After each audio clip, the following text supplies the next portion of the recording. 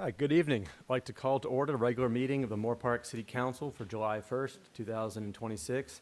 And will Assistant City Manager Jonathan Royas please lead us in the pledge? Thank you for the honor, Mr. Mayor. If everyone could please rise and place your hand over your heart and repeat after me. I pledge allegiance to the flag of the United States of America and to the republic for which it stands, one nation, under God, indivisible, with liberty and justice for all. Will the clerk please take roll? Good evening. Councilmember Barrett. Present. Councilmember Castro. Present. Councilmember Delgado. Present. Councilmember Means. Present. Mayor Integrin. Present.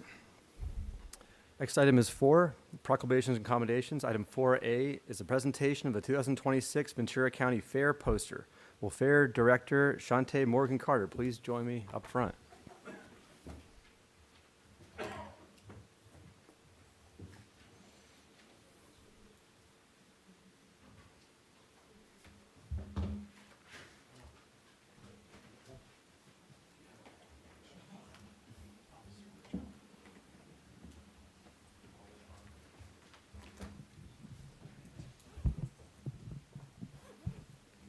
Okay, great. It is always a joy to come out before my favorite city council. Should I say that? As a resident of Moorpark, it's always a joy to come out and present our fair poster to the city of Moorpark and invite everyone to come out to the fair. As you know, it's always a fun time at the fair, in addition to the deep fried Oreos, the turkey legs, and all of the other wonderful treats. We have a full series of concerts. This year we have Bush, Marshmallow, Iration, Jake Owen, of course we have Dia La Familia, Ashanti Switchfoot, and Nate Smith among the many concert presentations this year. And we also look out for the pockets of our residents so that we have discounted days, opening days, $5 before 5 p.m. We have Youth Day, we have seniors with disabilities, the Ventura County Credit Union offers discounts. So there's something for everyone, and we're also looking out for your pockets. And one other thing I want to mention, for the first time, we all have some new safety provisions. We have a new clear bag policy where we're requiring clear bags, and more can be found on our website at vcfair.org. Okay, for the safety of everyone. And so with that, please join us this year. I'm always excited to come out, like I said, as a resident of Moorpark, proud resident of Moorpark, as well as a proud member of the Ventura County Fair Board. And here's our, All right, thank you. okay, we're gonna take a Good picture. picture, yeah. Okay. Well, let's move this out of the way. All right, 2, 3. all right, thank you, Thank you so much. We'll see you all. All right, and come on out, everybody.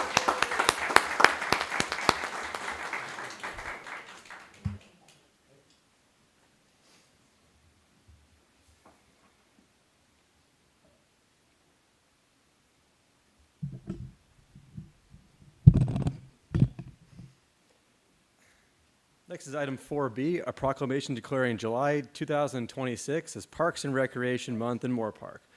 Will Recreation Services Manager Stephanie Anderson please join me up front?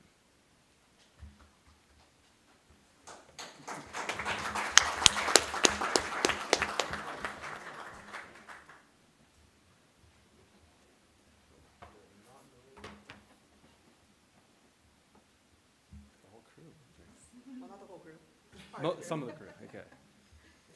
All right, proclamation of the City Council proclaiming 2026 as Parks and Recreation Month.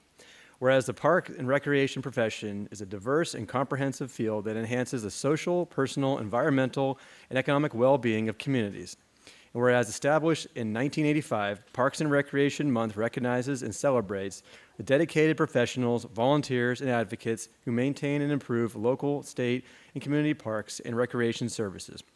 Whereas Parks and Recreation Month highlights the power of connection, play, community, nature, belonging, and well-being. And whereas Parks and Recreation bring people together by fostering relationships, strengthening communities, and creating opportunities for connection, play, and civic engagement. Through the Inclusive Parks program, in public spaces that promote creativity, lifelong learning, health, resilience, environmental stewardship, and enhanced quality of life for all residents. And whereas parks serve as an essential community asset that provide recreational opportunities, protect natural resources, support public health, and contribute to a vitality and livability of neighborhoods.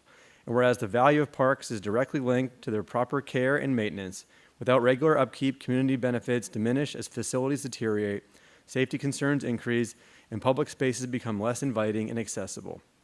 Whereas in addition to daily maintenance, parks require ongoing investment in infrastructure and equipment, including irrigation systems, sports facilities, trails, and playgrounds, along with reliable funding to support necessary repairs, improvements, and long-term sustainability.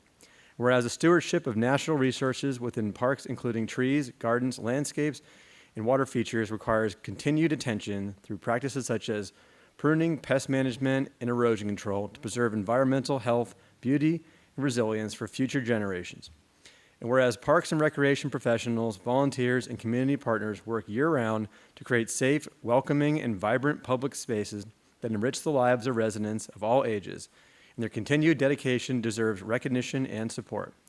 Now therefore, be it resolved that the Moorpark City Council hereby proclaims July 2026 as Parks and Recreation Month and encourages all residents to recognize and celebrate the vital role that parks, recreation programs, and park professionals play in strengthening our community and enhancing the quality of life for all.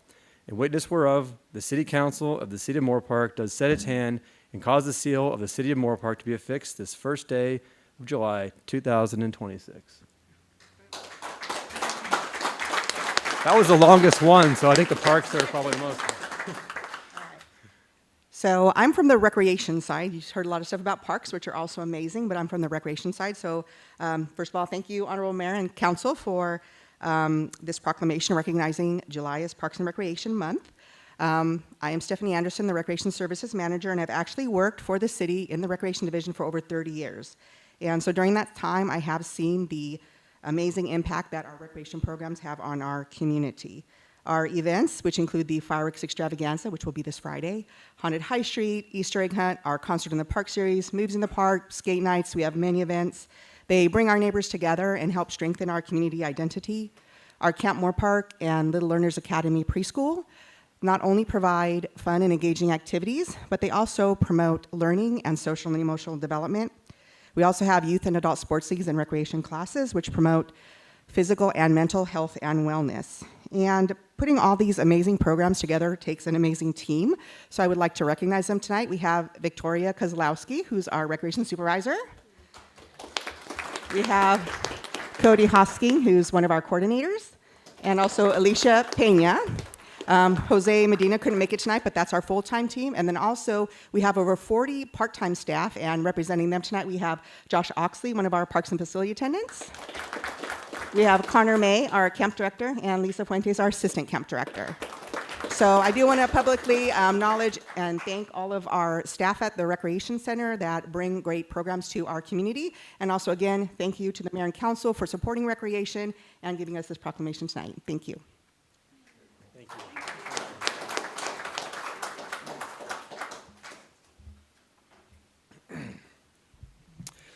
Next item 4C is a proclamation celebrating the 250th anniversary of the United States. Will James Carpenter, resident, Navy veteran, and American Legion Post 502, adjutant, and past commander, please join me up front. Thank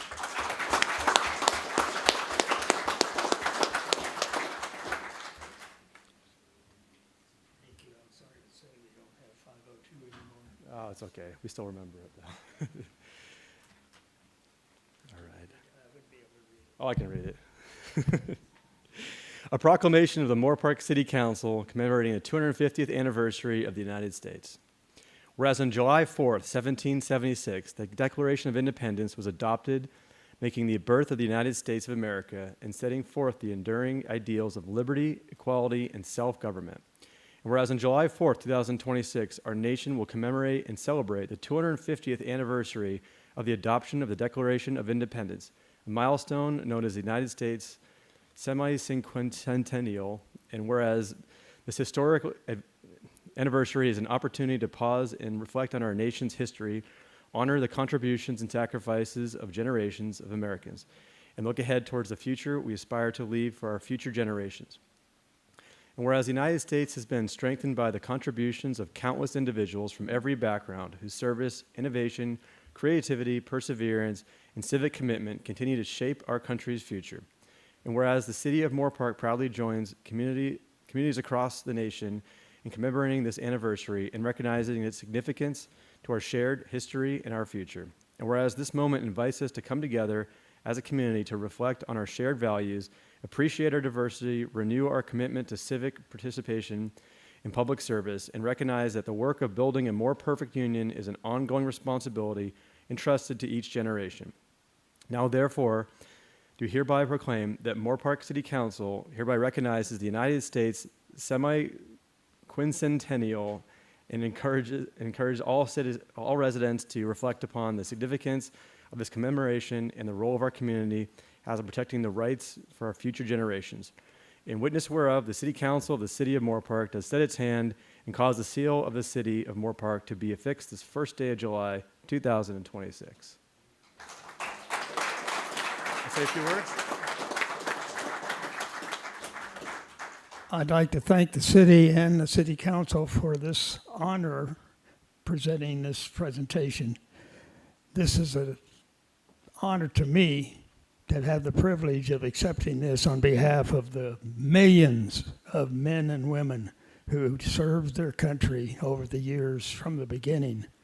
And without them, we may be in a different situation right now than we are. But I certainly appreciate the people of Moorpark recognizing the effort that was put forth by our people to help make this a country as great as it is. Thank you very much.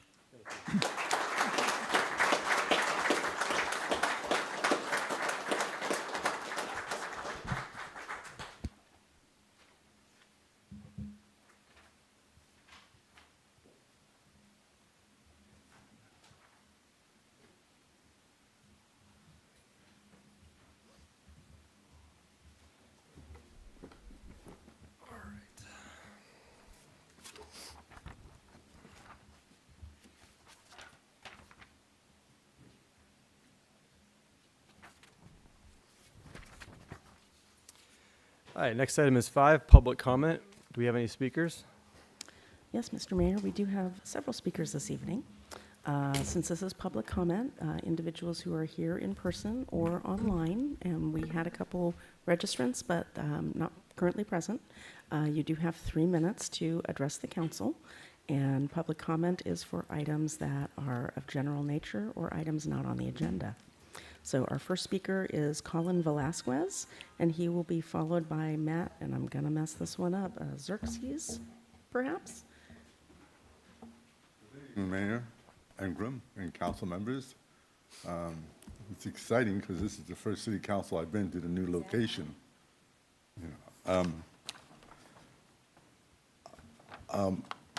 My name is, good evening. My grandson gave me a speak because he says I talk too much. Good evening, Mayor and council members. My name is Colin Velasquez, speaking on behalf of the Velasquez Family Trust. We are here tonight regarding our property at 476 West Los Angeles Avenue. Give a brief history.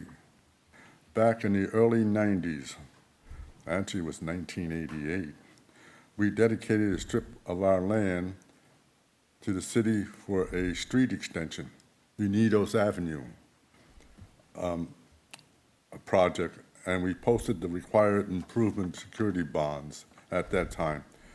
Because the street extension was never built, we are currently working with the city on the street vacating process. So land can be reconveyed. We have been trying to work cooperatively with staff and navigate this process. My manager, Matt, which is my grandson, explains the specific hurdles we've run into and why we're bringing it to your attention tonight. I want to thank you. Good to see you. Thank you. Good to see you too. And our next speaker is Matt Xerxes, and he's going to correct me if I got that wrong, followed by Daniel. That's all right, thank you. Zekarus. Good evening, Honorable Mayor and council members. My name is Matt. To follow up on Colin's point, I want to make it clear from the outset that we're not here to ask for any special treatment, nor are we attempting to avoid legitimate city costs. We're here tonight as a last resort after attempting to resolve this cooperatively with staff, reviewing historical documents, and asking reasonable questions. To process the street vacation, the city is requesting that we post a deposit of $35,500. However, the city's own historical records indicate that approximately $80,000 in improvement security was originally posted for this project, which was later reduced to approximately $35,000 after improvements were substantially completed. The obvious question we haven't been able to get an answer to is, what became of that remaining security? We believe that before requiring a property owner to post another $35,500 deposit, the city should reconcile its own historical records. This is fundamentally a request for good government, transparency, and accountability. Taxpayers and property owners should reasonably expect the city to account for deposits it previously required before asking for additional funds decades later. Furthermore, we feel this is a public policy issue. If records regarding improvement securities from prior developments cannot readily be reconciled, that is something every property owner and council member should be concerned about. We understand that because this is general public comment, you cannot take action tonight. However, we respectfully ask the council to direct staff to investigate and reconcile the city's historical records regarding the improvement security associated with this property and report back before requiring the owners to post another $35,000 deposit. We are simply asking for transparency, accountability, and confirmation that any prior security has been properly accounted for. Thank you for your time. Thank you.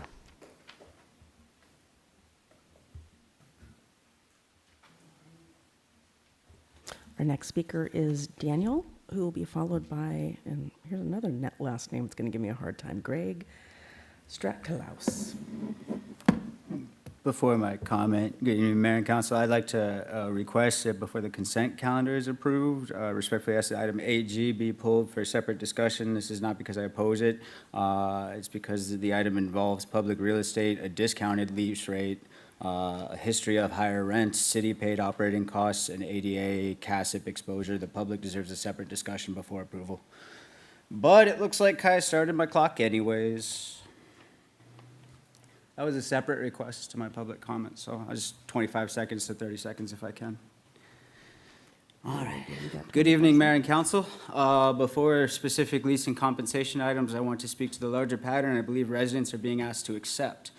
My concern is not one isolated contract, one lease, one raise. My concern is that Moorpark is drifting into a system where public money, public buildings, staff recommendations, consultant studies, salary schedules all move in the same direction towards insiders, repeat beneficiaries, and a top-heavy administration, while the public is left trying to decode complicated staff reports after the deal is already framed as routine business. When the numbers are presented strategically, the public loses the ability to evaluate the true costs. A lease can be called cost recovery while ignoring the public value of real estate. A raise can be called a small percentage while hiding the much larger dollar impact at the top.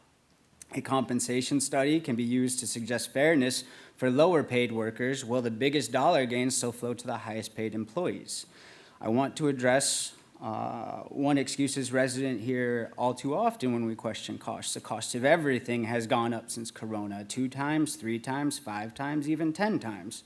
Yes, costs have gone up, but that kind of blanket statement is not analysis. It's a fog machine. It may be convenient to a rent seeker, someone comfortable extracting value from raising prices, but it turns every questionable increase into, oh, it's just inflation. But for the citizen who creates value and works a 9 to 5 and spends most of their take-home money on pay or on housing, food, gas, insurance, utilities, and childcare, everything costs more is not good enough. We need to know which costs, why it increased, who benefits, who pays, and whether council had a cheaper or better option. The same applies to the phrase, "we are a contract city." That may explain why some services are outsourced, but it shouldn't become a magic phrase that shuts down scrutiny. If outsourcing is cheaper, show the comparison. Show the fully loaded costs of hiring versus contracting. Show the hourly rate, show the overhead, show the change orders, renewals, performance metrics. Because when the city already has many highly compensated administrative positions, the public deserves to know whether outsourcing is saving money or whether we are paying premium salaries and premium contractor rates at the same time. I'm not claiming a legal violation. I'm saying this environment looks increasingly cronyistic and nepotistic adjacent. It should have been curbed long ago, although clear disclosures, clear conflict review, or through clear disclosures, clear conflict review, and clearer performance metrics. I respectfully ask that 8G be pulled for consent. Already did that. Public should not have to reverse engineer every agenda item to learn whether rent was cut, whether benefits are excluded from fiscal impacts, whether salary increases compound, or whether a public asset is quietly being subsidized. So my request is simple: slow down, separate public benefit from private or insider benefit, show the math, show the history, show alternative options. When a deal touches a politically sensitive facility, relationship, salary, consultant, or department head, put the full context on the record before asking the council to approve it, because right now, the pattern looks like a system protecting itself. Thank you for your time. Thank you.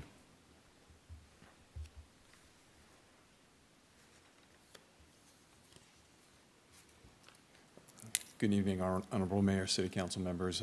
My name is Greg Strakalus. I have the honor of directing the Ventura County Public Works Department, also serving to provide service to Waterworks District 1. I'm here tonight to just add a little personal touch to a memo you received earlier today about sewer rate adjustments that are forthcoming. So normally the district would tie rate adjustments to the first of the fiscal year, which would be today, but we wanted to take a little bit more time this year to review a recent study that was done to take a look at infrastructure, regulatory compliance, labor, energy, and equipment to build into the proposed rate adjustment. So that's taken a little bit of time, and our intention is to have a rate adjustment in place by September 1st instead of July 1st. Overall, the district enjoys one of the lowest sewer rates in Southern California, and district staff and the Citizens Advisory Committee are working hard to ensure that continues. At the same time, providing reliable and sustainable infrastructure, sewer service requires investments in infrastructure, not deferral of projects. To find the most important infrastructure projects like pipelining, pump replacements, and plant upgrades, a rate adjustment is needed. In addition, energy, equipment, and labor costs all continue to rise. Fuel costs are a little bit unpredictable right now, but please be assured that the district staff will continue to apply for grants and loans that help pay for these projects and help spread the cost out over time for ratepayers. So our next steps is to issue a Proposition 218 notice. There's a 45-day noticing period for that. Return back to the Board of Supervisors on August 18th and have rates in place on 9/1. The specific rate adjustments are going to be for a 2-year period, which is a little bit different too. Instead of a 1-year period doing this annually, we wanted to provide a little bit more certainty over the time of 2 years. Those rate adjustments will be contained within the Prop 218 notices, but in general, they move the current monthly average residential unit rate from $32.25 a month to $41.93 a month for that first year, and then the second year would increase to $51.58 for that second year. And also the reuse water rates are also going to be included in that Prop 218 notice. There are some adjustments there that are being made, but those reuse water rates, the recycled water rates, are still 83% below potable water rates. So the incentive is there to continue using reuse water. I just want to thank city staff for collaboration over the last several weeks, and also offer the district staff time to come back to your council to discuss more details or answer any questions that you may have. Thank you. Thank you. And our next speaker is Dan Birchfield, who will be followed by Matthew Tobin.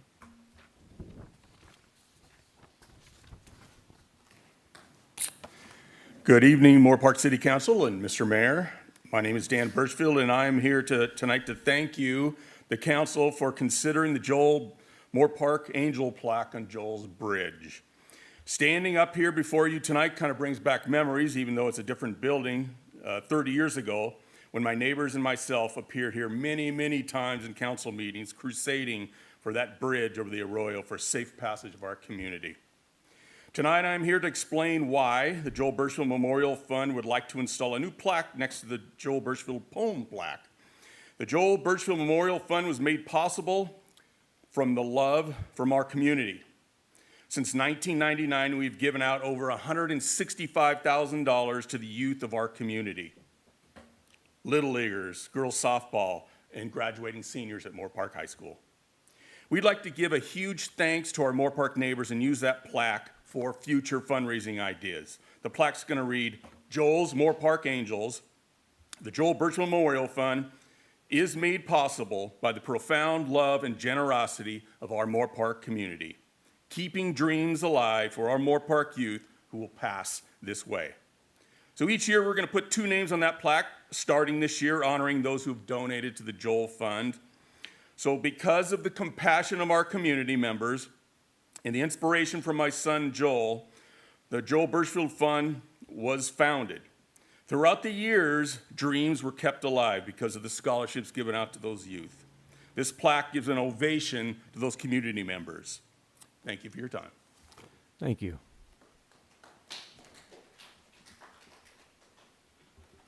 And the last speaker card that I have is for Matthew Tobin for public comment.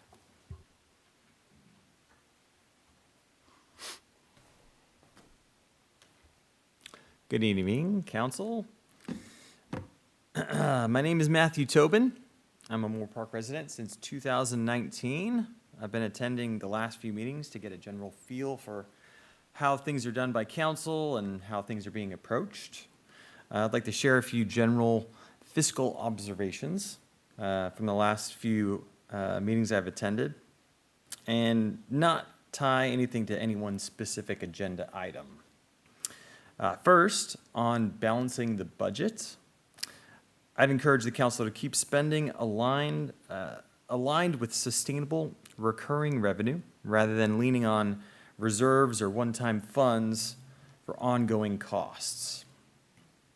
Second, on consultants, I'd ask council to periodically revisit whether recurring year after year consultant relationships might be better and more affordably handled by city staff. I'd specifically challenge the council to direct staff to run a straightforward cost-benefit analysis comparing consultant fees to in-house capacity, done by staff, not hiring another consulting firm. Third, on new revenue measures as far as new projects come forward, I'd ask the council to be thoughtful before turning to new assessments, fees, or taxes, and to ask each time whether existing revenue could be reprioritized first. None of this is a criticism of any one particular project, just a general ask that fiscal discipline stay at the front and center. Thank you. Thank you.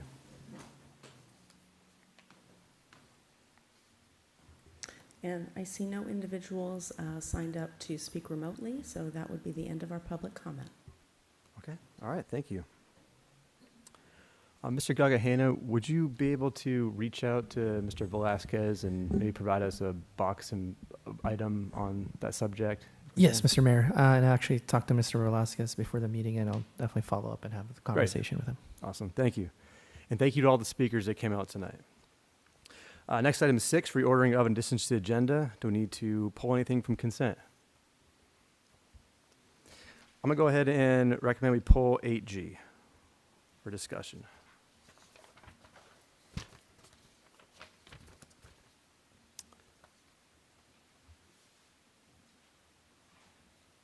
Okay. Anything else? No? Okay. All right, move on. This item is 7, announcements, future agenda items, and reports and meetings and conferences attended by council members and mayor. We'll start with Mr. Barrett. On June 18th, I attended the Regional Defense Partnership Board of Directors meeting. On June 19th, I attended the Moorpark Chamber Networking Breakfast. On June 23rd, I attended the Marketing Ad Hoc meeting regarding the library art. On June 24th, I attended the Coffee with a Cop. That was the first time it was collaboration with the Moorpark Chamber of Commerce.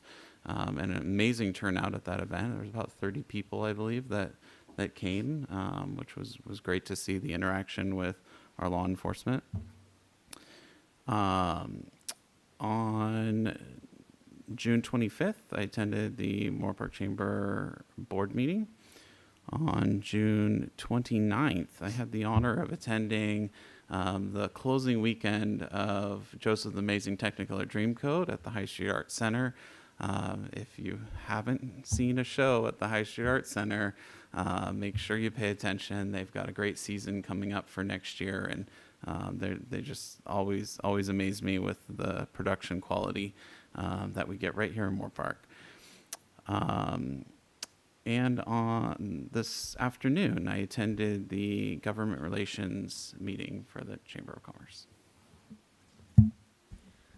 On June 19th, I also attended the Chamber of Commerce breakfast. On the 22nd, I, along with council members, attended the special budget workshop council meeting. On the 23rd, along with Councilmember Barrett, attended the Marketing Ad Hoc Library Artwork meeting. On the 24th, I also attended the Coffee with a Cop at Country Harvest. It was one of the more successful events, which was nice to see. On June 25th, I attended the Chamber of Commerce Board of Directors meeting, and this afternoon, I attended the Board of Directors meeting for the Economic Development Collaborative. Thank you. Thank you. Dr. Castro? Other than attending the special budget workshop, I have nothing to report. Okay, thank you. Mr. Mins? I too was at the special budget workshop. I also, on the 29th, had the pleasure of meeting with one of our residents here, Jim Fryery.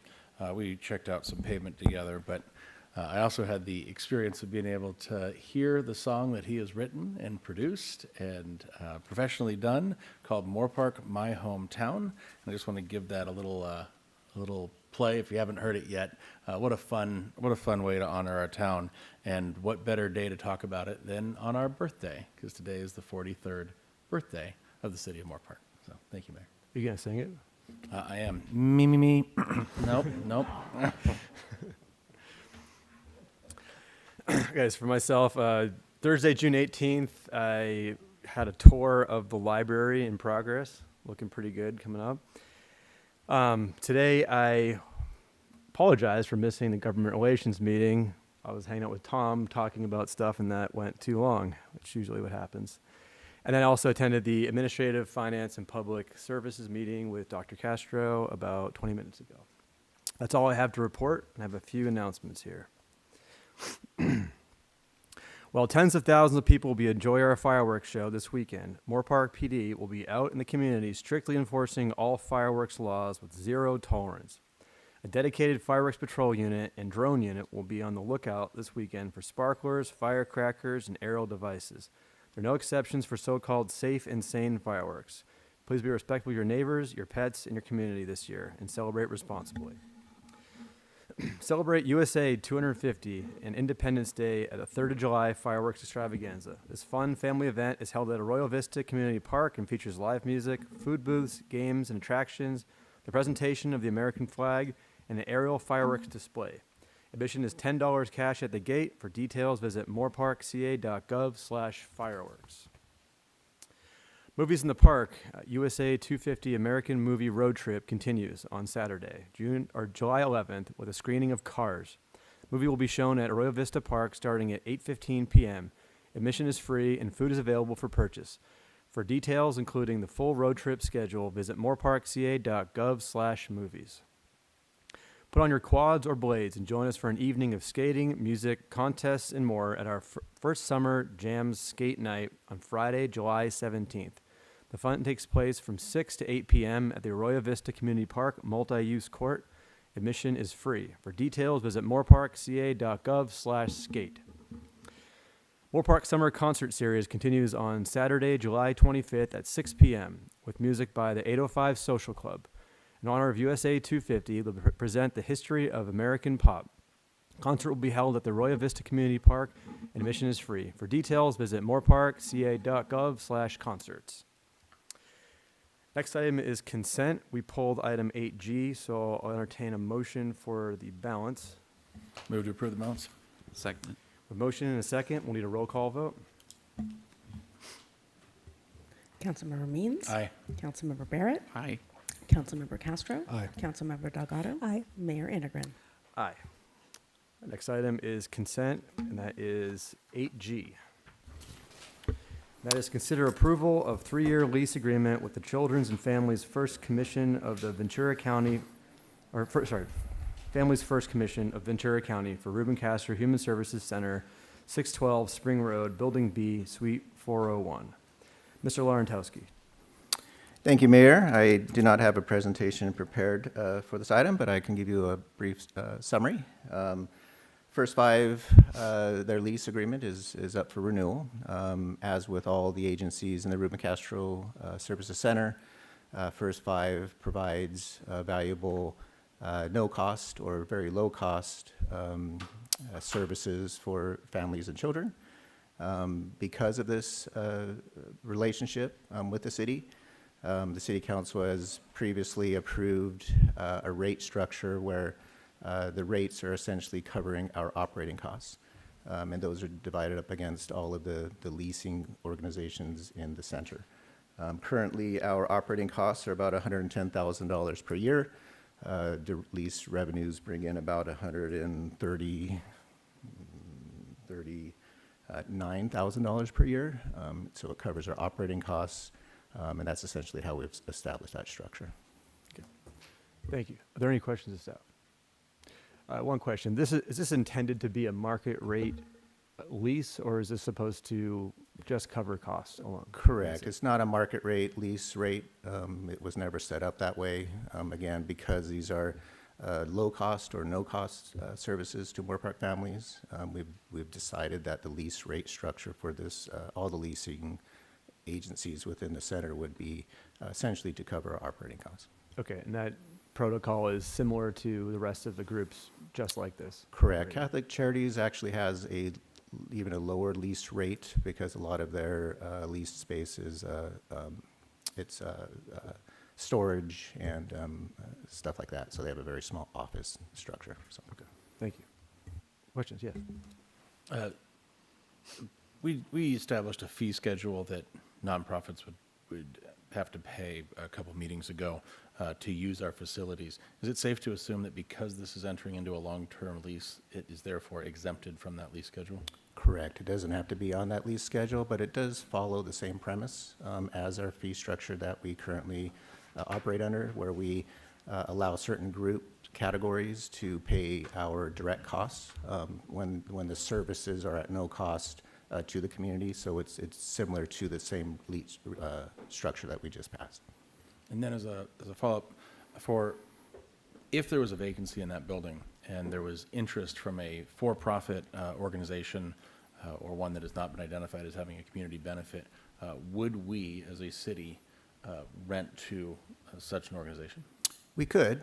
It's not prohibited by any reason, and in that case, we would bring that to the City Council and probably consider a different rate structure.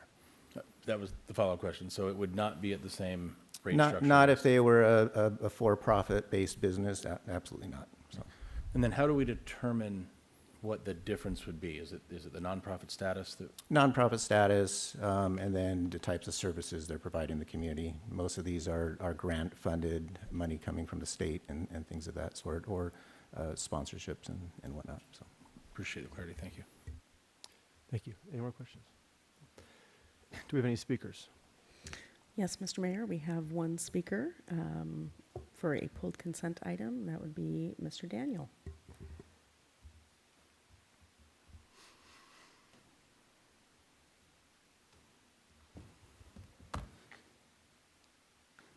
Good evening, Mayor and Council. On the first 5 lease at the Ruben Castro Human Services Center, I want to be clear, I am not questioning whether early childhood and family services are valuable. They are, they're rad. I'm so happy to hear it's a nonprofit and all that. My question revolved more around the structure of the leasing and how it was evaluated.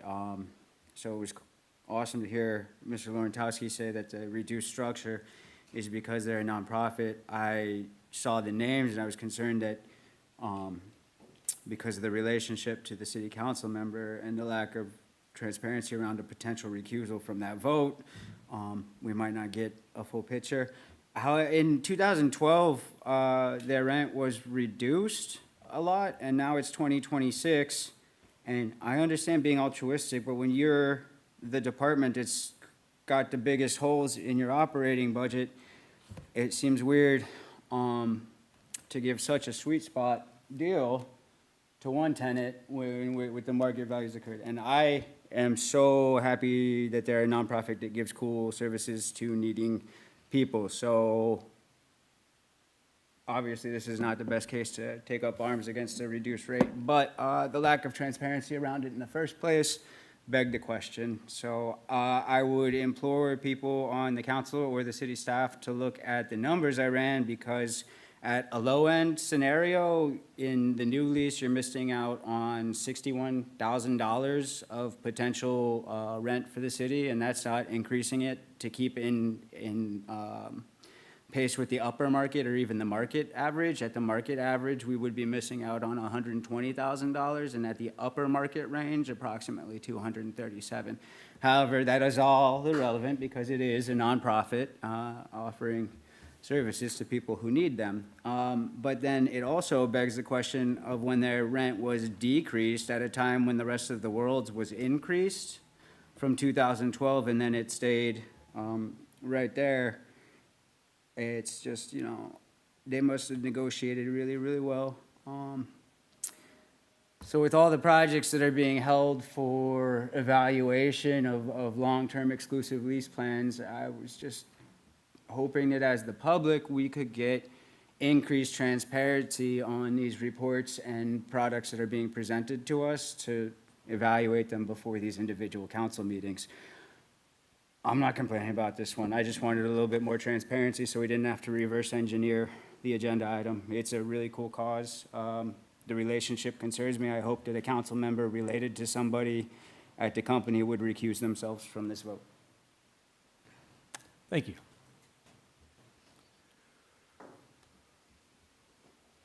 Final speaker? That is the only speaker on this. Okay. Move into discussion. I understand the reason why it's like this, and obviously we have reduced rates to cover our costs. I pulled the item as Mr. Politi wanted to talk about it, but Mr. Politi, this is something I would love to talk to you about before the meeting, you know, at some point in the future. So when we have questions like this, we can bring them up, but I wanted to bring it out just for just to be considerate of that. Any objections or? I just want to chime in that the nature of the question is a good one, especially in light of the budget workshop that we just had. What are we doing to make sure that we as a city are financially solvent? But when we find partnerships with the community that deliver more benefit than we can do ourselves as a city, I think those are special opportunities. And there are other examples in the city of where we are doing this that I think justify how this has been done. We think of the Chamber of Commerce building at reduced rent, which helps economic development in our city. We think of the Boys and Girls Club and their use of the Apricot Room that are helping our youth during the summer. We think of the Friends of the Library that have space in the library and are doing fundraising efforts and programming efforts. And then we have organizations like the High Street Art Center that pay rent and while doing things that are positive for our community and performing art. So I'm glad it's being looked at. I certainly, when went through the packet, also looked at the numbers and said, wait a minute, are we at least covering our costs? Because we know we can't really afford to be giving away cash flow right now. But I think it's a good topic to at least be considering. But with that, I'm fairly comfortable, and I won't speak for any other council members up here, but I do not believe that there is any sort of conflict of interest in this particular item at all. Anyone else? I'll go ahead and I'll move the recommendation. I'll second. Or all third. A motion and a second. Not sure which one it was. Do we need a Mayor roll call Integrin? vote? Actually, this is not. Just needs a voice vote. Okay. All in favor?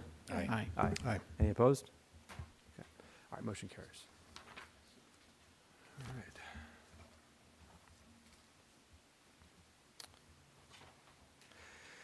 Okay, next item is public hearings. Item 9A is to consider resolution approving general plan amendment number CD-GPA-2026-0003 and specific plan amendment number CD-SPA-2026-0003, determining that this project is consistent with the previously certified general plan 2050 environmental impact report through consideration of addendum pursuant to the California Environmental Quality Act, introduce ordinance approving zoning map amendment number CD-ZCA-2026-0007.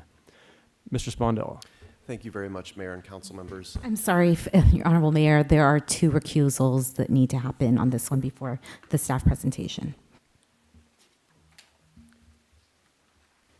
Okay, I'll go first.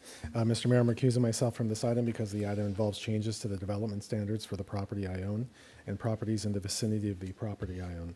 And because additional time is required for the FPPC to determine if the decisions involving the plan can be segmented. Thank you. Thank you. Mr. Mayor, I'm recusing myself from this item because the item could financially affect the owner of my employer, Insurance Brokers West, and the owner's property located at 233 High Street. And because additional time is required for the FPPC to determine if the decisions involving the plan can be segmented. Thank you. Thank you.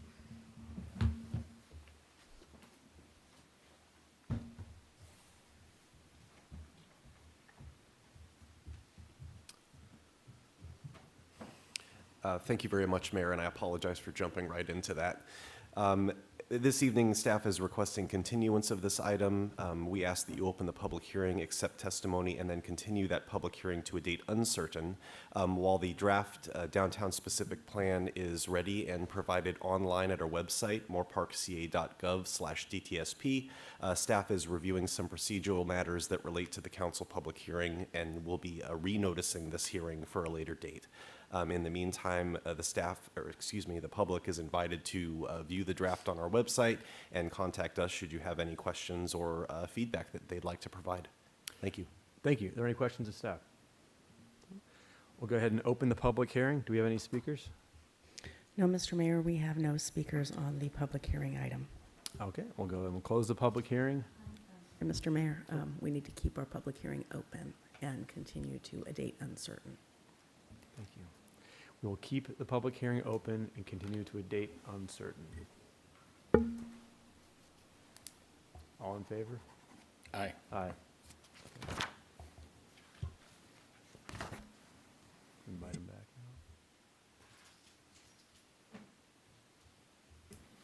now.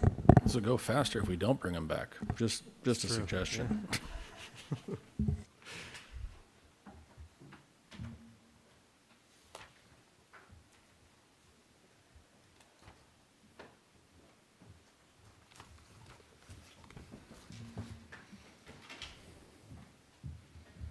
was a worthy exercise. Not even time for snacks.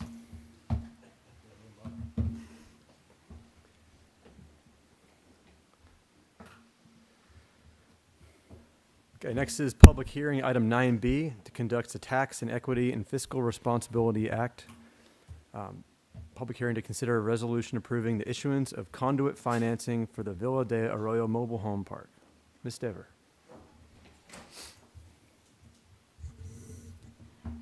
Good evening, Mayor and City Council members. We are here this evening to conduct a public hearing pursuant to the Federal Tax Equity and the Federal Responsibility Act, known as TEFRA. TEFRA requires that a public hearing be held by the governing body of the jurisdiction in which a project to be financed with tax-exempt financing is located, and that the governing body approves the proposed financing.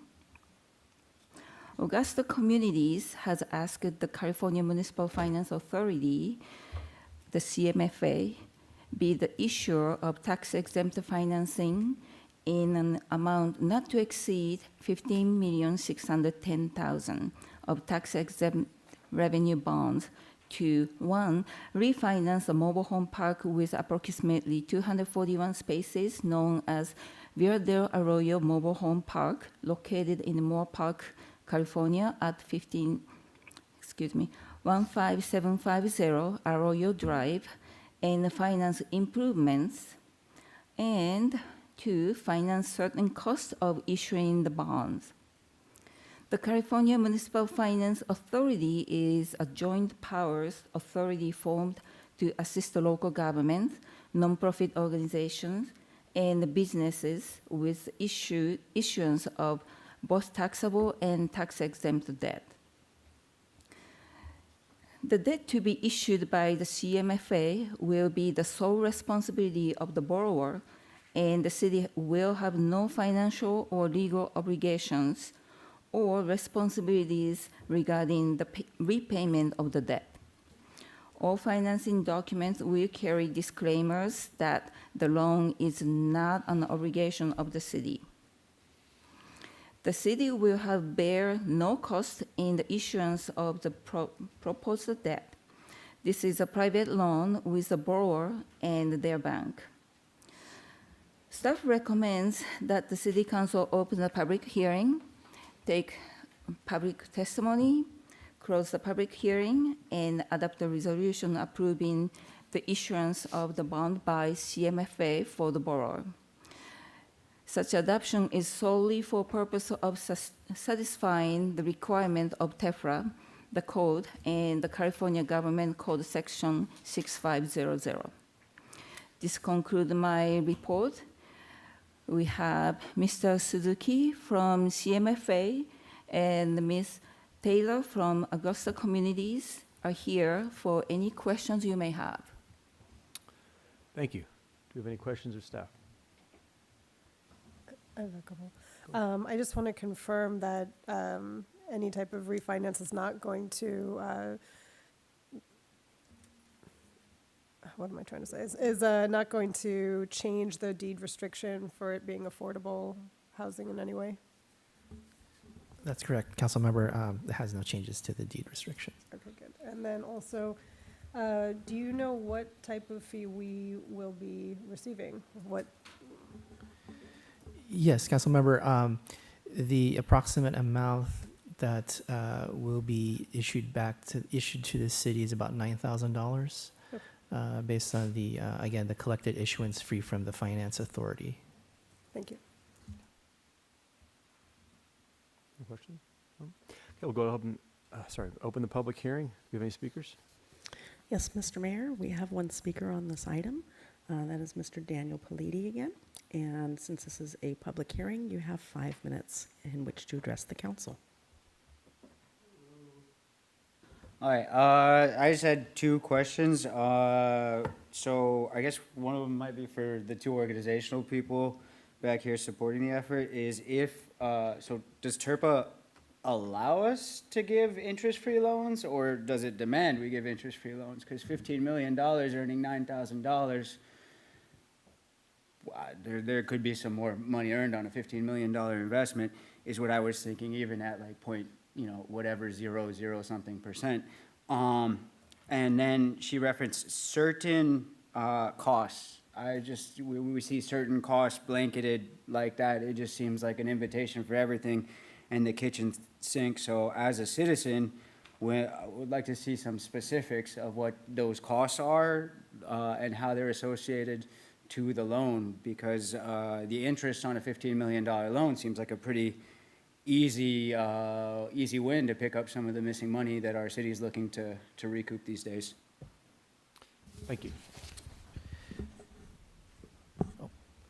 Yeah, if council wants me to provide any information on that. That'd be great, yeah. Yeah, so, these are tax-exempt bonds because they're specifically qualified for development projects that have an affordable housing component, which is the case for the mobile home park, and that's why they're issued in that manner. And the California Municipal Finance Authority is structured so that they could facilitate the issuance of those tax-exempt bonds. In terms of any associated costs, the Finance Authority, again, is a separate entity from the city, collects those administrative fees in order to process the actual transaction. Thank you. And then actually, just to clarify too, as part of that processing of the transaction, the fact that it does include sort of a partnership agreement with local jurisdictions, just like the city, those associated costs that the Finance Authority collects, a portion does then get issued back to the city of Moorpark. So we will receive that approximately $9,000 to be deposited in our general fund. Thank you. Go ahead and close the public hearing and discussion. Any objections or points? I just remember the first time that I saw one of these things come through, and it didn't make any sense to me that we have no cost, no debt, no liability, no repayment obligation whatsoever, and an entity that's operating, in this case for low-income housing, ends up paying us, the city, $9,000. It's a little hard to get your head around, but in this particular case, if anything, this is likely to benefit the city coffers as opposed to take away from them. Mm-hmm. Who wants to make one? I'll move staff recommendation. Second. We have a motion and a second. Councilmember Barrett, Aye. Councilmember Delgado, Aye. Councilmember Castro, Aye. Councilmember Means, Aye. Mayor Integrin. Aye. Okay, next is presentation, action, discussion, item 10A, resolution approving amendment number 1 to the employment agreement between City of Moorpark and City Manager PJ Gagahana, and consider resolution amending the salary plan for non-competitive services and competitive service employees, revising the city manager's salary, rescinding resolution number 2026-4365. Mr. Royas. Good evening, Mr. Mayor, council, and members of the public here today. Staff comes before you this evening regarding an amendment to the employment contract for our city manager, Mr. PJ Gagahana, and to update the salary plan to reflect the new agreement under consideration this evening. To provide a little bit of background for not only the council and the members here, the members of the public here in person and at home maybe tuning in, the City Council approved the city manager's employment agreement on June 4th, 2025, with an effective date of June 28th, 2025. I might note that that date was 3 days ago, so I did want to congratulate our city manager on his first year of employment as a city manager for the city of Moorpark. With that, his base annual salary was set at $245,000 and $3.20. Following his 1 year of tenure in the role, the proposed amendment would provide for a 3% cost of living adjustment. I might note that that 3% cost of living adjustment is consistent with the 3% that was provided to staff as well, with an effective date of July 1st, 2026, which would be today. That increase would increase his base annual salary by $7,342.40. All other provisions of the employment agreement would remain the same, including all fringe benefits. That would be all the same. The fiscal analysis and fiscal impact to the city has already been budgeted in the 2026-2027 fiscal year budget. In connection with approving the amendment, so should you do so this evening, the salary plan would need to be amended as well to be reflected and posted on our website, not only in compliance with CalPERS reporting requirements and established government code, but that would satisfy that requirement. The recommendation this evening from staff is as follows. Request to you, Mr. Mayor, to make the required oral compensation announcement required by law, and then the recommendation would be 2 motions requesting adoption of the resolutions, amending the city manager's employment agreement, and then the second resolution would be an amendment updating the salary plan for the city. and a roll call vote would be required. I am happy to answer any questions you or the council might have. Thank you. Do we have any questions of staff? No questions? Do we have any speakers? Yes, Mr. Mayor, we have one speaker on this item, Mr. Daniel Politi. And as this is presentation, action, discussion, you have 3 minutes to address the council.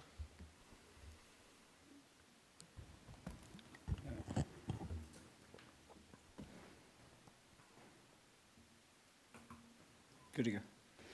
All right, well, this is awkward. PJ, you rock. You have been engaging, and so it is kind of a touchy subject. I'm not here arguing against you as a person or you getting a raise based on your work, because I don't know your work. I don't evaluate your work. I don't have your performance metrics. And like I said, you're a nice person, so I've had good positive interactions with you. I appreciate that. My concern is more the compensation methodology that the city's been exemplifying over the past years, especially with regards to the lopsided structure of the city employment, and that's high earners versus low earners. So my argument or my theory or what I'm trying to convey is that often the reasoning behind these raises is being presented as if it were from a median wage standpoint or from one of the lower earners, when our organization is extremely top heavy. I think 70% are making over $125,000, and I did prepare a graphic ahead of time that shows the breakdown as of the 2024 payroll data. So that red chunk is 54% of our city staff making over $125,000. Now, we're hiring more people into positions like these. The first council meeting I came to, we came into somebody getting $150K, which is great. I'm not arguing that these positions can't be worth that kind of money. But if we are at the same time kicking historic amounts of money to contractors and surveys and studies for this, while we're still bringing on very high pay band employees at a time when administrative work is being increasingly automated and made more effective with tools available to your children on their cell phones, I'm wondering why we're paying for top-level employees and top-level consultants at the same time, and not top-level as in performance, but top cost. And just to kind of show some of these calculations, I have the wages of the city compared to the national medians, which is cool because we just had a presentation on the county averages, and they're more in line with the national averages. So this red line and this blue line in my picture down near the bottom, those are the national averages and the Ventura County averages. This green one over here, that's the Parks and Rec director. Before this era, that total compensation has crept from approximately 150 to its current around 300. I won't get to PJ's. PJ's hasn't raised as much, respectively. But blanket raises are dangerous. Thank you. And that was our only speaker on this item. Okay. Thank you. All right, move to discussion. It's pretty straightforward in this one. Keeping competitive with the rest of the cities and keeping our employees is one thing that I know we spend a lot of time looking at as well. But I'm not saying that isn't right to constantly look at that. I mean, obviously, we don't want to be overbloated in anything, but I do feel like we are competitive with what we're doing. Everyone agree, or? I do agree with that. And I also understand the point of the speaker. It might help the public to know that we did look at benchmarking materials before we entered into a 2-year contract. The benchmarking material comparing jobs, experience, populations, budgets around the surrounding cities throughout the county and just outside the county to try to make sure that it's the appropriate compensation. Compensation is something that I happen to do professionally, and I teach a little bit about it at a master's level, and you need to make sure that you have proper compensation to have the right talent available to you. More importantly to this is we have a 2-year contract in place, and this is not a raise. We aren't randomly giving more money. This is a cost of living adjustment that is consistent with what we did for the staff increases. So at the time that the contract renews, that's certainly a time for us to look at it again, but I'm very comfortable with where we are now and how we got here, and the original baseline, which not everybody here was there for, was certainly deeply evaluated and negotiated. Correct. And I don't believe that cost of living increases are necessarily blanket ones, because if you don't do that, you're pretty much giving out a pay decrease for the next year. So that's where, I understand the point of not just blindly putting pay increases across the board every year. That's something that we should always be looking at. But for cost of living, that's just something that I think, unfortunately, we're constantly having to chase inflation, which probably causes this in the first place, but I'm not an economics, expert. So with that, before we get into the motion on this, I have to read out a section here. So staff recommends that the City Council approve the amendment number 1 to the employment agreement between the City of Moorpark and City Manager Pani PJ Gagahana. I didn't know that was your first name. I thought it was PJ. Thank you. Providing 3% cost of living adjustment effective July 1st, 2026, which increases his annual base salary from $245,003.20 to $252,345.60. All the terms of the employment agreement remain unchanged. And with that, anyone wants to make a motion?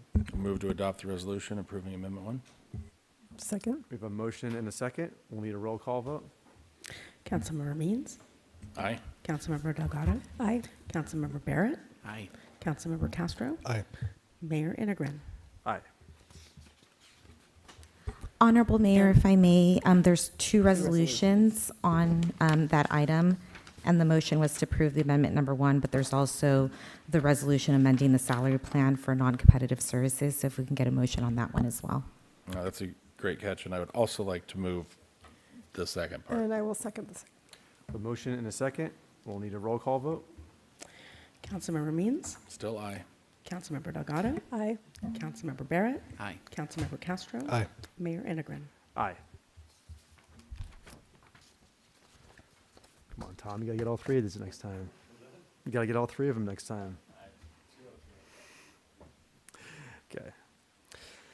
Next is presentation, action, discussion, item 10B. Let's consider exclusive negotiating agreement with John M. Gregorchuk for 1063 to 1123 Walnut Canyon Road and 1293 to 1331 Walnut Canyon Road, and appoint ad hoc committee to negotiate disposition and development agreement for this project. Ms. Sandifer. Mr. Mayor, if I may, I want to announce that I'm recusing myself from agenda item 10B relating to the sale of city properties, 1063 through 1123 and 1293 through 1331 Walnut Canyon Road. The party proposing to buy these properties keeps a horse at my property.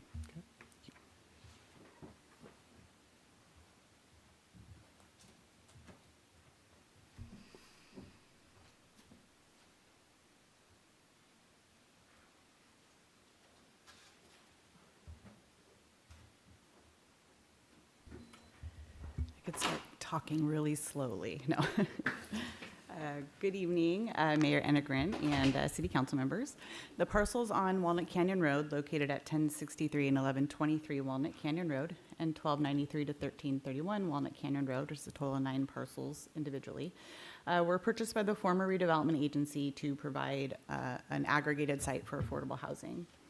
After the dissolution of the redevelopment agency, the city assumed the role of the housing successor agency and was tasked with completing the development of the property or disposing of the parcels with the proceeds of the sale of the land to be returned to the Affordable Housing Fund for use for future housing projects in other locations.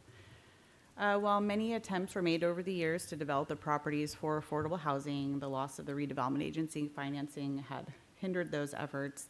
And since all statutory deadlines have passed, the parcels are at the point where they need to be disposed of.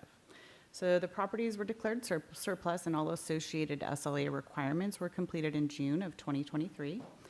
Since that time, discussions have been held with several interested developers that did not result in actionable property sales. In February 2026, staff began negotiations with Mr. Gregorchuk for the parcels. The result of those negotiations is the exclusive negotiating agreement before you this evening. The ENA provides a period of exclusivity for Mr. Gregorchuk, which prohibits the city from negotiating with other parties while property due diligence and entitlement activities are occurring prior to the sale of the property. The proposed ENA has a 12-month term that can be extended by the city manager to allow more time. It does include deliverables to help determine whether the ENA should be extended based on progress made at that date. The ENA requires the purchase of the property at fair market value as determined by an appraisal conducted 6 months prior to close of escrow. The ENA defines the conceptual framework to guide the overall development of the properties, which includes keeping density within the residential R1 zoning on the southern 6 properties and complying with planning and zoning laws relevant to the parcels, and developing no more than 9 units on the northern 3 parcels, which right now is generally single-family homes and some of the parcels to be built with an ADU. It's important to note that the ENA calls out what the maximum development could be for the properties. The ultimate development would be determined during entitlement process and DDA negotiations, and could end up being different or smaller from that which is in the ENA currently. And that could change due to property constraints or other things that are discovered during the entitlement process.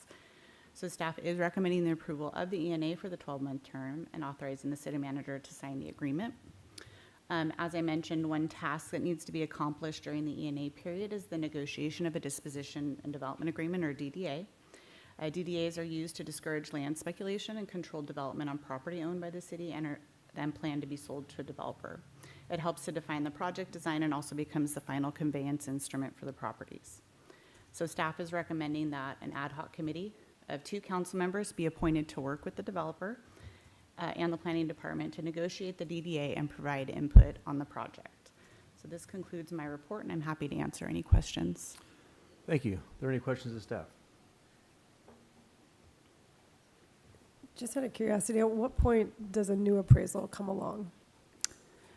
So that'll be determined based on when the entitlements are concluded. So if we'll try to cut it as close to the entitlements being approved so that we don't run out of that 6-month period during the next time. Thank So you. maybe like a month before the entitlements or 2 weeks before the entitlements go, we'd have it concluded. Thank you. Do we have any speakers? Yes, Mr. Mayor, we have one speaker on this item. And as it is a presentation item, you have 3 minutes to address the council, and this is Mr. Daniel Politi.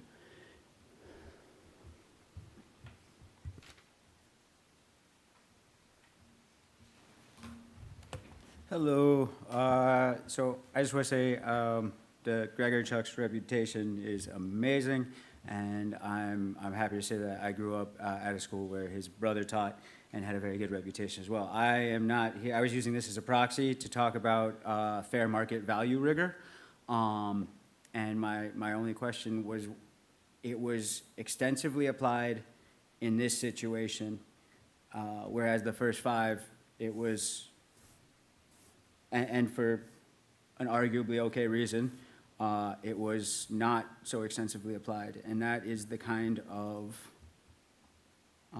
balance I'm looking to achieve.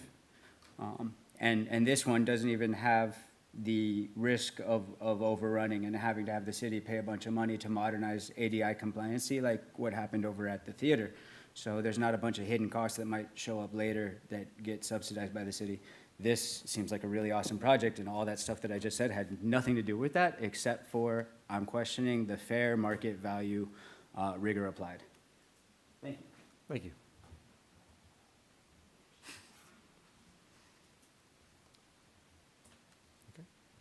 And that is our only speaker on this item. All right. Thank you. All right, we'll go into discussion. For the ad hoc committee, we can talk about that first. Well, actually, let's first discuss if we're going to go into an exclusive negotiating agreement. We should start there, I'm sure. Any objections to that or any comments on? I don't have any objections to that, and I'm not looking to make a call and respond environment to our city council meetings. But just as a reminder to our council, we looked at this and city staff had multiple opportunities to present other potential outcomes for this property that could have been at less than fair market value. And through our process, I'm pleased to see that we are at a place where fair market value with the potential for a community serving development from a local resident developer or local developer is where we're headed. So with that in mind, I am in favor of the exclusive negotiating agreement. Yeah, I am too. You in favor as well? Everyone, we're all in favor of that? Okay, let's pick an ad hoc committee. I'd like to nominate Dr. Castro for one of the parts, and I'd like to leave it up to Mr. Means and Ms. Delgado to fight it out. Only one of us is a real estate professional, and despite my high opinion of myself, I would defer to the professional if you would like to take it. If you would like me to, that's fine. I can do that. Short of perhaps Dr. Castro, I can't think of anybody equally or better. I appreciate it. Okay, great. So that's what we'll have. We'll have Delgado and Castro on the ad hoc committee. And I will go ahead and I'll move approval of the exclusive negotiating agreement with the ad hoc committee as picked. Second. With motion and a second. All in favor? Aye. Aye. Aye. All right.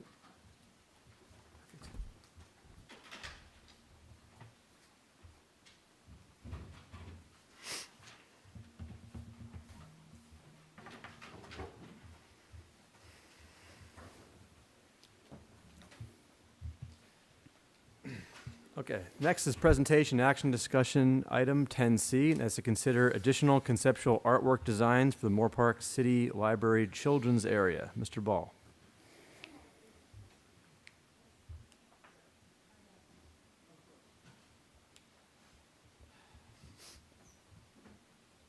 Yeah, thank you. Give us a sec while we get the presentation loaded here.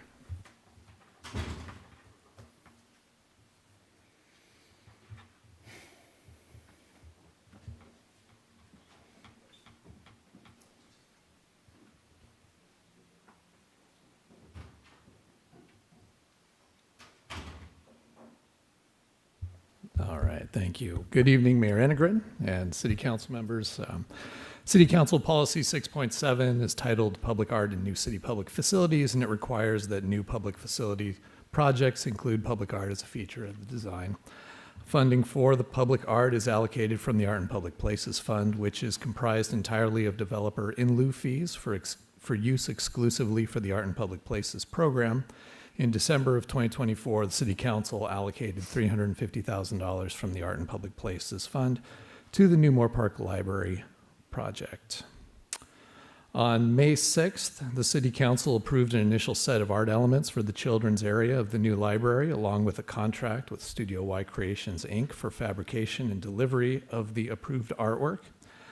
The primary element of this initial design is a 15-foot tall sculpted apricot tree mounted against the wall in the northeast corner of the children's area, with a tree canopy that extends over the storytime area. The tree also features a hollow at its base and sculpted roots to provide a variety of sitting and reading spaces for children. Complementing the big tree are 3 young apricot trees sculpted around steel support beams on the north side of the children's area to form a row of blossoming trees reminiscent of an apricot orchard in bloom. Various accent features are included in the design, including sculpted apricots in the large tree, birds and squirrels in the trees, and 2 custom-themed seats in the storytime area. The approved design also envisions a mural portraying a stylized apricot orchard on the back or on the wall behind that main tree and along the wall beside the tree. You can see it in the background of that image there. And again, with the mural artwork to be developed at a later date. Together, these elements are intended to celebrate the city's agricultural heritage and complement the building's agrarian-inspired architecture. On May 6th, the City Council also considered additional artwork designed for other parts of the children's area, but ultimately declined to move forward with the proposed elements. Instead, the City Council referred artwork development to the Marketing Ad Hoc Committee, which consists of council members Barrett and Delgado, with the goal of creating a more immersive and engaging patron experience. Staff has met with the Marketing Ad Hoc Committee several times to discuss opportunities for adding artwork and review concepts developed by the committee. The primary elements proposed by the committee are presented in this item, and we'll look at them in the following slides. However, it's important to note that the illustrations are all conceptual images provided by the ad hoc committee and intended for this conceptual discussion. They don't represent any kind of final artwork. In all the cases, the artwork would be developed by an artist and presented to the City Council for consideration at a later date. And these conceptual designs would guide that final artwork if that's what you would like to see. So the first element is an enhanced reading cubby wall, or maybe redesigned is a better description. There is an existing cubby wall in the architectural design as it stands. This is the image from the staff report. The current design has 2 large reading cubbies and then a cluster of 3 smaller cubbies at different levels there in the wall. The ad hoc committee has re-envisioned this wall with 5 unique cubbies, each featuring a different children's literary theme. You have space travel, jungle, fairy tale, enchanted forest, and ocean adventure there. And there are some really creative details that are incorporated in this illustration that I will let the ad hoc members elaborate on during discussion, because I know there was a lot of thought that was put into this concept and how it could connect with our community. I don't want to steal their thunder. The cubbies, though, on the right side of the image there would support the 2 tables that are programmed for this area, providing seating for families and groups and offering space for activities and collaborative learning. However, all the cubbies will be spaced so that tables can be added if additional collaborative spaces are needed in the future. Let's see, next, a sculpted tractor element is proposed near the entrance to the children's area. Not only would this be an engaging element that draws patrons into the space, but it would also serve a functional role with integrated shelving for special displays on one side and seating on the other side. And again, this is a conceptual image. The actual piece would have to be carefully designed to maintain appropriate paths of travel around it and for safety to discourage climbing or other unintended uses. And what that would mean is that in the final design, things like the tractor tires, the bumper, the front grille would be designed, generally flush with the rest of the design to minimize footholds and handholds so that kids couldn't climb up on it. Now, if we zoom out, this is the image, and I think it was attachment 2 to the staff report. There are several additional proposed elements that are shown in this illustration. You have larger-than-life monarch butterflies suspended from the ceiling that would expand on the agrarian theme and showcase the colorful local pollinators in a fun and unexpected way. The butterfly theme could also be incorporated in future artwork outside the library, which would be developed following the library opening. Cloud-shaped lights provide functional overhead art to complement the butterflies. And actually 5 lights similar to the ones pictured there were already included in the children's area architectural design. So those are already going to be incorporated in the space.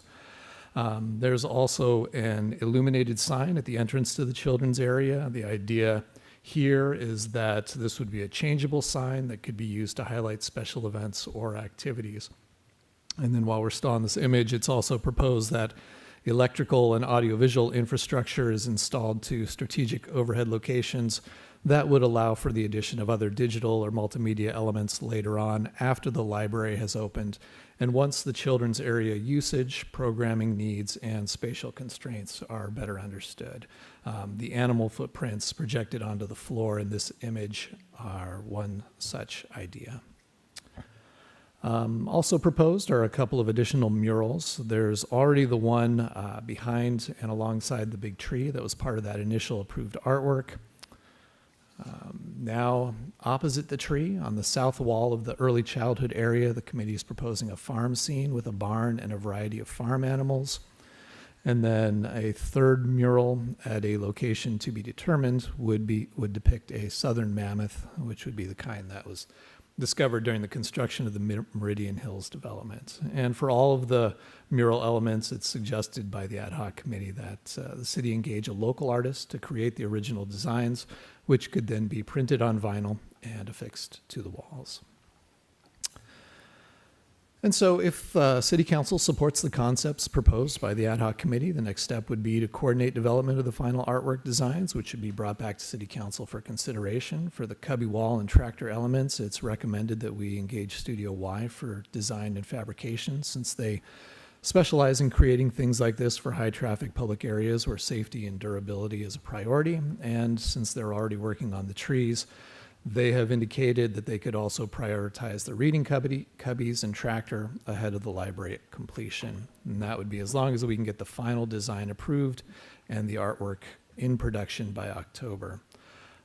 Library architect LPA Inc. would also need to be engaged to redesign the cubby wall to accommodate the new designs, which involves modifying the wall dimensions, cubby locations, lighting, and electrical. LPA would also be asked to design the overhead elements, the butterflies, cloud lights, and the electrical and audiovisual infrastructure to make sure that their installation works with the lighting design, the HVAC system, conforms to building and safety standards, and doesn't impair the fire suppression system.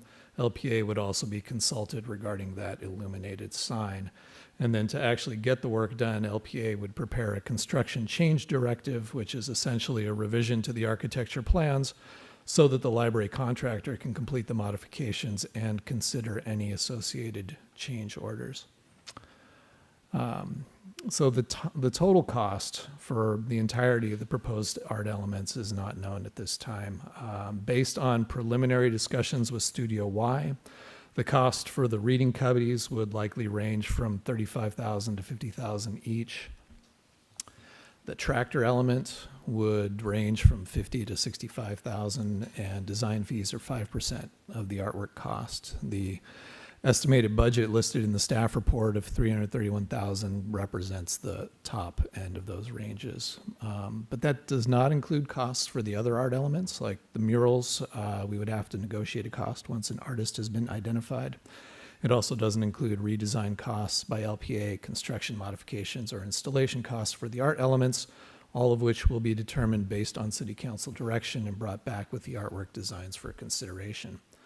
Currently, there's $46,500 in unencumbered art funds in the library project, so no appropriation is needed to get started on design development of the tractor and reading cubbies.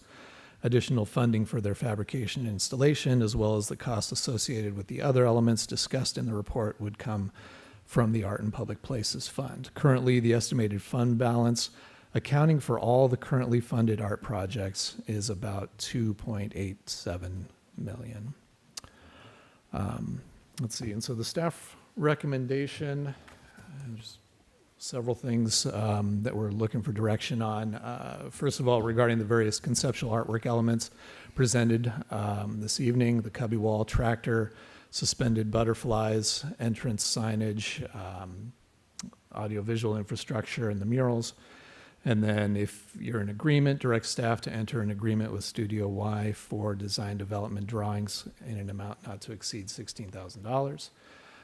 Direct staff to obtain a proposal from LPA for architectural and engineering services associated with the council-supported elements, and that would include preparing the required construction change directive, and then finally directing staff to coordinate the selection of an artist to complete the mural artwork outlined in the report, if you agree with that approach. So that concludes my reports. I know the ad hoc members will have more to add, and of course, staff is here for any questions. Thank you. Do we have any questions of staff? No, is that a yes or no? Yeah, this wasn't going to go first. Okay, you can go first.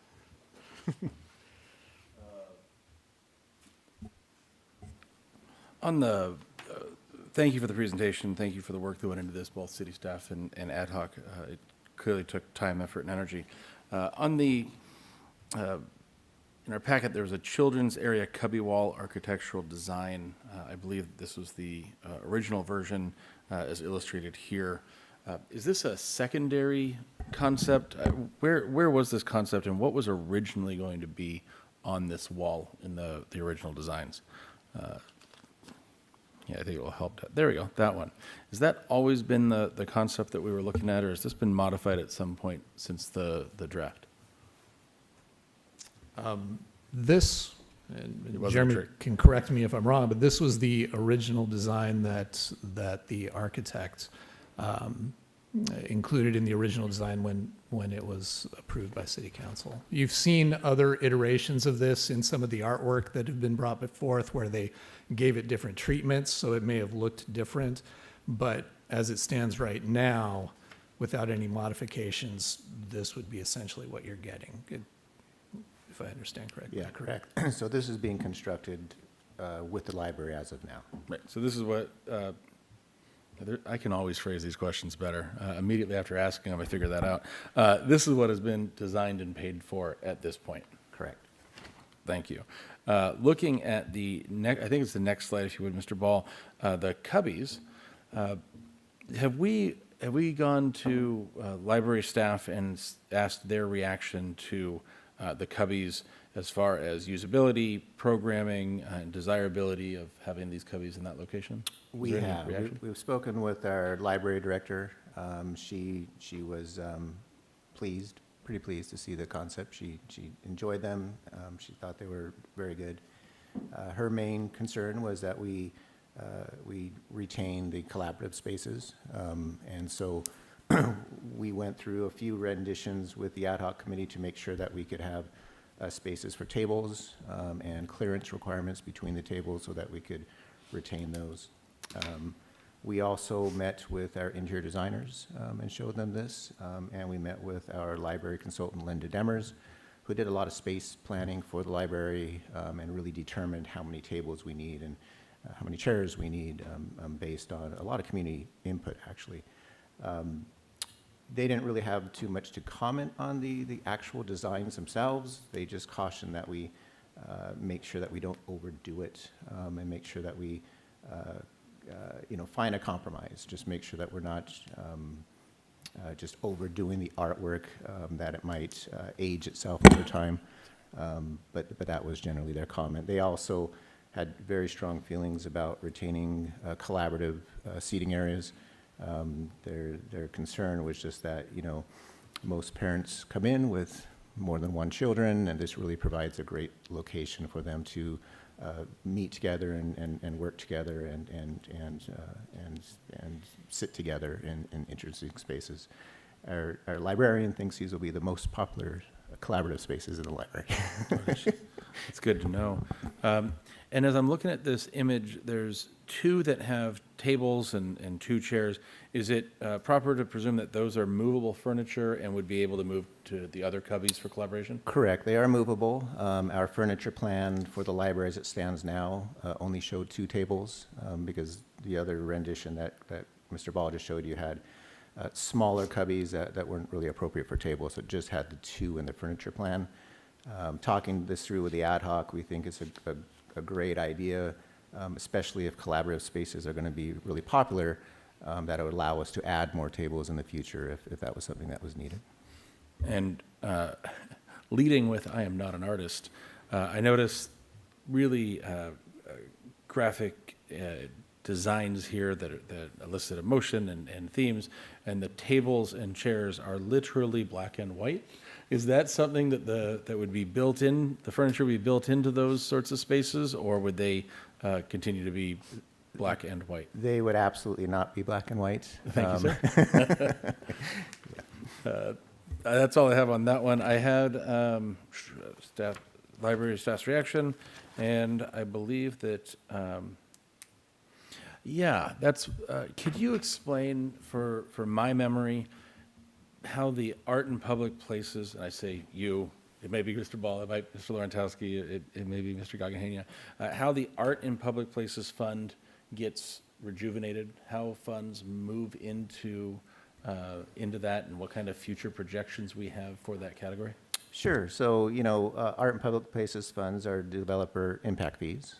Developers have an opportunity to either build artwork into their project or pay an in lieu fee to the city so that the city could use it for projects such as this.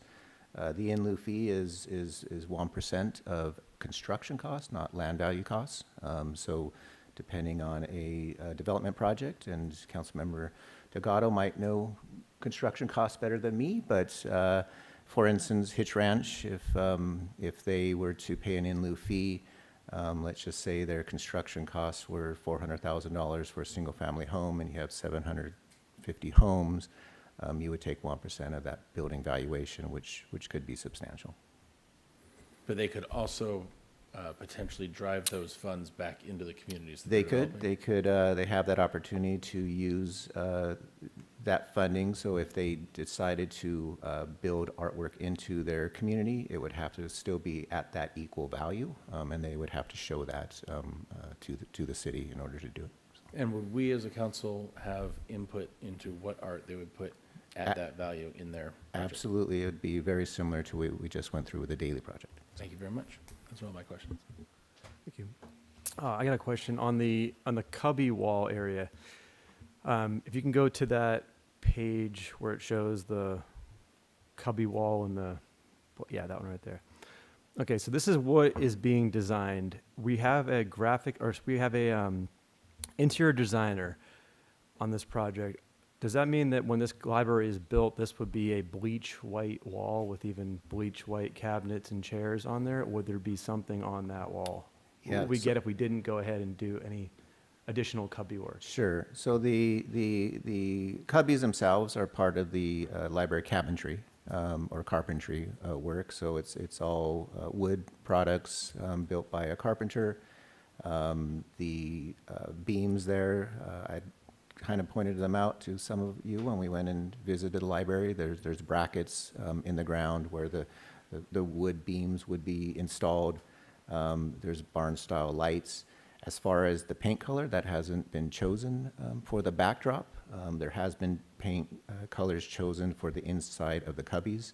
I believe there's an orange color and a blue color, kind of vibrant colors for the children's area.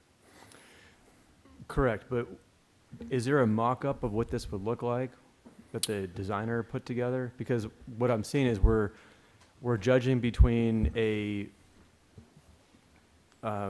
basically a black line sketch of a wall, thinking that if we don't do anything, we're going to get literally just that right there. But I know it wouldn't be that. Yeah, So we what unfortunately would don't be- have like a 3D rendering of what this actually looked like. When this part of the interior design was presented to us, it was more paint samples rather than actual like a rendering of any sort. Okay, because the rest of the walls in the library, hopefully I'm assuming that they're not going to be just blank walls with nothing on them. There's a lot of other imagery throughout the library. There's historical photos. There's historical photos on vinyl wall wraps and things of that sort throughout the entire library.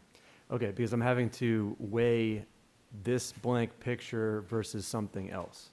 So I'm having a hard time seeing the difference between those because we don't have a baseline to judge this off of. So I was wondering if we had anything, but it seems like we don't. Yeah, unfortunately we don't. Okay. I have a couple more questions, but anyone else have more questions? Castro, do you think? No, I just wanted to hear from the ad hoc committee when the time was right. Yeah. Okay. While you're thinking about your question, I found another one. Go ahead. Do it. I saw it recommended in here that if we were to move forward, we would go back to Studio Y Creations with the discussions that we've been having about consultants and with challenging some of the presentations that Studio Y has brought to us before, even questioning some of the pricing or the cost benefit to the pricing. What benefit do we have, or what reason would we want to go back directly to Studio Y Creations if we were to move forward? And is that an option to not go to them? Absolutely. The only real opportunity for the city council is timing. We're obviously in the middle of construction. if we were to go to like an RFP process or something like that, where we would select a company and select an artist, like a call for artists is what we normally do. It would just be a very long process, usually, several months, just to get those things. Actually, it was interesting. We went back and looked at all of the art projects that we've been involved with over the last several years, and none of them have been completed in sooner than like a year and a half from start to finish. And so it would just be a longer process, but we could certainly do something like that if the city council desired. A longer process that would push this element, that could push this element from not being completed at the time that the library would open. Correct, yeah. I think if we, the only option to get this done along with the library construction on the same schedule would be to contract with Studio Y at this point. So, Do you feel that Studio Y provides the best cost efficiency with artwork? Artwork is really hard to judge and to explain because it is a specialty. It's done by hand, and it's done custom. A lot of times when we do artwork, we set a budget for artwork. Every single project we've done in the city, even the tree, we came originally to City Council and said, hey, we think this is an appropriate budget for artwork. And then when we do a call for artists, the artists kind of show us concepts of what they can do with that budget. And then there is a lot of value decisions as you go through that process, because you look at what's being proposed, and it goes to the Art Commission and it goes to the City Council, and there's opportunities at that time to say, that's not the value that I would expect out of something. And a lot of times those artworks get rejected. So, they gave us a range of budget numbers that they said they can do this work for. We could always set that budget at whatever we want to set it at, and they would have to work within the confines of that budget.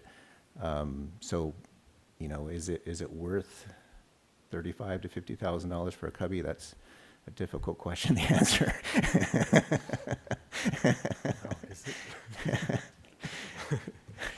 Okay. I had a good question. I just lost it. Probably wasn't that good. Yes, the tractor. We mentioned that you'd have to make the grill flat and take the realistic wheels away because it could be a climbing hazard. Is that just a thought, or is there some sort of, ADA ruling or safety liability thing, or were you just? So it's really similar to like playground equipment, right? When we build playground equipment, we're showing something that can be climbable, and then That is a climbable thing, like you should. It be is, climbing it. but there's certain risk there, and maybe the city attorney could even chime in about if you're providing something that can be climbed, are you opening yourself up for risk if somebody should get injured on that apparatus? As a city, we try and reduce our risk as much as possible, as you know, and so we would instruct that artist to provide an artwork that isn't climbable, that minimizes any child's ability to climb it, because we wouldn't want to assume that risk if something happened to that child. So. Yeah. And I think ultimately it would be a risk assessment for the city as to how much does it want a climbable tractor within the library, where you don't have the same safety cushion that you would have in a park for if someone fell. You wouldn't have that soft material that they could potentially land on. So there'd be some safety assessment that would need to be made. Okay, so we'll have to put hay under it then, so you can cushion it. Sounds good. You can get that pretty cheap. If I can follow up on that, I think that what we're describing is that it's not supposed to be climbable. So if it's a playground, I get it. We got to have soft. It's natural to think. And I also hear if it could be climbed, then we need to be careful. this dais could be climbed, that podium can be climbed. We don't put soft things around those in case school children come in on a tour. How legally do we determine when we need to be presuming risk versus when we don't need to be presuming risk? I'd love some clarity, and I tease, but I really would like the clarity around how do we determine when something that is not intended to be climbable, I might even have a sign that says don't climb, is a risk factor for us. I mean, I think if you're opening up a space for children specifically, because this is in the children's component of the library, I think you need to be a little bit more cautious with the understanding that children could climb something, so that's part of the assessment that you would do. But yes, I agree with you. There's always some risk of liability to everything, and you're not going to be able to reduce all risks. But with respect to this is a proposal by staff to really try to minimize that risk so that people are going to the library for the purpose of reading and being engaged in what the library brings and not to make this playground equipment. I think that's the concept behind reducing the enticement for children, because that's sometimes what's looked at in terms of, did you bring the nuisance to you by creating something that would entice children to then, and it's an attractive nuisance essentially. And how long would a risk assessment like that, it sounds like something a consultant would do, how long would a risk assessment take to develop, and would it also include mitigating factors?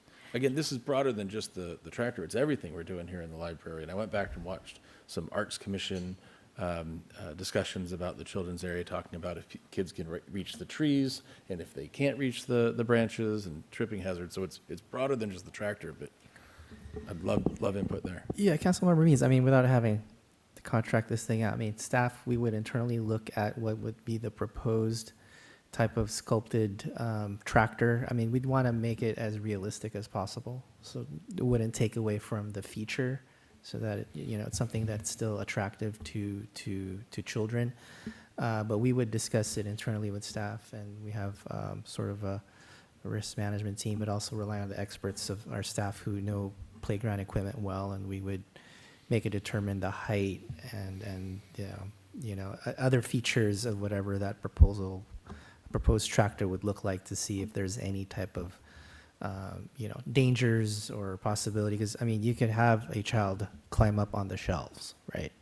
That's on the tractor too. So it's just one of those things where at a point we would just be looking at a sculpted tractor that has limited opportunities for any risk for any children. And again, I can't account for everything, and that's what we would have you all take a look at.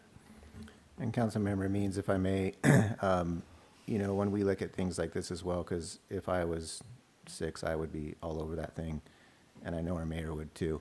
And so, we also have to think about library operations. I mean, if kids can climb on it, they're going to climb on it. And that means our library staff are constantly telling kids to stop climbing on it. And something like this just looks so fun to climb, so fun to be on top of. And so that's just also another consideration that we kind of have to think about is this just going to be a nuisance where our library staff are going nuts trying to keep kids from being on it, so. Okay. Any other questions? We have comments now, so we'll go into that after. Do you have any questions? Yeah, go ahead. I just want to make sure we hear from the ad hoc before you ask for my opinion. Yeah, so that's actually what I wanted to hear your thought process about, like how we got to this point. What were some of the things that the two of you argued about that you were excited about? What were some of the areas that were compromises? So we'd just love to hear your thought process getting to where we are. Let Chris. I think we're in staff questions. I think we go into a discussion that would be more.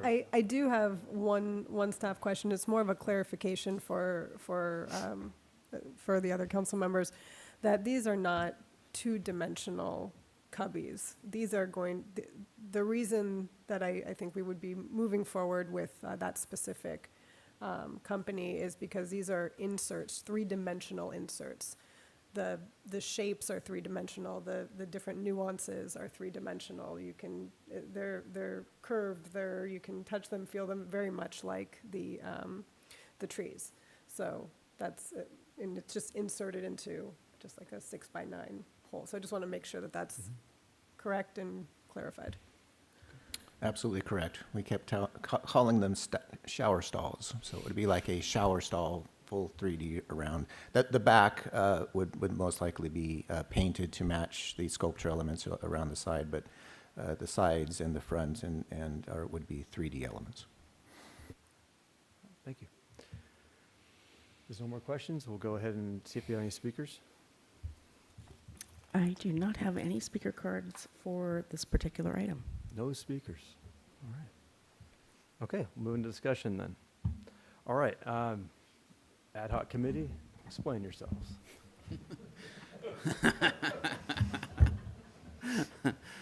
Well, I think it's important to look at how we got here, right? We were presented trees originally. We kind of said, go back and even, I believe it was said, spend more, potentially spend more money, but make this a destination, make this a place that puts us on the map a little bit, right? From that standpoint as a library.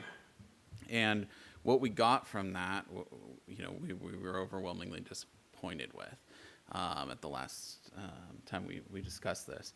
So the concept here is to kind of create that, to spark that creativity with kids, but also to tie some Moorpark elements to things. So this wall originally was thought about as less of the cubby wall, as less of Moorpark, and originally more of like, diving into like the different stories, the kids' stories. So each one kind of had a different theme. Now, as we progressed and moved through it, we did add some elements. You'll see Anacapa Island in there next to the boat.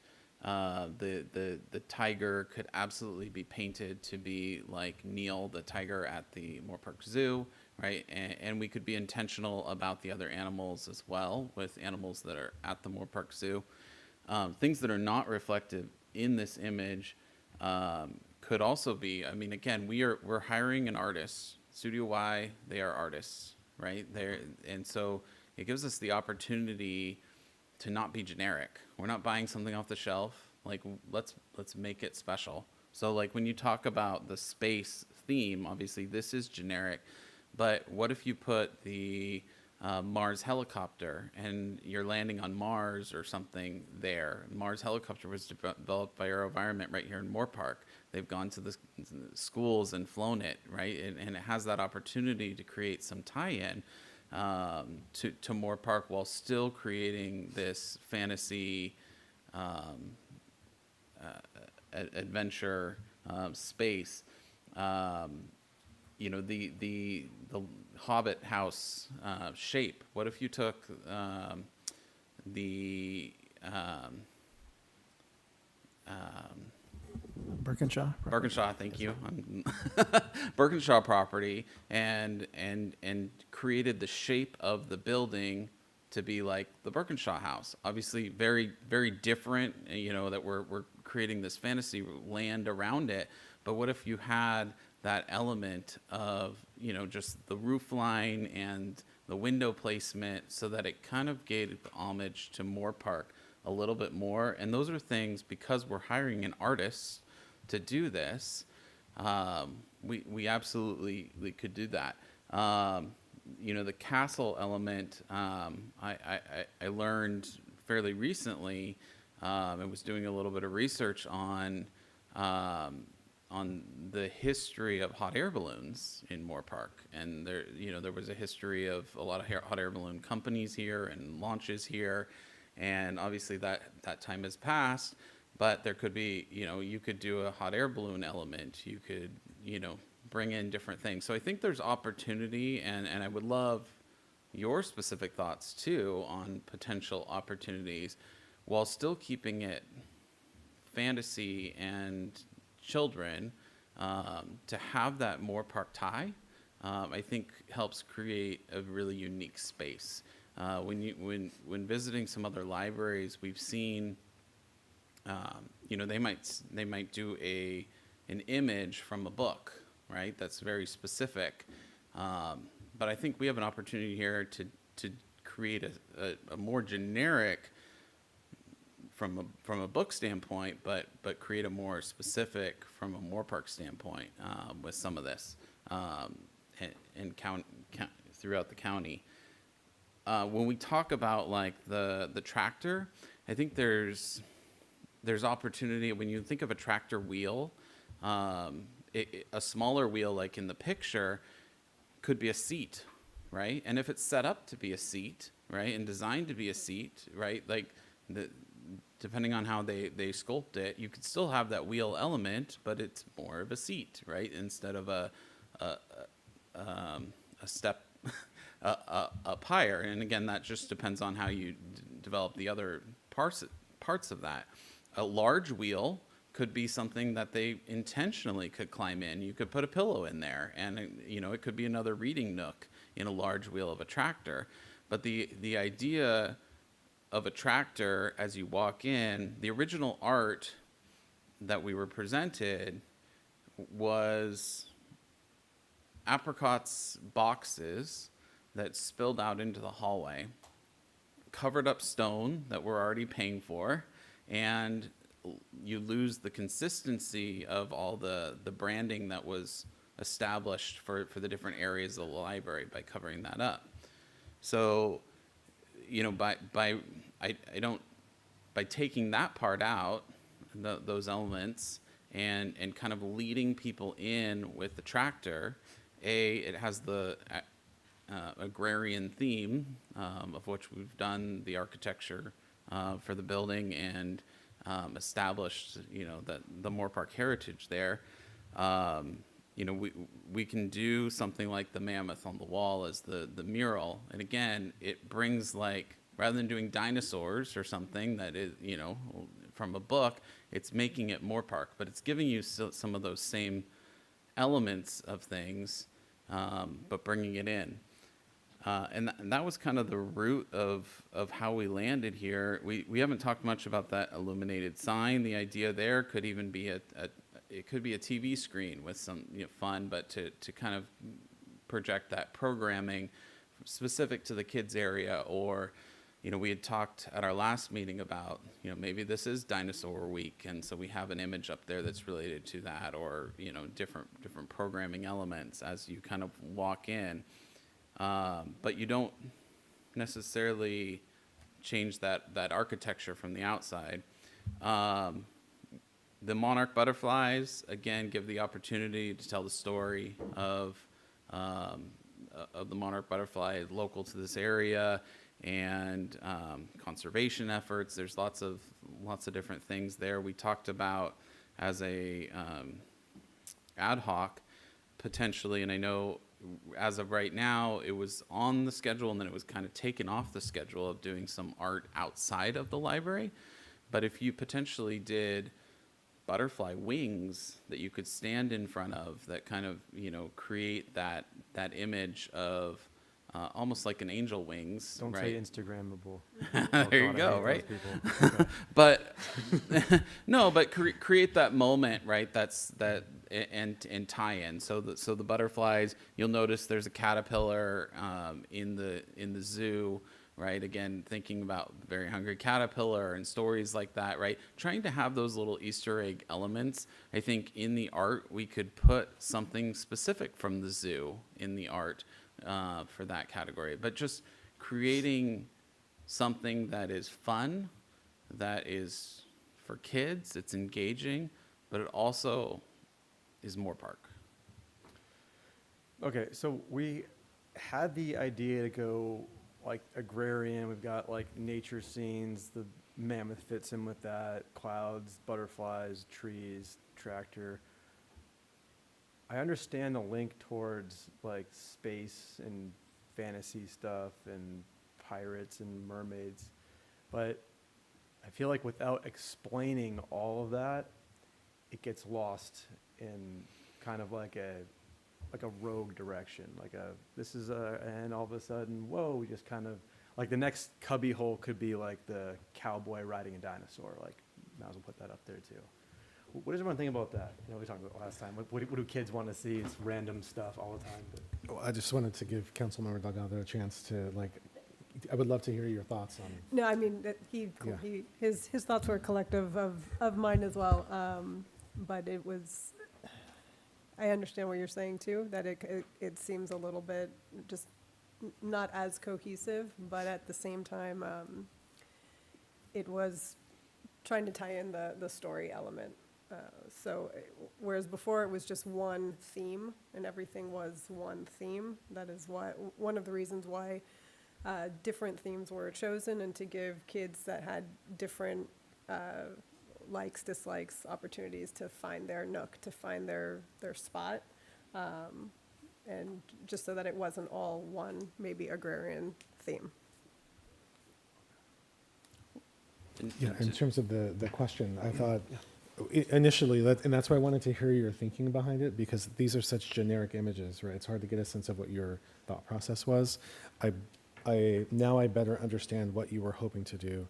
The other thing that's more of a comment than a question is I was thinking it's an opportunity to tie in different genres.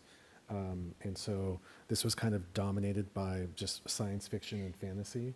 So I liked what you were saying about pulling in some thematic Moorpark elements, and then like Yanakappa Islands, things like that. So I better understand where you were going. I think on the face of it, I had a similar reaction, which is it seemed like it's just a very stark thematic shift from what the rest of the library was. But I can see where there could be elements of continuity between that and the rest of the library. The one thing that wasn't answered in the staff report, and I just wanted to hear you talking about, was one of the murals that we talked about last time and discussed would still hearken to like real people from Moorpark's past. Was that still a priority? Because one of the things here, as we've had before, is like we've been really artifact heavy, and so we're introducing more artifacts and fewer images. And so I was just wanting to hear from you about where do you see some element, not just photos, but like murals of the kind of things that we discussed before. I'd appreciate hearing your thoughts on that. Well, the mural part of this, our concept on that was to actually hire a muralist that's local, rather than using Studio Y to create murals and send them here and install them. If we hired an artist and if we did it specifically where they create it more at a smaller scale, but with the ability to blow that up to fit the wall. It gives us a couple things. It gives us the ability to reprint an area if there's damage, or and do that. But it also allows maybe that original art, could hang in City Hall. It could hang right in a public building in some way, and so you kind of have that dual purpose with that.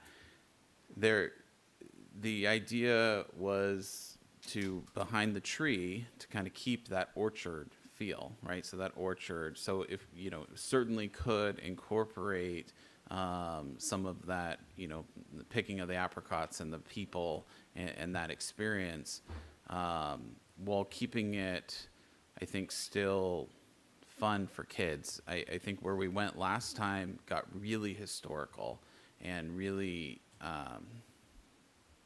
it just didn't look fun to me in where we had gone in the past. So, but I think there's still opportunity to do that, certainly throughout the rest of the library as well. There's been conversation about more of that historic imagery and how that could lend itself towards people. So the thing about art, I mean, obviously, it's all subjective. So, I don't even think I'm attacking anything you put out there. I'm not very tactful in speaking anyways, so it might just sound like it. But it's all subjective. So your ideal library is totally different than anyone else's ideal library. So a lot of these things are just, I can argue what I think it should be or how it should be done there, and it's total respect to anyone else's idea. But one thing I do want to get into is, why does it cost almost a Ferrari to make these plastic holes in the wall? I don't get it. Can someone please give me an idea of why it costs so much money for this kind of stuff? I think it's important to recognize that there's different Ferrari models. That may or may not be an accurate There statement, are, sir. but let's That should find have been out. asked in staff questions. Was it? I said that should have been asked in staff questions. I'm just checking. Well, it was more of a question to Tom, because he, no. I do but think, really, I do it's- think what Studio Y provides, and I'm okay if we go a different direction for sure. But I think what they provide with their expertise is the high touch, I mean, kids with sticky hands that, this is going to be cleaned often. This is, this isn't, our logo on the back that no one's ever touched, right? This is just going to get a lot more wear and tear. And so by choosing a vendor that does that type of work, obviously you do pay more. Now, I think yes, a lot. more, yeah. Now, I think what Mr. Larentowski said in his presentation, which I think we should absolutely take to heart, is we can say, hey, look, we've got $15,000 for each one. What could we get for that? Does that mean the back is flat and the sidewalls are flat and there's a little bit of elements on the front that are three-dimensional versus as much three-dimensional as maybe was talked about? Maybe. Is that okay? Maybe. Yeah. Right? Like, I mean, those are the, I think that's a worthy conversation and doesn't necessarily have to change, what the vendor is. We also showed this element to Studio Y in a past edition, right? This has changed many times through our ad hoc. And one of the original versions, each cubby wasn't symmetrically the same size exactly. And so it was purposely changed with the idea that, we're creating, say, an archway that, like he's described as a, shower element that you could just slide in, right? And all 5 elements would be the same versus having an architect have to change the shape on this one and then this one, and this one's a little taller and this one's not arched at the top, and there's different ways that so that could reflect in the price. They didn't see that version; they saw an earlier version, right? So these were estimates, and I know rightfully so, Mr. Larentowski is concerned with timing, right? Which is why we're here today, because this allows time for if you decide to move forward with elements like this, right? I would love to get your thoughts and feedback on maybe some of the parts, maybe a totally different theme in one of these to hit a different genre, and then how we can tie that back to Moorpark so that we make this absolutely exceptional.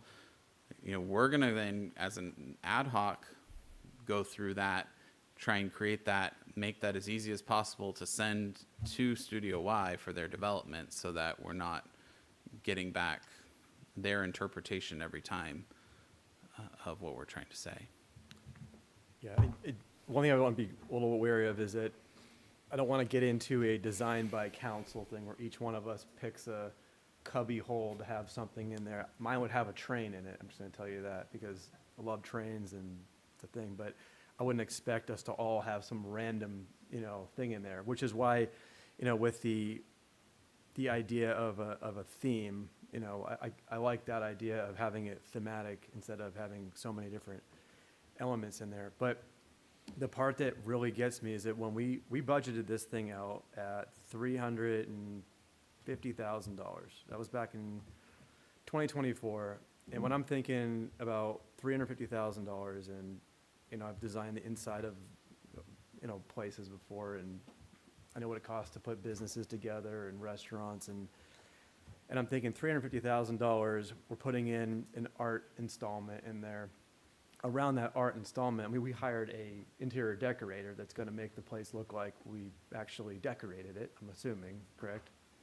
Okay, so the art piece was more of like a centerpiece to that kids area. That was what I was envisioning. And now, fast forward, and we're about to look at spending 95% more on the art project. So back in 2024, we thought $350,000 was going to do what it was going to do for that, and we were okay with that. We didn't say that we had to put in more money because we're not going to get enough of an impact off that. But when we did get these design costs, we're saying it wasn't enough. And now, I agree with you that I would like to see more of it when we had looked at the tree, but the fact that the tree took up all of that money makes me want to say that, well, that's all the money we budgeted for it. We have $46,000 left over. Let's go buy a real tractor and, you know, let kids climb on it. And the rest of the money on lawsuits. But no, I'm kidding. I'm joking. So, not joking. You're right. So the problem I have is that I think the Art and Public Spaces Fund gets looked at like it's just art and public spaces. We can throw that money at anything, or we can just waste it. I don't think we should ever waste any money. I mean, all those dollars in there, those are paid by developers, and the whole point of that is as we develop the city out, we're supposed to be burning that money to keep up with the development, to keep the city looking nice. Now, in our last meeting, we did something that was probably a little bit more out of the box for art and public spaces, however, very much within the confines of that. And that was putting money into the High Street Arts Center, doing brickwork, doing the paving work, which, the concrete work, which I think that was a great way to spend that money. So I don't want to be stuck in a point where we're saying that we have so much money in the Art and Public Spaces Fund that we have to just keep throwing it at things, because I have a lot of things we could do with money like that. So that's why I look at this money as it not just being throwaway cash, but what are we actually getting for $300,000? When it's $15,000 for a cubbyhole, if that was a lowball price, I still ask, why is it $15,000 for a cubbyhole? When a tractor, a fake tractor that kids don't want to climb on, is going to be about $65,000, and a real tractor is how much, Tom? We looked at that today. Does depend on the model again, Mayor. But I can get one that size, brand new, for about $42,000. You can drive it right in. We get a real nice one for about 70. There you go, perfect. Now, I'm not saying get a real tractor in there right off the shelf, but also, you know, you go to Unward Farms, kids climb on those tractors all the time. They're meant to be climbed up on, take a picture, kid in the tractor. Why not sit in that seat and read a book? You know, so maybe let people climb on it. I'm not as concerned about those types of liabilities, but that might just be the problem with me in the first place. So I have a hard time with the cost. That's my biggest thing. The cost is one thing, and the cubby thing, I don't know if I like that direction. Me personally, I just don't know if I like the cubby thing itself. The tractor element, if we designed a tractor and built that, I could see that, I could get behind that, like to be as real as possible. Also, those footings that we talked about, the grill holes, I think it'd be safer if you can climb up the footings as opposed to trying to climb some slippery, slick, you know, tractor there, just knowing from experience. I do want to point out, and you bring up a lot of great points, and I don't, you know, I'm okay if we didn't move forward with any of this, so we stuck with the trees, right? So I don't think it gives you the wow factor just having the trees, and that was what we originally said. And at that meeting, we said we were okay spending more to get more, right? How much more? We never said how much more. We never said how much more, and so, you know, and is this too much more? Is this, you know, I mean, there's certainly a conversation to be had with that, but I also think that when you stick with just the one theme, like the trees and the tractor, and that's it, right? I think it doesn't necessarily open the door for, you know, this is a creative space for kids, and you know, if all you show is animals and they're not into animals, right? Then you know, but if they're into princesses and there's a princess spot, like that gives them that escape, or that's their spot, or that's, you know, where they find, or they look at it and seeing the mermaid, I want a book on mermaids, right? Like, this is about reading at the end of the day, right? This is about getting kids excited to learn to read stories, to sit with their parents and read those stories. So, intentionally putting elements in there that, is that a whale? Yeah, let's find a book about a whale. Like, it helps create that environment for kids. No, I see what you mean, but you can see how the possibilities are endless. 100%. That's the part where you've got to, I think we have to cut it down to a direction. So when you mentioned like some of the things like that Birkinshaw House or another one you pointed out, I see that kind of fitting into it. I just personally am not really into the separate plastic adorned things like that. I think I might not just be into this type of artwork. I think it's a lot of money for hand sculpting things that come off as dentist office plastic, furniture. I'm worried about that. I think the cost efficiency of that, those dollars aren't going far enough for what that is. I mean, So another way that you could achieve something a lot simpler and a lot cheaper, right, is we had a carpenter that was going to do the wood elements on the original niches and kind of build that out, right? You could build a frame around a niche. It doesn't have to be an arch. It could be whatever shape. But, and then you could still put a flat picture on the back and a standard bench, right? I mean, you could simplify this down and achieve a kind of what I was describing as trying to inspire the kids. They don't necessarily need it to be three-dimensional. They don't necessarily need it to be the plastic stuff that you're talking about. Right. And that's something that potentially could be done without a Studio Y and without necessarily, because now we're just talking about applying maybe a vinyl to the back, and you frame out the rest in wood, and you still have kind of a series of these at a much lower cost.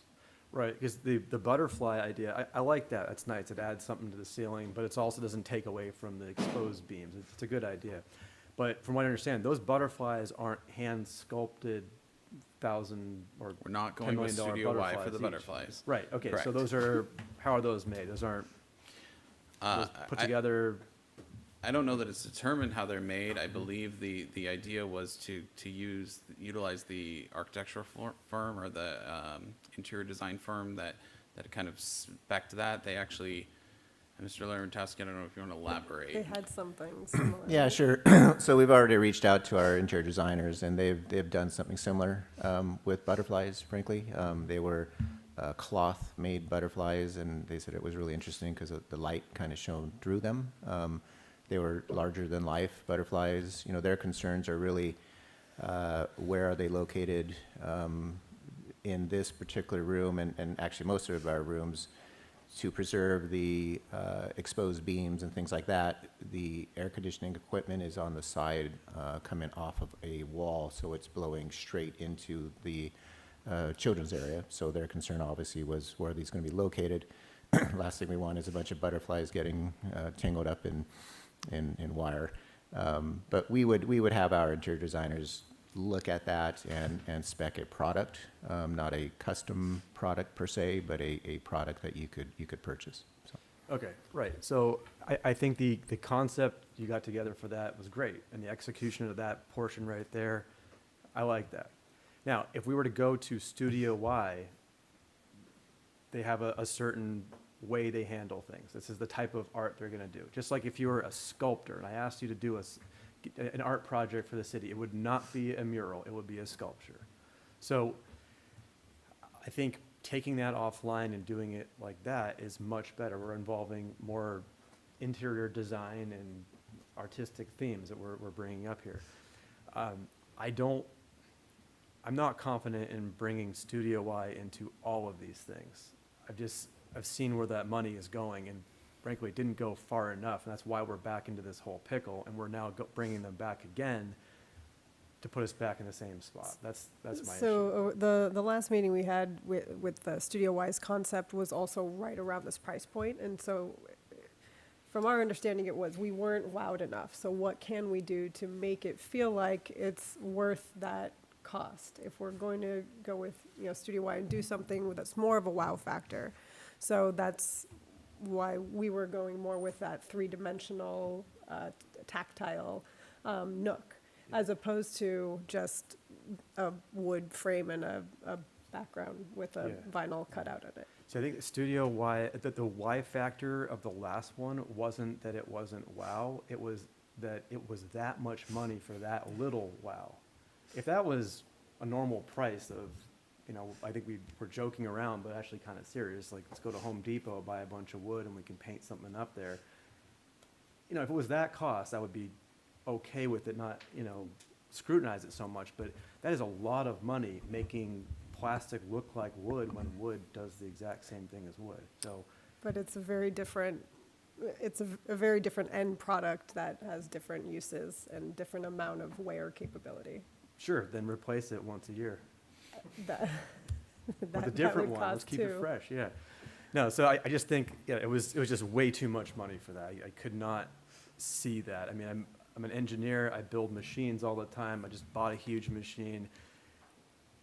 The price of what I'm looking at versus what I'm getting on these things just makes zero sense. And we're talking about design time and, welders and programming and, it's all art. At the end of the day, it's a lot of artistic talents and all these types of projects. And I'm not seeing it. I can't figure this out.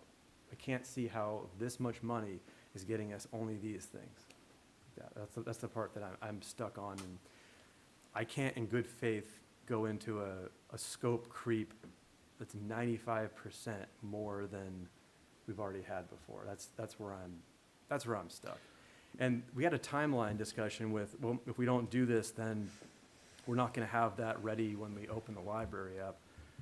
I'm not as concerned about that. I mean, we're building a $37 million library. I think it's very, very expensive. If it's not ready for grand opening, then I don't know what we really lose on that. I want to get things done right. I don't want to be stuck with timelines that, make us spend too much money on things. So, I agree. I don't think it's the be-all, end-all of the discussion, but I certainly think that you do lose an element when, if you're opening the library and the children's area is under construction, or feels remarkably incomplete, or you have to close it later to do an install. I think those are elements that are worth considering. Now, is it possible? Yes. Is it the end of the world? Probably not. But would it be much better if we can actually create a plan and do this on time? I absolutely think so. So I think where, if direction of council is the cost is too high, when the direction of, which I totally understand and respect, I think that direction before was raise the cost to make it better. So if you don't feel like the value is in this to make it better for that cost, what is the threshold of costs? And I think the ad hoc would absolutely go back and try and hit achieve a different metric. Now, if you don't like the concepts at all and you don't want a tractor, like that needs to be talked about too. I think to me the most important element for potentially Studio Y to be involved in might be that tractor element, just because of the continuity with the trees as well, right? And how that's all going to look like together in the room versus you bring in a totally different construction thing. There might, it might not work quite as well, but I'm open, certainly. And if you hate Studio Y and you want to go a different direction, open to that too. No, I don't hate any company. I'm just saying that I don't think the impact for the amount of dollars is adding up on it. I think that's my only problem. And if I'm stuck with having to pick an art style that doesn't get us that cost effectiveness just because of a timeline, then I'm not too worried about doing it the right way necessarily. There's also other ways of trying to bring in local artists to put a design proposal in. I'd almost rather have I'd rather have a piece of art that was done by local Moorpark people or even in the area than going to some, big company and that's what the paying- murals were going to be as well. Sure. Yeah. Yeah. But if I was gonna break it down, like I could get behind talking about the tractor thing if you wanted cohesiveness and something that wasn't too climbable. I still think you should be able to sit on it somehow. I mean, but whatever. The cubby wall thing, I think that's too much for what that is. I like the butterflies. I like the clouds. That's nice. The murals, definitely, because that's, we have extra walls. But in your ad hoc committee meetings, did you ever talk to the interior decorator?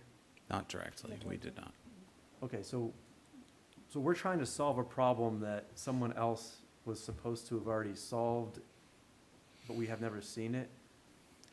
So I don't necessarily agree with that. I mean, I think that the architect had designed a space, right? And then Studio Y, when they were told create a different concept, took that space and took it a direction, right? What we did is, kind of scrapped the architectural part and Studio Y and looked at it as a whole in that way. Now, we could go back to the architectural element, right? Your line drawing up here. And, again, you could create spaces within those three and not change any of those architectural elements. It would certainly save money because you're not going back to the architect, to redo anything from that standpoint, which is achievable too.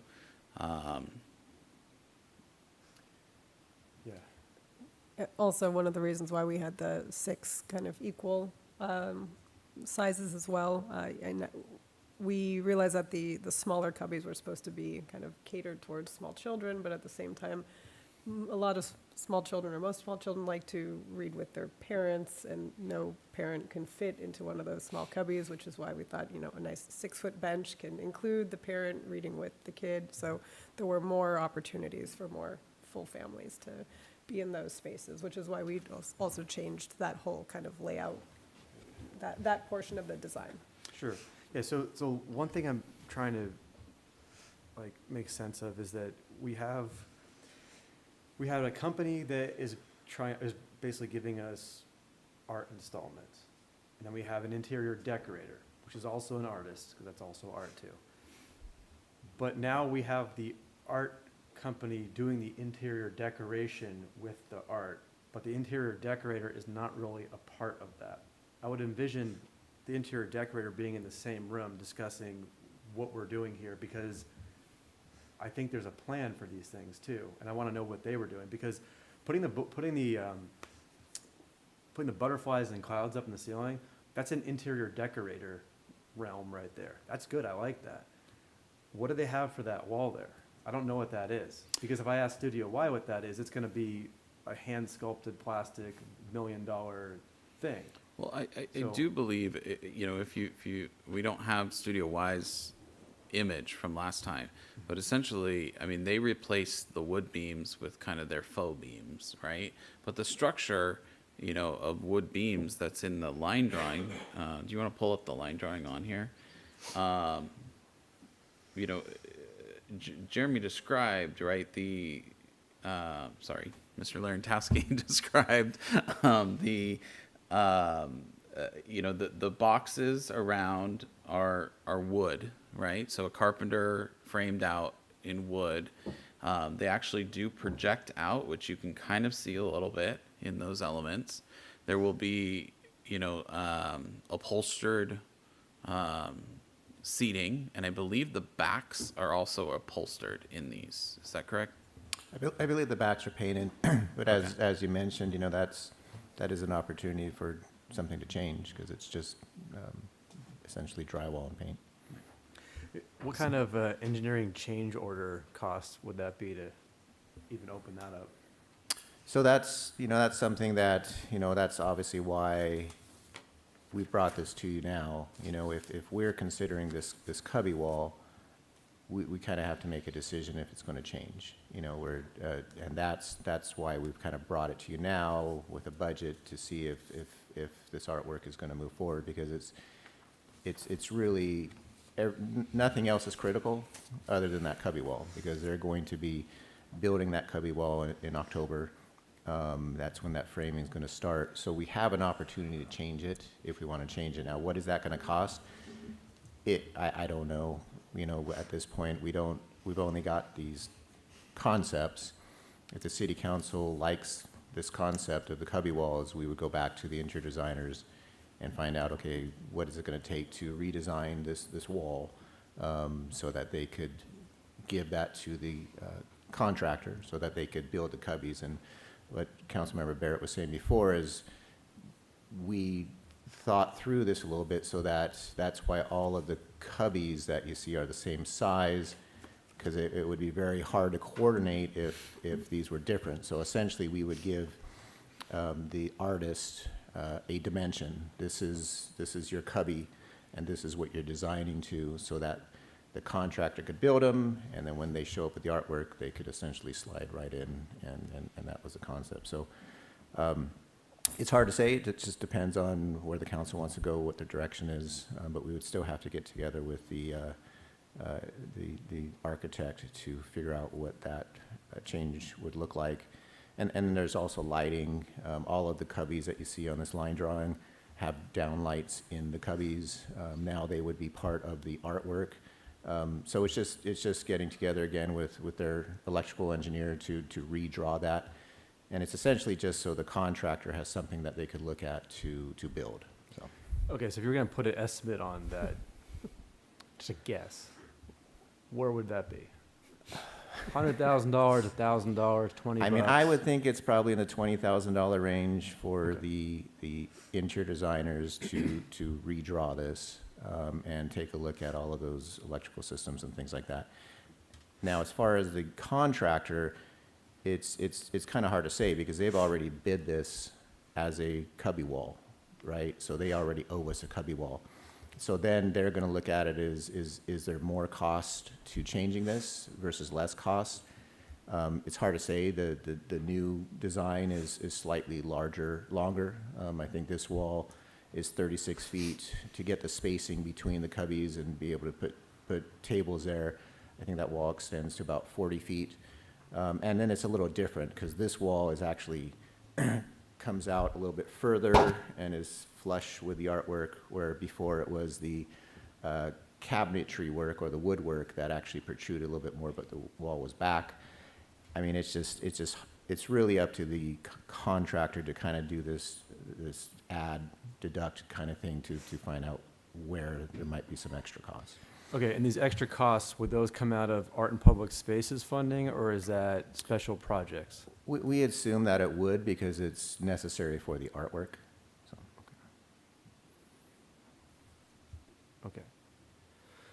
So, but again, if we look at this drawing, right, if you were to take each of those, obviously this would still take the architect doing plans if you made this change, but if you were to create a wood framing that's similar to the carpentry that exists in the current plan, you could even push the wall back to where it was and have that project out.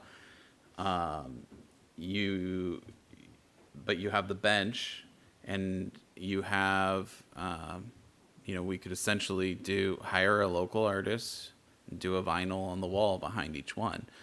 It would certainly be a cheaper route to go in that. I think it still incurs some costs from the architect, but I think what this gives you that the other one doesn't, and Councilmember Delgado touched on this, is the other one kind of had those little cubbies that were small, and it didn't provide the flexibility. With this design, you have the flexibility to put 5 tables if you want. I mean, if that really is what's successful, and the collaboration, you look at a family, you know, two families might go to the library together, and so the parents can sit on one side, the kids on the other, or, you know, it kind of gives you those spaces. So if they're being used more with the table, then we add more tables, right? Versus if you go with the other design that has 3 small boxes and 2 large boxes, it definitely provides a little less flexibility. Okay, so those box designs were designed for a reason. They weren't just randomly thrown in there on obscure measurements and heights. They were in there for a reason. I've never seen what that reason looked like besides a 2D picture that's black and white. Yeah, so they were just individual, so you know, this, where the 3 small boxes are right next to the early childhood learning area. So it basically was there to support that area. You know, these are very, very young children. And when you really think about everything in the children's area, you're really catering to 6-year-olds, 7-year-olds, you know, that age group. Once they get to 10, they're probably over in the teens section, right? So they're very small children, young children. And so those 3 cubbies were really designed for just something fun for a young child to get into to read or get into to hang out. And that was really the intent of that. Right, but there had to have been some sort of, I mean, look, if I was going to design this library and I was designing cubby holes and chairs and things, I'd at least have an idea of what that's going to look like on the wall there. Colors or what's behind it. Are there pictures on the wall? Is it painted? Is it mural? Something. So I'm having a problem because we're looking at this like it was just never designed besides just randomness here. Well, there's a wood. So in the plans and specifications for the library, right, where the carpet is shown, where you know different things are shown, right? There you have kind of the wood color, right? That would be in the carpentry. You know, the wall would be painted, right? Sounds like color is maybe to be determined on that specific wall, but it's a painted wall. It's not a mural. It's not it's a painted wall. And then these elements of framing are, with like kind of the cross beams at the top are wood, is my understanding, right? So that is what it is, right? I'd assume it's okay more. to Go ahead. Yeah. Okay, It's I don't go on know. forever. Yeah, I don't know if we're going to answer the question, regardless of Yeah. whether we spend more money or the same amount of money. I just wanted to continue giving you some feedback. One of the things that I appreciated about the approach was that, unlike where I felt like we had some areas of disagreement in the previous meeting, or the direction that I see you going with this is like more contemplative spaces for kids and families, and that's nice to see. So regardless of whether we spend, you know, $100,000 less or $100,000 more, I'm appreciative of the fact that we're making the library, enhancing the asset of a library and creating those spaces. So thank you for that. And then just going back to finishing my thought about the mural, in other elements, you know, near the railroad track, on the Daily Group building, there's some things that we've already given homage to, right? We've given credit to trains, to the Mammoth. Not enough, I know. So I just wanted to state, as you continue to contemplate what the rest of the space looks like, the human elements, because like, you know, the people who drive the tractor, the people who pick the fruit. And then if we're talking about like its relevance today, we're not just talking about the relative importance of this over time. Like agriculture in our county is still one of the most dominant elements of our economy. It's changing, right? Agriculture is changing. But the roots of it, no pun intended, remain the same and remains just as relevant today as it was in the past. So that's the other piece I just wanted to see is like, if we can, even if the initial, one of the images is historical, great, I think that's wonderful. But I also don't want it to just be because it's historical, it's because it's still highly relevant today. And just in the same way that you're trying to activate in these designs or elements of it, you know, children's imagination, you know, we still have the opportunity to activate their imaginations for what agriculture looks like today and what those, what their role in it could be. right? Because some of them, there aren't a lot of farmers, people still farming, but we still need farmers. We still need people to assist in agriculture. So if one of these children or their families see themselves as being able to contribute to that, I think that's a great thing. So thank you for the time and thought that you put into this as we wrestle with how much it costs and who does the work. I just appreciate the direction that it's going and how you're trying to tie in these different elements. Yeah, no, we can talk about this for the next 5 hours, and I probably won't stop us because it'll just keep going. But personally, I think there's a lot of cool things I thought we saw in here. We talked about some of our concerns with prices, and I think we all agree with the cost of things. I mean, we should probably keep them. So what would be, I mean, because the initial 350 we looked at as a council and we said, okay, what could we get for more, right? So, and we didn't put a cap on that, right? Like, so, I mean, it was an open-ended thing. Obviously, we know it's not open-ended. And we know we need to be smart about that spending. Where is the threshold with this council? Well, I think with it's hard to put a number on it because if you were to increase the price of something like this, you're going to take away from other type of projects in town that provide whatever, some artistic nature to it. So if it's 350,000, we're done with the trees and we move on and we have white walls, right, or whatnot, right? No, they're not white walls. Those walls aren't just sitting there blank white. We have a They're solid color wall is what is currently paid for, right? So a solid color wall might not be white, but right, that's where we're at today. So if you want to go further than that, and I know there is some room for murals in our budget, so I'm probably not, because that was originally part of even the Studio Y, and we pulled it out, right? So there is some space for some of that mural, but I believe it was just the murals behind the tree, not necessarily the where we're talking about the mammoth or the barn scene into the early childhood development. Those are painted walls at this juncture, right? In what is approved. So what, if you don't want to spend another dime, then we're done, right? I mean, if that's the appetite, but if we want to enhance, if we want to make changes, if we want to create a more collaborative space by opening up those niches in a different way, that's where a budget would need to be discussed. Correct. If it was $300,000 to increase the art in the library, and it was absolutely something that would blow me out of my seat, I could put it in there. I'm just saying, for $300,000, I don't see the benefit of that much stuff. It doesn't. It's not equating to me at all. Okay. So I don't want to actually I would rather do it for less than $300,000, obviously. I'd rather do it less than $100,000. I think this should not be a shrine of government waste. This is a very, very expensive project. It's a library, it's not a playground either. Before I get more on that one, Mr. Laurentowski, what is the scope of the interior decorator's work on this job?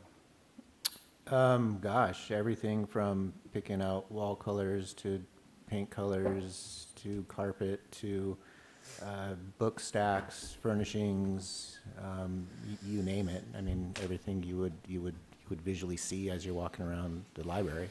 Okay, and this person was not involved in any of these designs or? Oh, we showed them to them, sure. Yeah, no, we showed them to them and What got. did they say? They didn't really have an opinion specifically about the designs. They thought they were interesting, and they didn't necessarily say it had any conflict with the interior design work.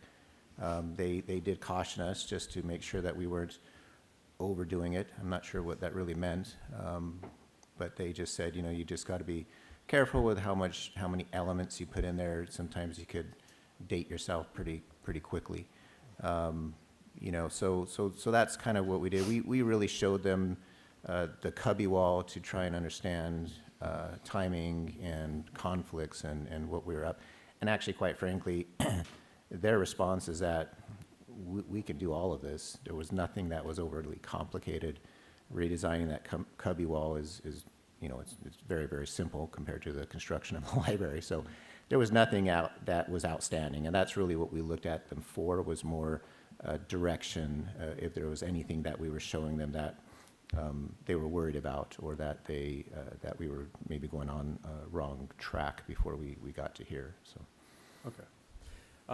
I'd like to send it back to the ad hoc with what we discussed today and see what the next round would come. I think there's some good work that's done, but I'm not ready to say absolutely no to anything. Definitely not ready to say absolutely yes, because it's. And Mayor, if I may, I mean, it seems like the main discussion is about the cubby wall, right? And the possible costs of the construction, and if there's any goal of trying to meet the deadline when the library is open. So is it the desire that if the cost is the main concern, is potentially keeping the existing cubby wall design, and then perhaps you know, there could still be refinements in terms of what could be like placed as vinyl, right? In terms of what the visual image could look like on that wall. Because one thing we could do is, because I guess if you wanted to have this sort of open and be available in time when the library opens, I guess the decision tonight is whether you want the 5 cubby holes, you want the existing cubby hole design. And if you wanted the existing cubby hole design, you know, if that's a direction you want to go with tonight, then the ad hoc could further refine maybe what could be on the vinyl and on the design that could be added on, you know, in the next several months that could be brought back to, but at least the critical point of whether or not we would redesign the whole cubby wall area. I mean, that's really the decision I think would be helpful to have with you tonight if you want it to be open and available when the library opens. Okay. Right? Yeah, well, Yeah. I mean, I would say keep this same design for the cubby wall, work around that, take that back and figure out what we can do with it. Minus, The same design as in the new 5, no, the current design without having to change designs and, so with the 3 small cubbies and the 2 larger ones? yeah. Okay. Does everyone agree with that? Tom, Wayne. That was entertaining.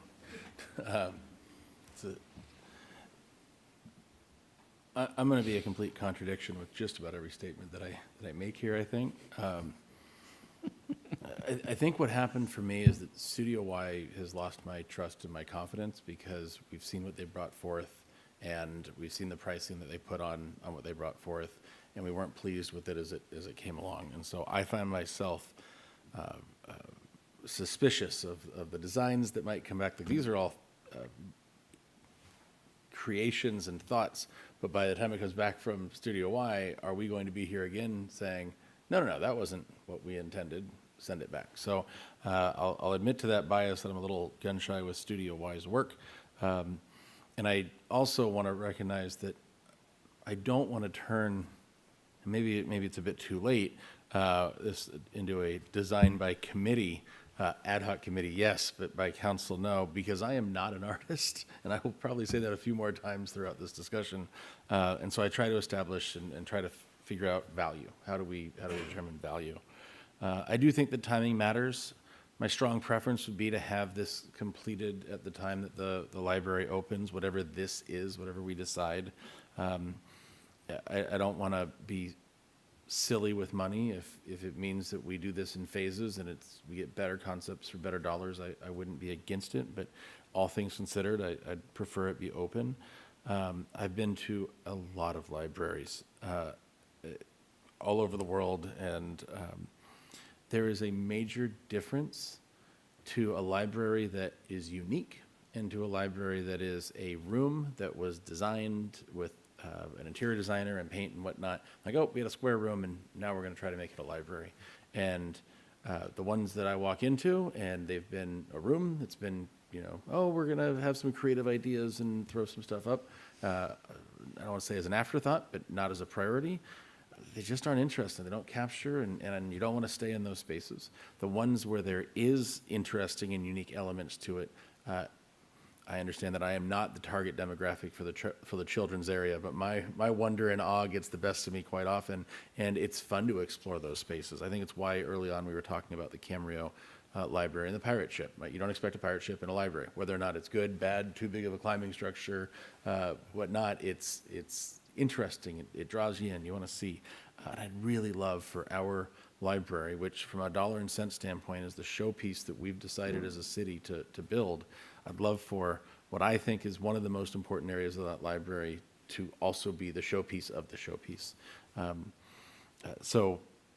have that library pop. I love the Easter eggs. That is a preference. I'm not an artist, but I didn't see the caterpillar that was mentioned. I did see the monkey, the Neil reference, and the Mars rover, and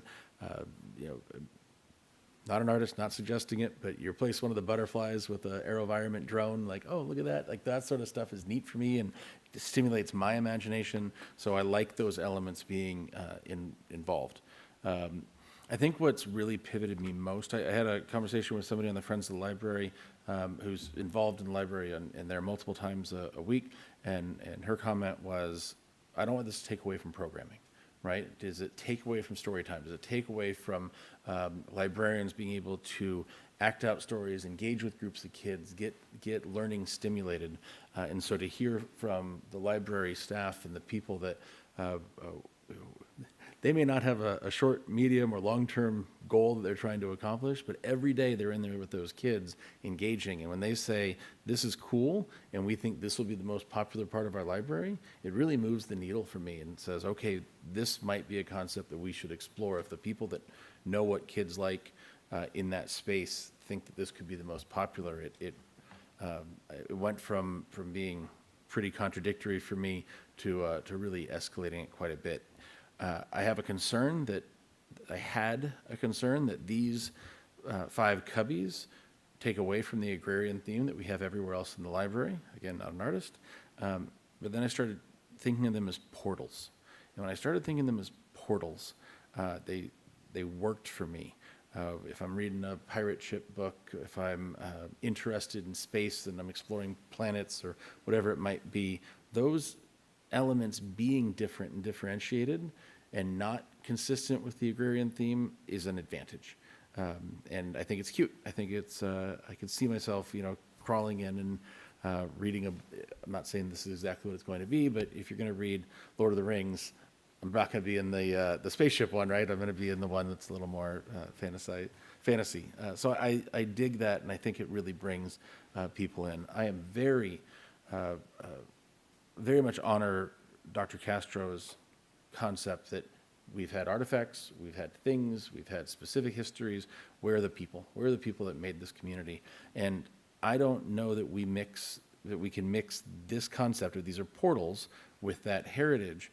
But as I look at the location map as it's up here, I don't think there's anything that takes us away, and I would encourage that we look where that farm mural is and the mural on the other side, where we can honor that in a serious way with an agrarian theme and let this area of the library be more fantasy. I don't think they have to be mutually exclusive, but I do think it's an important element that we continue to consider as we build this out, especially as our showpiece.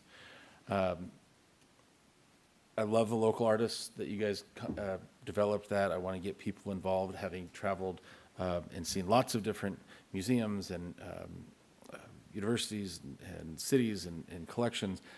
So much of it is driven by contests, right? Over the years, over hundreds of years, where they go out to the public. And in some ways, that's the RFP process today.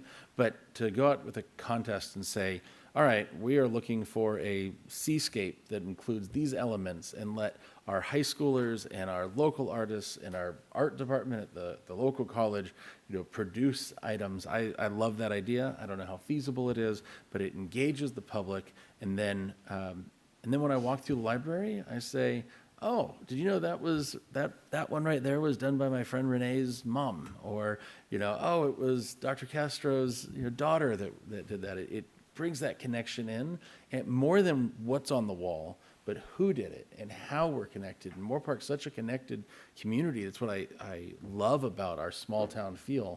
And I think that engaging those local artists in however we do this is going to be a way to continue to honor that and build that community. I'm skipping over a lot of that has already been covered. I really do like the realism of the tractor. When I saw it, I understood that is a giant bug that is floating around here. Maybe we spend money on pest control. The realism of the tractor is exciting to me. I did look up how much real tractors were just to see if a fake tractor cost more. It does. I don't love that. Some other elements is there's a future library that when we look at our current library and we think, how do we make it better? We don't look at what libraries are doing in the future. What I'm seeing in collections and museums and libraries around the country and around the world is there's digital involvement. So I see that illuminated sign. It looks cool. It's clever. I hear that it could be replaced with a television. That's yesterday's technology, but cool. It could be a television, and that could be programming through that television. There's also digital screens that can incorporate AI, and here we are in the 250th anniversary of the country, and you could have, a George Washington digital image interacting with the kids saying, this is what I did and this is why it was important, and it could change every month, and that digital programming, and if it makes noise, you can use headsets. There's a number of these things have been figured out at other places, but to allow us to develop our programming with technology as libraries develop, I think is important. So the illuminated sign being a place where power is run to and can be used for that sort of programming, whether it be a sign now, a TV now, or digital interaction later. I like that there's an electronic element to it. I think that the wow factor matters. The risk is that we send this off to Studio Y and we don't like it. And then the question is, does this walk away from the agrarian theme? By having one fantasy wall, does it take away from the agrarian theme? I don't know the answer to that. I can't really determine in my head because I don't have that space if that works. You had asked for a couple of elements like that we saw that we might want as suggestions. I'll give you those now, a couple of those now. There is a Palos Verdes blue butterfly that is nearly extinct. And Palos Verdes doesn't produce the blue butterfly. It gets produced, they get cultivated, developed into the thousands in Moorpark, and they get transferred down to Palos Verdes. So monarch butterflies are thematic and appropriate, but if you're looking for little details, it might be cool to have blue and monarch butterflies represented because it's still here and it might give a pop of color. And drones too? You said drones. I do love my little drone idea, but which is written next, and I won't emphasize anymore because I understand I'm going to lose that one. But those Easter eggs like that would be great. I talked about the monkey and the caterpillar that I dig because you can find them in books. I don't think that we had a woolly mammoth here, for the record. I think we have a different version of the mammoth. Do I care? I don't know. An artist can tell me. It's the southern mammoth, and it's not nearly as pretty. Yeah, and again, all of these were I like all of that. Your conceptualized. comment, Russ. No, it's the wrong mammoth. Very conceptual. Okay, if it's conceptual, that's fine. But so then it goes down to money for me. Final point that I have on this topic is money. I looked at the dollars and I was just blown away. Like, holy cow, what are we doing? In hearing this discussion and hearing what the purpose is in the 3D and whatnot, I'm swayed somewhat to not. I don't want to waste dollars. I don't think any of us want to waste dollars. But having this pop in a way that makes this our focal point, I'm not against that. And it comes down to value. If we can do something with real wood instead of fake foam painted like wood on the same location, I'd love to find some of those areas to trim costs. But the art in public funds places is for art in public. And this is going to be one of our primary public places. So, and hearing how that arts fund will likely fill back up, deploying extra money here to give it this section, the wow factor, is something that I am cautiously in support of, but would love to find some ways to trim some of that fat. So how far down the rabbit hole would you chase that cost for this? How far down the rabbit hole? Is it an endless What budget spend? number do I? mean, we want to be wowed by something. Yeah. there's a dollar amount that does that. Are we going to find out what that dollar amount is? Or are we good with walking away from a certain cost if that's what it's gonna be? Because as I'm seeing, if $300,000 got us plastic wall stuff, I don't know if that's gonna, Yeah, I think there's a lot of validity to that perspective. I mean, we all know I'm going to go to dollars first and function second. And what I'm hearing is that if we do this with carpentry and we do this with vinyl, two things that I spent a lot of time asking city staff about in our one-to-ones, that we're losing a textile element, that we're losing the artwork, having the light fixtures involved, we're losing some of that magic. And then the question is, if we don't invest that extra amount of money to make this really pop, do we end up disappointed? Do we end up like, oh man, look how close that was, that could have been cool? And if we sacrifice a sculpture somewhere else in order to make this be what it can be a draw, then I'm willing to sacrifice that sculpture tomorrow to get our however many $1 million library to be a true regional draw and something that we're proud of. if it's a regional draw and $300,000 gets us, or $600,000 gets us what this is, you're gonna have to pay a lot more. You're gonna have to put a roller coaster in this library to make it a regional draw. I mean, it's a library at the end of the day. There's books in there. It's supposed to be for reading. I don't know how much more I could really want to spend on, I don't know. I just, when we said we want to put in more stuff, I was thinking we put another extra small tree somewhere, or putting the tractor out front. I like that idea. Obviously, I like the tractor idea. But I was not envisioning $300,000 for any of that. Sorry. No, that was crazy last time. It was $300,000 for what we saw, Right. which I almost fell off my chair seeing that.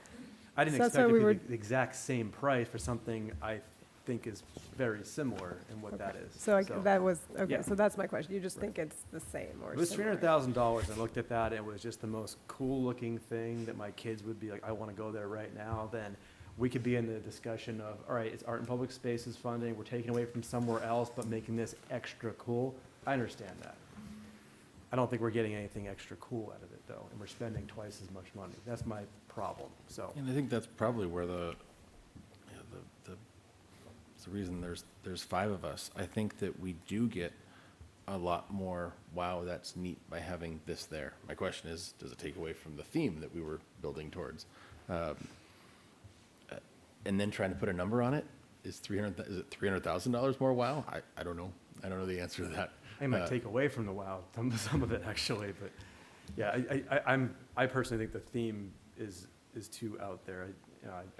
I think we have, like, we look at like agrarian theme. It's not really agrarian theme. It's more of just like Moorpark theme. Like mammoths aren't really agrarian themed, animals, but it's part of the Moorpark's history. So I like that part of it.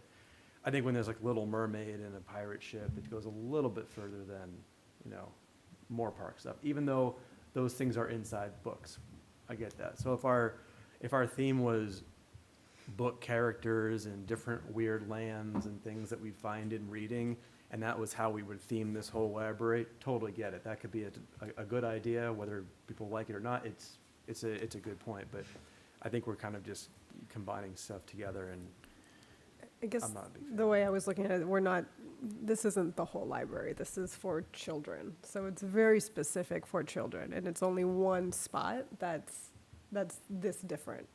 And it's the one spot that it can be different. It should be different, at least in my opinion. And the rest of the library is as it is.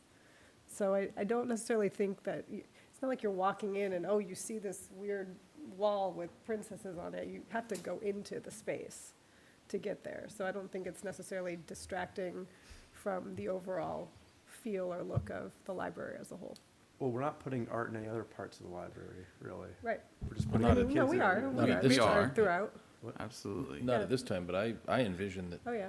art features and collections are going to be a part of the library. I hope that's Yes. within the realm of possibility. Looking around desperately for support. If I may, and maybe I could help this conversation, maybe not, but So the budget we gave you, and Chris showed some of those budget numbers. I mean, those are like pretty wide budget numbers, between $35,000 and $50,000 for one of these cubbies. And again, these were essentially Studio Y looked at these without knowing real dimensions, without knowing the amount of sculptural elements in these, without really knowing much about it other than an image we had shown them. Took it to their production team to say what could they get this, what could they budget to get this done, and they said $35,000 to $50,000, right? Tractor between $50,000 and $65,000. There wasn't a whole lot of thought process into exactly what those costs are. So when I mentioned earlier, a lot of times when we do art projects, we give the artist a budget. We could give the artist, the Studio Y, the low end of that budget and say, we're not spending more than $35,000 on these cubby walls, or we're not spending more than $50,000 on this tractor, and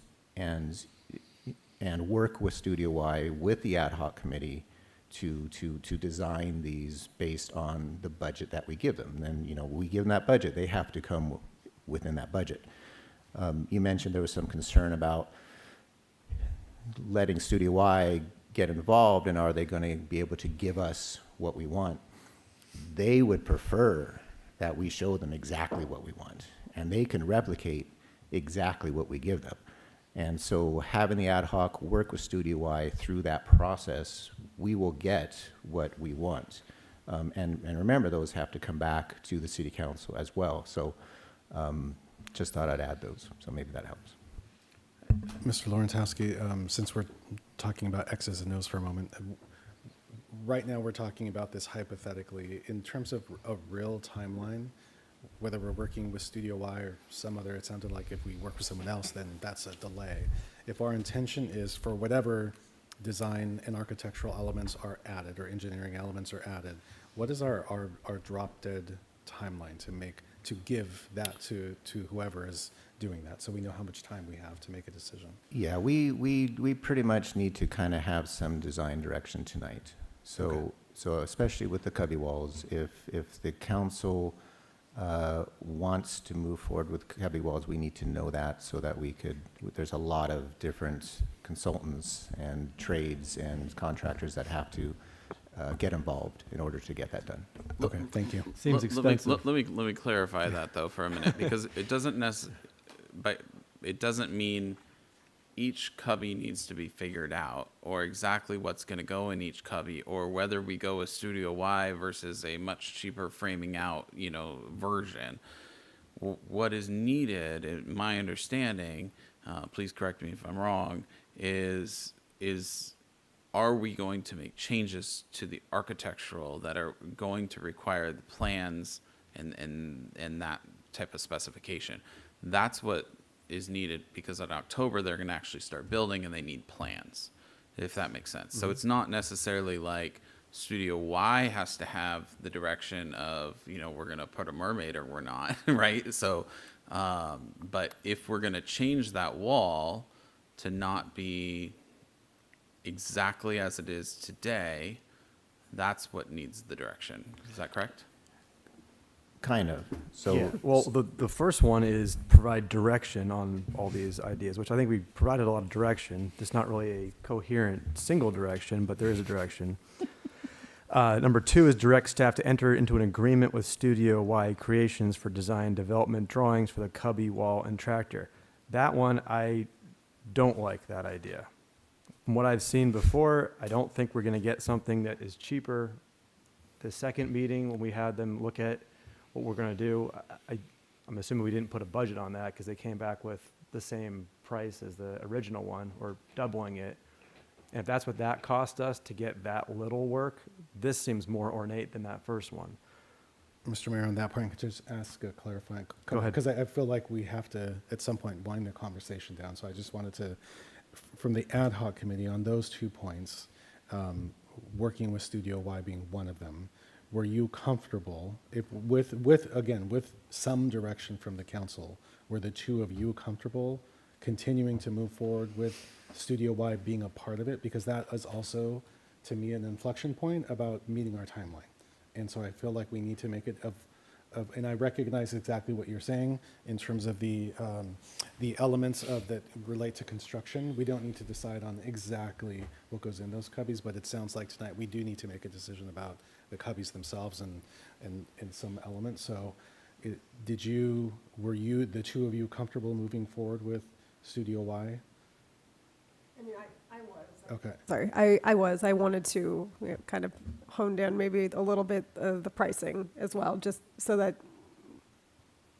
more for hopefully staying to the lower end of that budget, and maybe what we need to do to maybe modify our own drawings for that. But I was comfortable with it to give it that 3D feel that we already have in the trees, and to make it just overall cohesive with the ability of kids to climb and play and destroy, if not destroy, but be kids.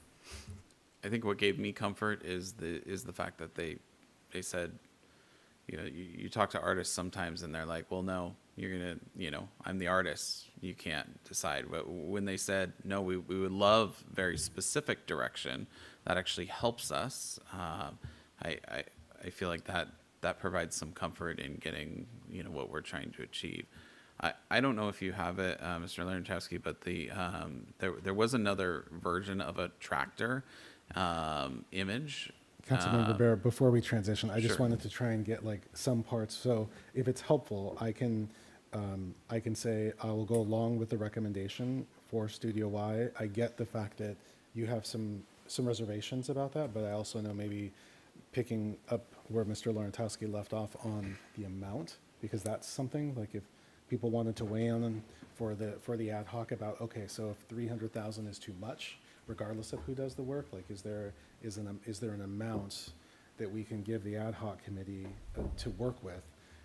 I know, Mr. Mayor, you're wrestling with that, but $46,500. Figure that out. so you're okay. So $50,000 basically. No, or- 46,500. That's original plan. I don't like 46,500, scope you're creep. good, okay. No, we can go a little more than Mr. that. Means, if we had where to. were you on that?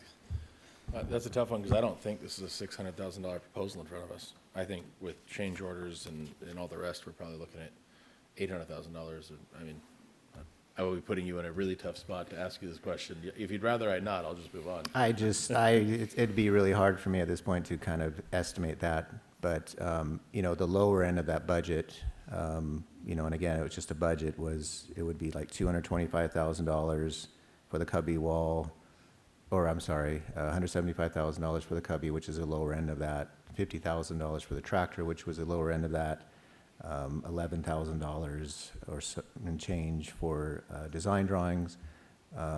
So the budget to keep essentially what we have now, just working within that budget, would be like $236,000, which is essentially $100,000 less than the higher end of that budget. So that I'm clear what you're sharing, that you're saying it will be an additional 200 and round it and call it $250,000 to make changes. for the cubbies and for the tractor. Now, as far as architectural changes and construction changes, I just really couldn't put a number on it at that point, you know, without really spending some time. But yeah, so I mean, like I said, you know, they gave us a range in their budget for these elements. Chris has got them up on the screen right now. We could start with the lower end of that range. We can work with the ad hoc. We can work with Studio Y to refine these designs so that we work within the lower range of that budget. One question before we get in. This is going to kind of formulate this a little bit more, and I want to try to tie this up as much as we can. Is everyone on the same page of needing to have this done before the library is opened? What is the importance of that? I want to know that, because that kind of helps us get somewhere here. I didn't get a chance to follow Mr. Means, but my understanding was, yes, that was a priority for you. I could be moved off of it if it was super compelling, but yeah, that is my preference, that we have a grand opening that is truly grand. Okay, so you're At tired, least with the things that right? we've figured out Okay, here. Dr. Castro, where are you on that one? I feel equally strongly that unless there's some compelling reason to not be ready, like if there was something extraordinary that we were contemplating and there was a justification for the delay, I don't hear that tonight, but if there were something like that, I would say absolutely, let's delay that to do this other compelling thing. Given that I don't hear that conversation tonight, I feel like there's no reason for us to keep up with the opening, so that way it is an actual grand opening. Okay. Renee, what do you think? Yeah, I think we should keep with the grand opening. Mhm. Chris, what do you think? I agree. Okay, so I disagree with all you guys on that one, and that's totally fine. That's great. Yeah, it doesn't matter to me. I think installing a brand-new piece of art a year later kind of gives another grand opening effect as it is. I mean, I'm constantly putting brand-new things in our business all the time. Doesn't bother me that much. If that gets in the way of spending way too much money, then I'd be okay with not having it day one. So, all right, I've heard that opinion. That's good to know. I think you were asking about dollar amounts and budgets earlier, right? Which might be a worthwhile to go to next, sir. Exactly. So what You is re- your point on, I want to hear everyone else, what we expect to spend in addition on this? We've already spent $300,000 on a project we budgeted $350,000 for. So what level of spending do you think we should stop chasing this unicorn at? Which is an incredibly difficult question to answer when no one can tell us what the costs are going to be. I told you I'm going to be a contradiction. Wait till the next item. I'll completely contradict everything I'm about to say here.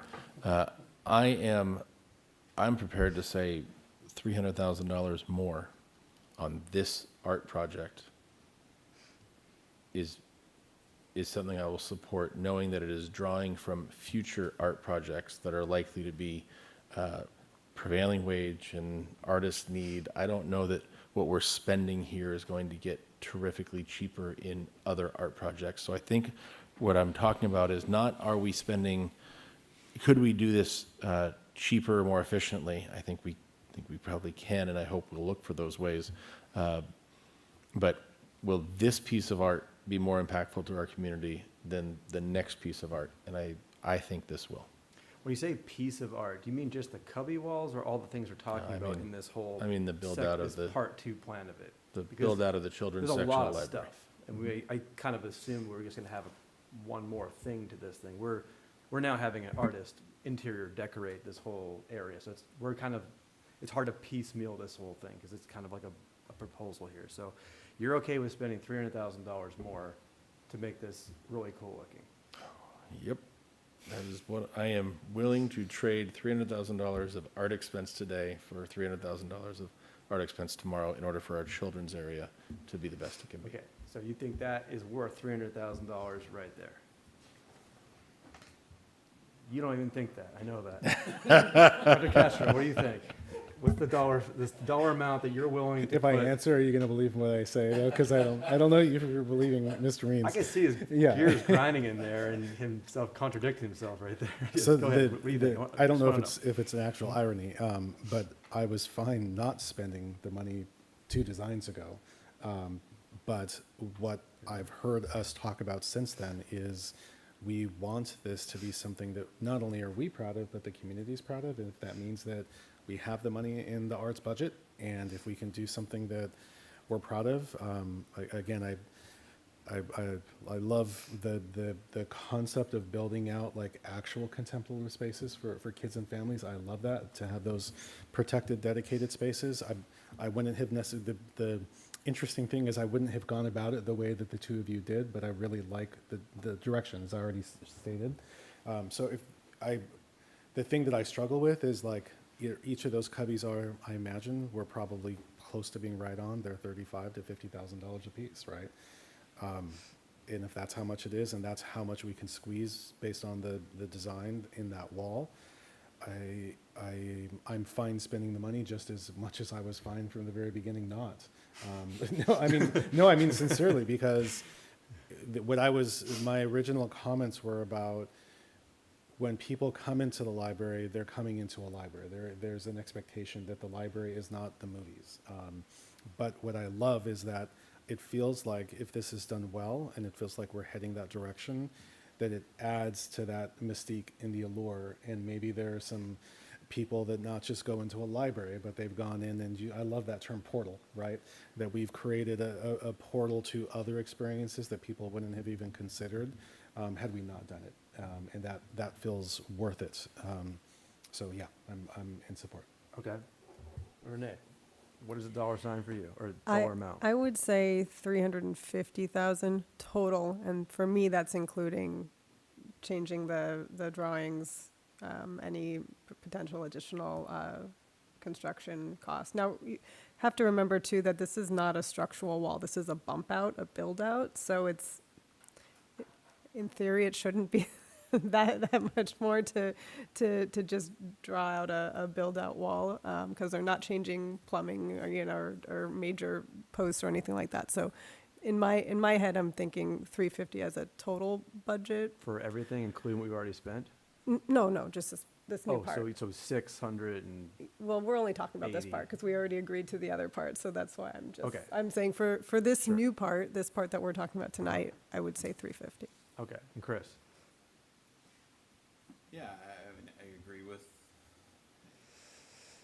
some of what's been said as far as, this being a showpiece, right? And it might sound silly, but the Camarillo Library is on TripAdvisor, right? It's a destination, right? A lot of things are on TripAdvisor. A lot of things are on TripAdvisor. But it's... Also, who uses TripAdvisor? Go ahead, continue. Sorry. It was recommended on a MapQuest to me that I check it out. But the idea of it being, that something that does wow, right? And what I saw in the trees originally, I thought they were nice and cool, but I didn't feel like it had the wow. When we asked for more, we were given a design that I really felt didn't wow. I felt it regressed, to be honest, and hence we're here, right? We had that conversation. I obviously... Councilmember, is your microphone on? I just want to double check. Thank you. Sorry about that. I think that we have now moved to something that I think that does wow. Now, can we cut certain elements and taper things down and do some things different? And I hear an overwhelming, maybe Studio Y isn't quite the right place, at least from two of you. And I think as an ad hoc, we can certainly look at that. I'm okay spending the extra 300,000 or 350 with all in as that is, because I do think that this versus a statue in a park brings a lot more value. Okay. If I may, just to piggyback on something that Councilman Barrett said, I'm not for the idea of tapering down. If we're going to do something that's wow, I don't want to lose it. I am very much for finding efficiency and making sure that we're not finding the most expensive way to create an element, especially if there's, hey, we're going to make foam, cover it in plastic, hand paint it, and it's going to look like the wood that's literally right behind it. Like, cool, we'll just have the wood exposed. So in that number, I don't want to taper down. I don't want to find us moving backwards. I absolutely would love for either the ad hoc or the city staff to diligently look at ways that we can find efficiency. Yeah, if I may, I don't know if you have this element handy, but there was another version of the tractor that was shown, again, an AI rendering, but simply different and less climbable, potentially. So just to kind of show a different element. I know this particular one, when it was described, potentially had seating on behind it and different things, but is it possible to show that? I'm sorry, Councilmember, I wasn't looking at my phone and I That's just okay. see it right now. That's all right. I don't think I could get it on very quickly. I have a thought that should only be taken about 10% seriously. We could buy a tractor, put it outside, create a fall zone, and then if people want to climb on it, great. If we- Move to approve. Creates the opportunity. Move to approve. For kids and families to justify their own risk, but. Now we're talking. And there you go. Okay, so that's. Real tractor. I I'm like the sure, idea of I'm real sure you tractor. appreciate that idea. So, 90% and I would want that completely unchanged. Every mechanical part on that should still be there, because it's going to be explored. It should be If you explored. want a wow factor, then be prepared to do things like that, not spend money on foam. It's not going to wow anybody. Yeah. Look, so we got to start getting towards an angle here. I feel like I'm going to be on the outside of some of this stuff. What I would like to do is I'd like to work around with what is planned and not get into consultants and ECOs and design changes for something we've already spent $37 million on. I'd like to build a tractor. I like that idea. I like to just take a tractor and put it in there, but if we have to build one, fine, but build do we something have that the to build kids can one? climb on. I mean, let the kids sit on the tractor. It's a library. You want to be wowed by it? Sit on a tractor. So I like the one in that picture. It looked pretty good. So if we had to get into Studio Y, which I don't think I would like to do, I'd like to open this up to other places because I don't think we're getting a good value on this. But if we had to do this and everyone was on the same page of getting this done for the time that we're opening it, then I would say take that $50,000 and try to budget out a tractor that is worth climbing on, that is nice. And As I would opposed install to- the butterflies and I'd work with muraling on the walls. That would be my idea of that. If someone else has a different way of doing it, I think it's time to start getting towards a motion I here. just want to clarify what you were saying, and I know you said 10% serious. If we take it 90% serious, where we actually get an antique tractor, create a fall zone around it, it seems like that would be right up, a fall zone's probably the wrong term, a safe zone. Or we get a safe zone. I mean, just put a tractor in there. Let's stop treating this as. I think that's a great idea for a park outside of the library, right? Fine, take my tractor from me. You know, again, the idea here was a tractor that is a bookshelf, right? And maybe there is an element where you could climb in and sit in the seat for your Instagram moment. But I think that, you know, it was even talked about as a, you know, seating area on the other side of it, right? So like, it's not just this isn't just a tractor. This is a piece of furniture that has a utilitarian use. And it's not just taking up space, which is limited. It's showcasing books and Sure. and The featuring tractor direction I was getting at is, I like the tractor direction. We're not going to design what that thing looks like or what it's made of or the materials right here. But all I was saying is I was just trying to put a hybrid together of things that I would be okay with bending towards and trying to move this ahead to get it within the timelines. And with that would be, let's not do any more design changes and crazy things like that with consultants and God knows what. I would go for the tractor, install the butterflies as we talked about, and for the amount of money I'd be willing to spend more. When we first had that idea, that discussion of how much money we'd be willing to spend on, sorry, it wasn't how much money to spend, it was to go back and see what more could be done. I did not think I'd be seeing anything more than $100,000 of additional things in addition to what we have already budgeted as the full amount, which is $350,000. So I can't, in good faith, get involved in a scope creep project of 95%. Even if it's art and public spaces funding, I can spend that money somewhere else easily. So I would be off of that if that's where we're going to go. But if that's where you all want to go, then I think it's time to start wrapping that around. Does anyone else agree with not changing the architecture? Because I think what you get by doing that, and I get that there is certainly costs involved, but by having those 5 separate spaces versus the 2 larger and the 3 smaller is the collaborative space and the option to add more tables and the flexibility for some of that exists in that. So kids aren't really collaborating; they're climbing inside cubby holes. That's the problem. So actually, what the librarians and what the consultants and everyone has shared is it's absolutely collaboration, because you're not sending your 6-year-old in there necessarily on their own, hopefully, because then they're climbing walls and things as you described.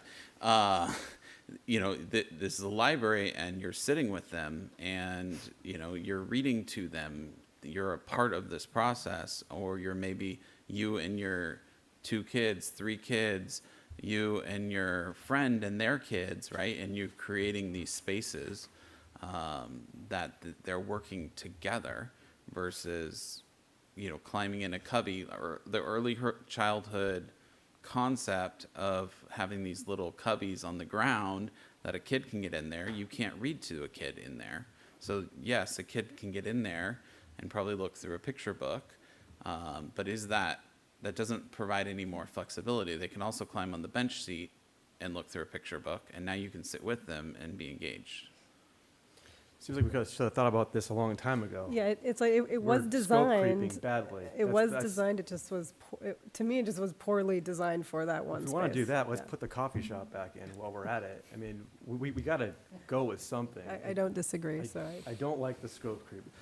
Look, so you guys know what I think, obviously. I feel like I know where you guys want to go. So if you want to put a motion together, if someone has a motion to put together, if you want to keep chatting about it, I can do this for another 3 hours if you have to. But I think we need to get narrowed down to something. And council, it would be helpful to get into specific details of which elements to also approve. I mean, one thing that could be proposed is $350,000 maximum amount. Kind of heard that from Councilmember Delgado. Okay, moving forward with a trailer, not a trailer, tractor. Moving forward with the butterflies and also the cloud lights that's proposed. Moving forward with the digital infrastructure improvements. And then what I've been hearing is it seems like a majority of you are supportive of the 5 cubby wall design. So I'll make a motion to move forward with referring this back to the ad hoc, but to include a tractor element, to move forward with the 5 cubbies concept, but with a focus on making them Moorpark thematic while still, you know, having those portal elements to them, and putting a max budget of $300,000. Can I ask for clarification? Yeah. When you say the portal should be Moorpark themed, does that mean that I don't know of any dragons currently in Moorpark or oceans? Does that mean? You live in District 3, that's why. Meaning behind that, to make sure that there's Easter egg elements within the fantasy scenes. So these wouldn't be scenes from Moorpark. These would continue to be fantasy scenes. Fantasy scenes. With Easter eggs in them of Moorpark elements. Sorry. Okay. Thank you for the clarification. Can I also ask you to consider adding in your proposal, if it's for staff's recommendation, that we look to local artists for murals and any concepts outside of ones that have to be through potentially Studio Y? Yeah, so looking to include local artists as much as possible within the confines of getting this done on time. Do you have Studio Y in here as enter into an agreement to? I am not entering into an agreement in my motion. Okay, so who's going to make this thing in the timeline? Because that was the big concern, that it had to be Studio Y to get this done in the right timeline. I didn't care. I don't care if it's done a year later and it's awesome. So there's currently currently budget approved that would allow for Studio Y to do the design if we move forward with that. Is that correct? Of the Mr. tractor's wheel, I think, only. Yes, It's there's money 50,000, left in the right? budget for Studio Y to do the development drawings for the cubby wall and the tractor. So if we move forward with making some modifications, do we have to approve that element right now? With Studio Y? Yeah, so if Yeah, there's a lot going on. So, if we wanted to get these cubbies done, as designed, we would have to go with Studio Y. And if the desire was to have these cubbies done in a year from now, we need to kind of move forward right now, because that way we could get in front of the architects, have the cubby wall redesigned, and kick off Studio Y so they could start this, because their deadline was to have this in production in October. Correct. So if we approved moving towards the architectural changes for the cubbies, but we were able to, as an ad hoc, come back with, knowing that that's now the 5 cubby design, but come back potentially with alternates before we move forward with Studio Y to specifically do that. Like you said, they needed October. That still gives us an opportunity to come back to council one more time for the Studio Y element, but we're doing the architectural changes now. Is that correct? We could probably do that, yes. So if we kick off Studio Y now, we would have an opportunity to come back to city council, get their final approval on the final designs. And at that time, we could even have, a detailed budget of what those would actually cost. I like where it's headed, but I think we're setting ourselves up to do another one of these moments that we're having tonight, which is huge budget decision, major implications for the city. It comes back with a detailed budget, and if we don't decide right then it can't possibly happen. And we keep finding ourselves back into this decision-making corner. I can't believe the words coming out of my mouth. I think we move forward with Studio Y and ask the ad hoc to be as diligent and detailed as possible in giving very specific direction. I don't think their pricing is going to be great, but hopefully they will watch part or all of this and see just how concerned we are with cost overruns. But if we're going to do this, I think the ad hoc and the city staff need to be providing direction. And I'm not the guy to have on your art selection committee. So if staying out of it and letting it run in order to get what we're trying to achieve is the best outcome we can have, I will defer to the ad hoc. So with this timeline thing, I hate getting caught in this. We have to make a bad decision because we don't have any time to make a good decision. We're talking about this grand opening of a library, as in after the grand opening, no one knows about our library anymore. And then that's it. The library is a community asset. It'll always be important. We're going to have different things in there all the time, different collections possibly. Does it really matter if the day that the Acorn comes up to take a picture that has the tractor sitting there or not, when a year later there could be possibly something much better, much cheaper, and more wowing that we could do if we're going to actually go back and do it in a coherent way? And to me, I don't care if it's going to be too late because I want it to be the best as possible. Mr. Mayor, we're in agreement. You asked if there was still at the time a desire to be ready, and I think there was a consensus that we did want it to be ready at the same time. Again, in the interest of moving the concept forward, Councilmember Delgado, it seemed like you were comfortable using Studio Y. I'll say I'm comfortable with similar stipulation that if I don't want it to be the barrier to the entire project going forward, but that's 3 of us. And then Councilmember Barrett, obviously you're on the committee, on the ad hoc. So between the 2 of you, the desire is for us to not come to another inflection point where, because there was indecision, we now end up we must make a decision in that moment.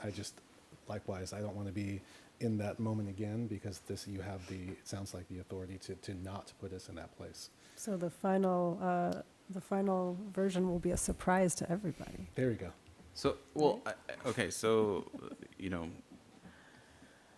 I have not added that to my motion at this point. And I guess the reasoning is that,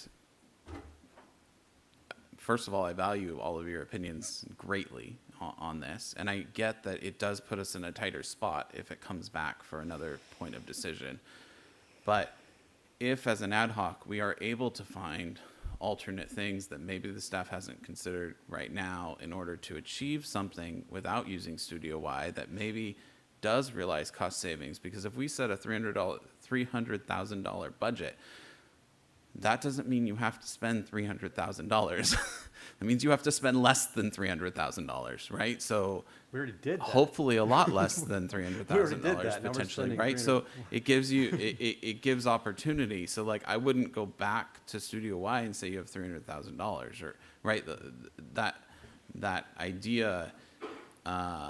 So by allowing us to come back one more time with the decision for moving forward with Studio Y versus potentially something else, if there is space to do that, yes, it will put us under the gun to make a decision, and maybe the decision is it is Studio Y at that point, and that's take it or leave it. But I think by not approving it tonight, it gives us a little more flexibility in that. Does anyone have any thoughts on that before I get into my motion? Why, if it comes back to us, sorry, I appreciate it. It's incredibly courteous, and it's one of the things that's great about this council is that we do care what one another has to say, even if the mayor says it. It's really neat. But if it's going to come back to us, appreciate you, Mayor. If it's going to come back to us, and we have to make a decision at that moment, either approve this or it doesn't get done. Like, it's not at that point, I don't even see it as a choice. I'd much rather delegate the authority to the ad hoc to say, don't taper down, find efficiencies, consider Studio Y. I'm fine with that, giving you the authority to go with Studio Y if you want to, but I trust in the two of you to make sure you're looking for angles. You're going to find efficiencies that I would never have thought of without having to bring it back to council. And we're dark next meeting, which means we kick it out a month before some of these decisions can be made. And if we're going to put this on city staff and we're going to put this on the contractors to be putting this work in place, like, let's empower you, the ad hoc, to move this thing forward to success. Staff, is that possible to not have the Studio Y decision come from the full council, but just from the ad hoc? It would have to come back to approve the contract, so we would be bringing it back anyways. But at that point, I think, what we were trying to get out of this meeting is really the design direction, right? We know we still have to work on these designs, so I think the direction we're looking for from city council is, if we're moving forward with these cubbies, it's a space theme, it's a ocean scene, and it's those 5 concepts that we saw. Now, there's a lot of refinement that might happen. There's going to be a lot of surprises that can be put in those, but those are things that the ad hoc could figure out along the way. I don't think that changes the concept at all. And so we'll work with the ad hoc, we'll work with Studio Y to refine those concepts, those themes, but ultimately those final designs would have to come back to the city council to approve the contract. And Councilmember Barrett, one of the reasons I asked the comfort level using Studio Y was because of this. If you're uncomfortable doing that, there is consensus for us to move forward. You can retract your motion, someone else can make the motion. You still, as an ad hoc, end up in the same place. Well, I'm comfortable if we're not agreeing. I don't know that at this moment we should agree to $16,000 towards Studio Y. I acknowledge that. What I was saying is that there were 3 members who are in agreement, so if you felt more comfortable, you could retract your original motion, or we could vote on it. Sure. And then move forward with a new motion where the motion does include Studio Y, because there is a concern about reaching a point of similar to this, where we end up being in a forced choice scenario, where you're saying we have a choice, but really the entire council isn't spending all that time deliberating on that new entity. We will be completely unfamiliar with whatever that new entity is, and then be forced likely to make a decision on that moment, versus now we at least have an awareness and, as Councilmember Means said, like a trust in the ad hoc to put the council in the most advantageous position. So, again, if procedurally we can go about it that way, but it's truly your preference. So if we move forward with the motion on the table that doesn't specifically authorize $16,000 towards Studio Y, my understanding, Mr. Lewandowski, is that that we could still, either way, we have to come back with a contract for Studio Y, and that's gonna come back. Is that correct? That would come back, though, with the final designs. So you would, if you wanted to move forward with those cubbies, you would have to authorize an agreement with Studio Y for $16,000 so that they could do the design work. Okay. And 16,000 was a range, right? So It was, 11 yeah, to everything 16, that I we put in believe. there, that was, you know, it's based on the 5% cost of the artwork. That's how they charge their design work. So, you know, that was the higher of the range, so based on a higher budget. Okay, so if we have to do that at this point, then I would authorize, I would add to my motion. Can I yeah, clarify the motion? Please. So it was the $300,000 that you mentioned as the max budget. So does that include, that's just the Studio Y components? No. Or All you're in. talking about the murals, the changes, the The additional budget, the original 350,000 to add an additional 300,000. Because this budget we put in here, this 331,000, that was only for Studio Y. Correct. It did not include fabric, murals, butterflies, any change orders from the architect, any construction modifications, or any installation. So your budget that you're putting on the table is $300,000 to include everything, including the fabrication of these cubby walls and the tractor. If you take the lower budget of that was proposed for Studio Y, and you add in the estimated 20,000 that you had mentioned for potential architects, and I know that was a made-up number, so I don't believe that considered the butterflies, right? In that. Or the portion. murals or anything like that. But the murals, I believe, were already part of the original 350,000. At least part of them was Part of them considered was, in there, correct. right? So that's where your 46,000 comes in, right? That you referenced earlier. So I can change my motion to be 350,000 all in, but that would be an additional. What I would suggest that just, because the other thing, and I'm just talking out loud because I've got to make sure we're meeting this budget. I would suggest, because we're really just talking about Studio Y as far as the critical things. The murals we haven't even shown. The butterflies, we still got to talk to interior designers. I would suggest, if you wanted to make a motion, that we make a motion with the lower range of Studio Y's budget, which was essentially $236,000, which is lower than the 300, just because I'm not really sure how much murals cost, I mean, are they 10,000, are they 40,000? And those are things that we're going to have to talk about at some point. I don't think the construction costs are going to be huge, but there are going to be some construction costs. So I'm just a little hesitant wanting to put a project total without really understanding what we're kind of getting into. But for Studio Y and these elements, going with the lower range of Studio Y's budget, I think certainly makes sense, because then we can work with them and hold that and hopefully bring it lower. That's my 10 cents.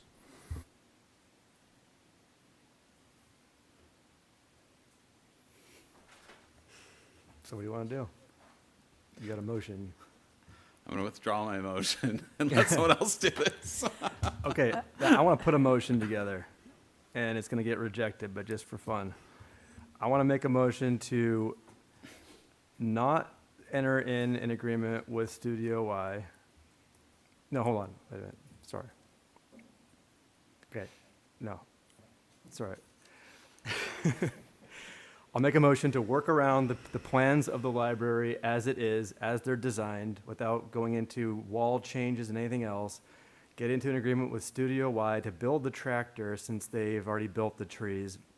And in the spirit of what I thought was enhancing what they already did, that would be that. And install the butterflies and the clouds and the rest of the murals. That would be my motion. To be clear, that does not involve the Cubbies. Does not involve the Cubbies. Work around it. We have a motion and no second. Cool. Awesome. Okay, now someone else make a motion that I'll vote against. I will copy Councilmember Barrett's motion, but add a $300,000 budget for Studio Y and for these elements only, and to move forward so that we're in time, and not as the entire project total of the second portion, since we are not aware of what that entire project total could possibly be. So this is just for the Cubbies and the elements that are in the drawings, the butterflies and the, oh no, not those, right? Not those. So just the Studio Y portions. And I will offer a second unless another staff member has some other interjection to that motion. Can we actually just clarify, because I think the prior motion was, we just want to make sure that it's clear what's being voted on. So from my notes, and I want to make sure that this is what was previously stated, is that the direction was to move forward with giving direction to the for this to go back to the ad hoc committee to look into a design that includes the installation of butterflies, cloud lights, murals with the use of a local artist, and digital infrastructure, as well as a tractor as part of the design.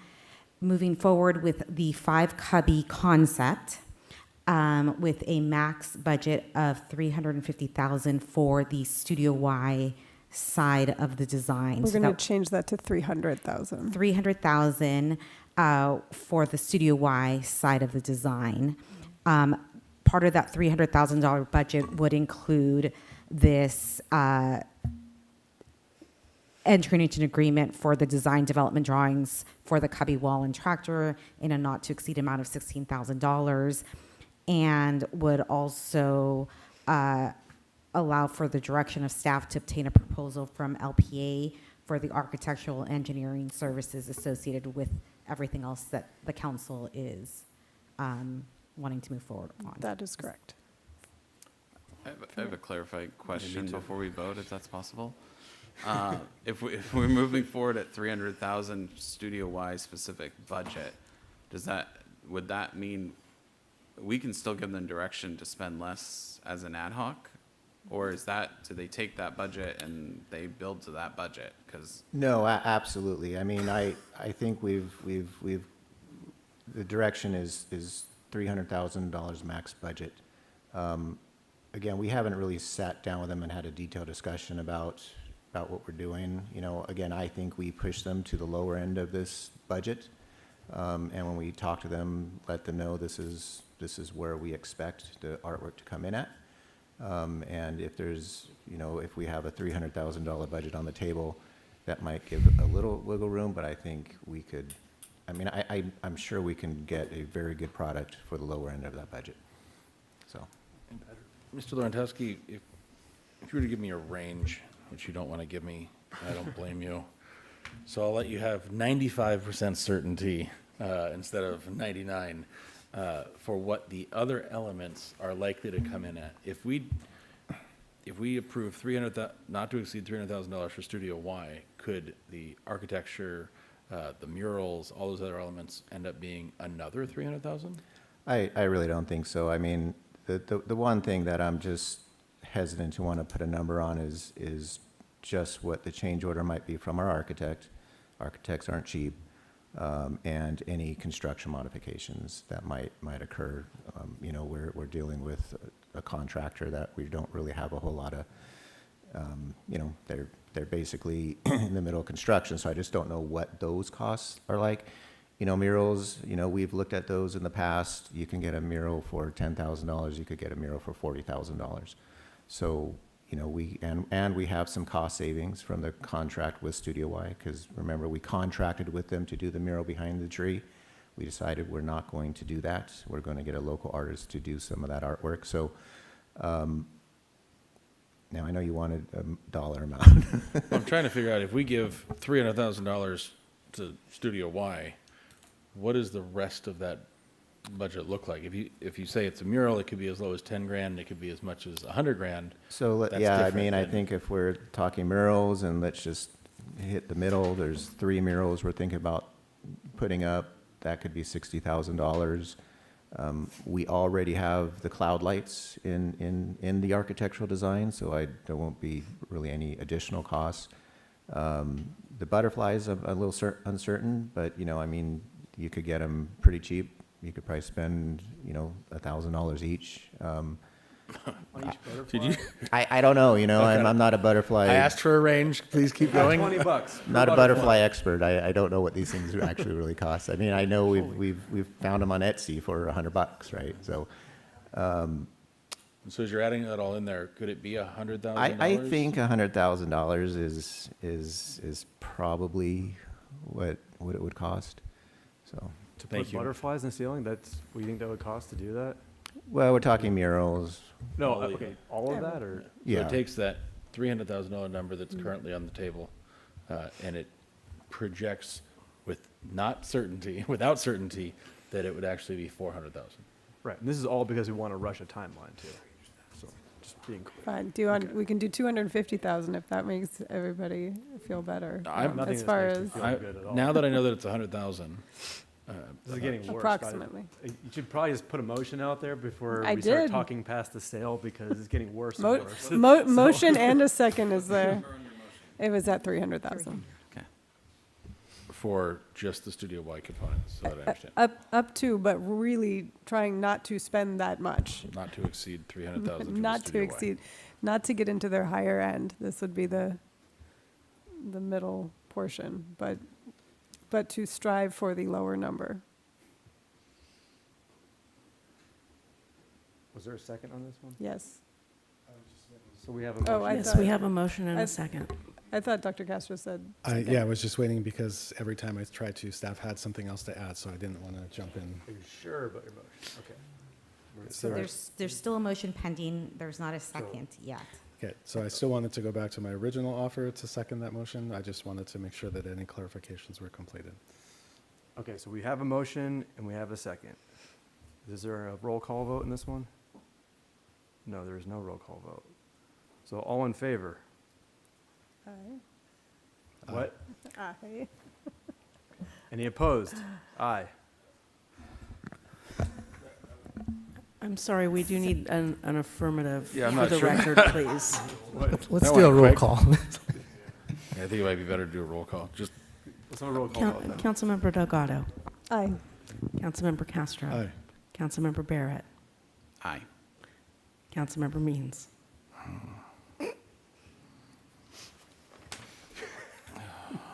aye. Mayor Integrin. No. Motion carries 4-1.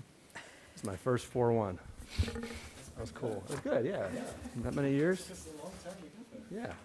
Yeah. See if we can get that for 2 tonight. Go to the next one here. Tom's gonna have buyer's remorse later on tonight. We know that.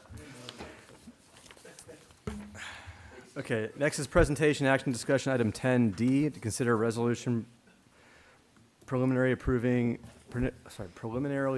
engineer's report for the proposed formation of the 2026 Parks and Recreation Maintenance and Improvement District, and resolution adopting Proposition 218 assessment ballot procedures, and an exhaustion of administrative remedies requirement.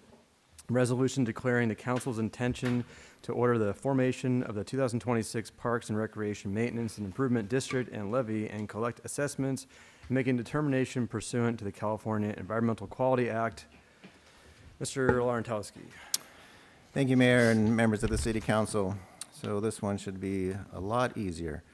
Actually, Doesn't have to be. before we start, can I just ask, does anybody need, it's 10:30, does anybody need a 2-minute break, a 5-minute break? I'm fine, I just want to make sure that nobody else does, and I know you guys are waiting, so I don't want to add more time, but I do want to give people, okay, good? Okay, enough just time want to to make get sure staff DoorDash. was good too. Okay, thank you. All right. So we've been talking about this for quite a while, so I will try and be brief. The current Parks Maintenance Assessment District was established on June 16, 1999. At the time, the city had 14 parks, and the engineer's report made a determination that 25% of the benefits shall be deemed special, and 75% shall be deemed general, as required under Proposition 218. This means that the city can only assess properties for the portion of the budget related to special benefits, and general benefits must be funded with non-assessment revenue, which is typically for Moorpark, the general fund. In 1999, the initial assessment rate was $39, which covered 52% of the operating budget. During the special city council meeting in August of last year, staff presented an agenda report regarding the status of the city's general fund and review of the 10-year long-term financial plan. The long-term financial plan projected that the city's general fund will face a structural deficit beginning around fiscal year 29-30. So to avoid a projected structural deficit, it was discussed that the city will require additional revenue opportunities to maintain city services. Last week, during the special city council meeting on the city's general fund, the finance director presented this graph, which shows that the expected deficit is still tracking to occur around fiscal year 29-30, and how a benefit assessment would essentially delay the structural deficit an additional 2 years. Since 1999, park maintenance expenses has outpaced assessment revenue. Over the last several years, the general fund has subsidized park maintenance operations between 51 and 67%. However, this does not include the additional $400,000 in annual funding needed to cover the city's equipment replacement fund. Even though the city has made a considerable effort to reduce maintenance costs, the general fund is still contributing a significant portion of the park maintenance costs. So during the city council meeting in February, the city council considered a feasibility analysis for both a property owner benefit assessment and a parcel tax voter measure. It was discussed that the approach to a benefit assessment would be to form a new overlay assessment, which would be additional to the existing 1999 park assessment. The analysis considered all residential and non-residential land uses, the proximity of residential homes to parks, as well as a general benefit finding.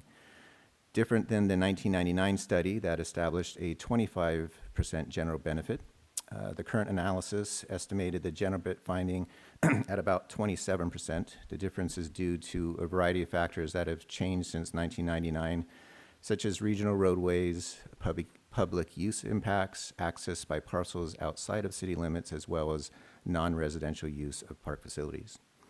The analysis based the proposed assessment rates on the current fiscal year 26-27 operating budget, and after subtracting the city's general benefit contribution and revenue generated from the existing park assessment, it was estimated that the single-family residential rate for the majority of homes in Moorpark was approximately $97.42.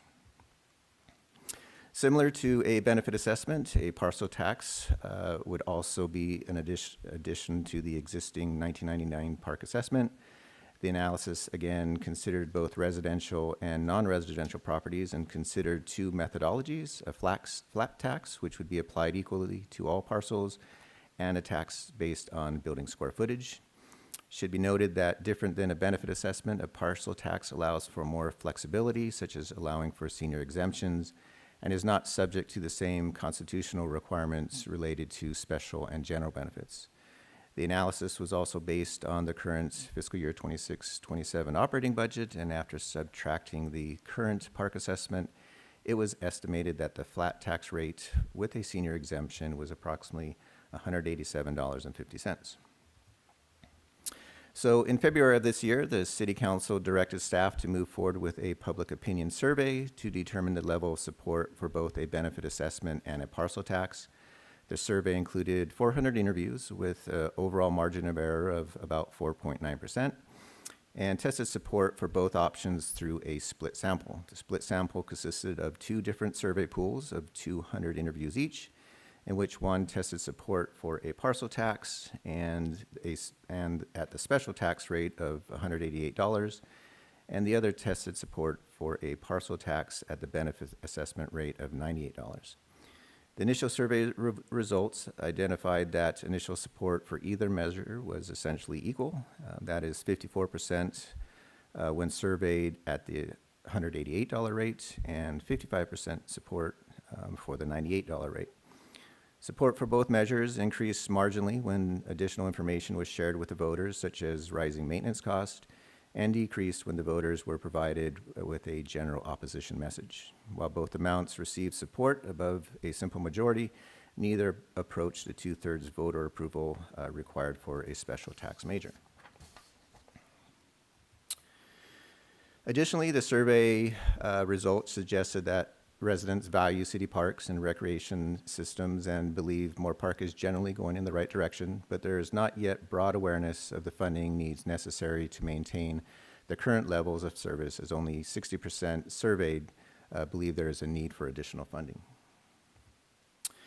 So this brings us to the engineer's report that is being presented tonight. The report is based on an estimated fiscal year 27-28 budget for park operations. It includes a 3% annual CPI increase, as well as several deferred maintenance items, such as repaving the well access road at Arroyo Vista and restriping the sports courts at Moorpark.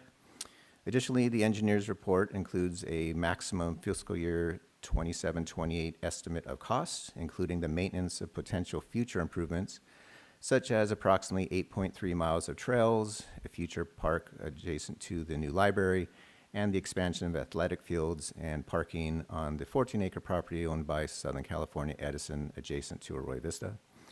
The engineer's report also includes costs related to future replacement of capital assets, such as future playground equipment. The proposed maximum assessment, including future improvements for fiscal year 27-28, is estimated at $1,543,221, which equates to an assessment of $128.48 for a single-family home in Zone A and $77.09 for a single-family home in Zone B. Similar to the feasibility analysis that was presented to the City Council earlier this year, the engineer's report includes a proximity analysis and determined that properties in the city that are further than half a mile from a park receive less benefit than properties that are closer. The analysis determined that Zone B properties receive 60% of the benefit received by Zone A properties and therefore are assessed 60% of the Zone A rate. Additionally, Prop 218 requires that any local agency proposing to increase or impose a benefit assessment to separate the percentage of general benefits from the percentage of special benefits received by a parcel, and it has been determined that 27.16% of the benefits conferred by park and recreational facilities are general in nature and need to be funded by sources other than assessment revenue, which again is typically the general fund. So this next slide simply shows the maximum assessment rate for each land use category, as well as the current parks assessment and the total combined assessment rate. So should the City Council consider a Prop 218 mail ballot proceeding, staff will immediately start to implement an educational outreach plan. This proposed timeline allows for approximately 7 weeks of dedicated outreach, but staff will continue to provide information to the community until a public hearing is scheduled, potentially in October 21st. The ballots will be mailed on August 24th, and the ballot results will be read on November 18th. So should the City Council consider moving forward with a mail ballot proceeding, the City Council will need to adopt the attached 3 resolutions. The first is approving the engineer's report for the proposed formation of the 2026 Parks Improvement District and levy and a collection of assessments. The second is adopting the Prop 218 assessment ballot proceeding procedures for the district. And the third is declaring its intention to order the formation of the district and to levy and collect assessment, appointing a time and place for a public hearing, and directing the mailing of notice of the public hearing and assessment ballots. The City Council could consider other options, such as rejecting staff's recommendation and directing staff to return for a potential spring 2027 property owner assessment ballot mailing, or provide other direction to staff as deemed appropriate. Joining us via Zoom is Jeanette Hinson with SCI Consulting, and we are available for questions. Thank you. Thank you. Are there any questions of staff? No questions? Okay. Do we have any speakers? Yes, Mr. Mayor, we have 2 speakers on this item. The first speaker is Daniel Politi, and he will be followed by Matt Tobin. And as this is a presentation item, you have 3 minutes to address the council. Respectfully requesting the upper bound of 5 minutes, since we've sat it out this long, as that is part of the That would be at the rule mayor's, set. that would be at the mayor's discretion. Only if needed, by the way. I can 5 prob- minutes. Thank you, sir. Pack it in. All right. All right. Good evening. Before I get to the meat and the potatoes of the specific topic, Councilmember Means, I want to respond briefly to the comment about not wanting meetings to become call and response sessions. Respectfully, public comment is not call and response, it's public participation. The agenda literally calls for public speakers and residents to respond with their concerns. That's not disruption of the civic process, that is the civic process. I want to say that remarks like that can be discouraging to residents who already feel nervous speaking in these chambers. The first time I gathered the courage to speak here, another dismissive comment was made that it looked like show and tell night after I finished speaking. I understand that public meetings can be long, but residents who research documents, visuals, and questions are not trying to perform, we're trying to participate responsibly. I respect the experience on this council. I understand you have impressive credentials, including work as a master's professor in compensation, as you stated earlier. I also bring a relevant background as an economist, statistician, operations research analyst, veterans, and in one semester, I'll hold a master's degree in data analytics. Honestly, the credential I value the most is basic civil literacy, the willingness to read, question, compare, and think critically about these public decisions. So I'm just asking respectfully, please do not dismiss research public comment as call and response. You are elected by the public to represent the public, and when residents come prepared and ask questions and try to engage with city business in good faith, it should be welcome, not minimized or dismissed. That being said, the example of that was my contention with the previous one on the mobile home park was not we're making money from our grant. It was is subsidizing a refinance really the best way to represent? Yeah, Mayor, we'd have to stick to the. Understand, and this is directly relevant. I just don't want my research minimized. That being said, okay, so for this one, and still within the time, hopefully, when a new Parks and Recreation Assessment district is proposed, the public deserves plain English breakdown of the benefits, costs, the vendors, contract controls, and the performance metrics. I would ask council to require staff to clearly answer several questions before moving forward. What is the project annual assessment revenue? Which parcels pay? And they have some of these questions, but the answers that they've given in previous meetings discuss seniors being exempted from this and some other things. So when you look at the cost breakdown of who pays what with their location to a park, I noticed that some of Moorpark's most well-to-do are the majority of the people farthest away from the parks because of how parks are designed within the neighborhoods of the family homes. So I would really like to see a breakdown of the average family income or a house worth where they're being considered Zone A and they're supposed to pay more than the other people. Because I feel like this tax that's being proposed, this special tax or this 218 proposition money is unequally targeting the non-senior group of homeowners. And when you look at the aging demographics that were presented in the state of the county finance presentation a couple things back, the average age of the initial homeowner now is creeping farther and farther back, almost to the 40s. It is very common for people in their 30s with what used to be a normal job that could give you the 3.5 and a picket fence to be living at home these days. So I would ask that when we evaluate these potential taxes, we do it through the lens of every citizen. The idea that 5 different families in a multifamily housing unit are going to pay approximately the same as a single family that's farther removed from the parks, it seems a little bit unfair. There's no other word for it. So again, I'm not against parks. That's why I moved here. I just want these costs to come with more transparency. And it's not about call and response. It's about, at my job, all of our stuff like this has to be what they call SMART goals. And it's just an industry term. It means it's specific, measurable, attainable, realistic, and time-bound.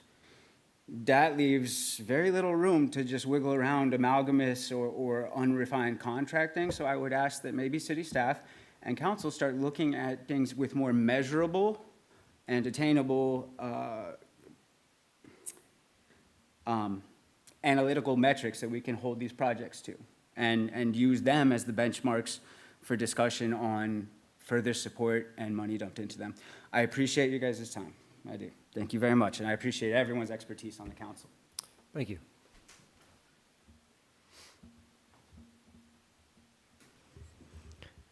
And our other speaker is Michael Tobin.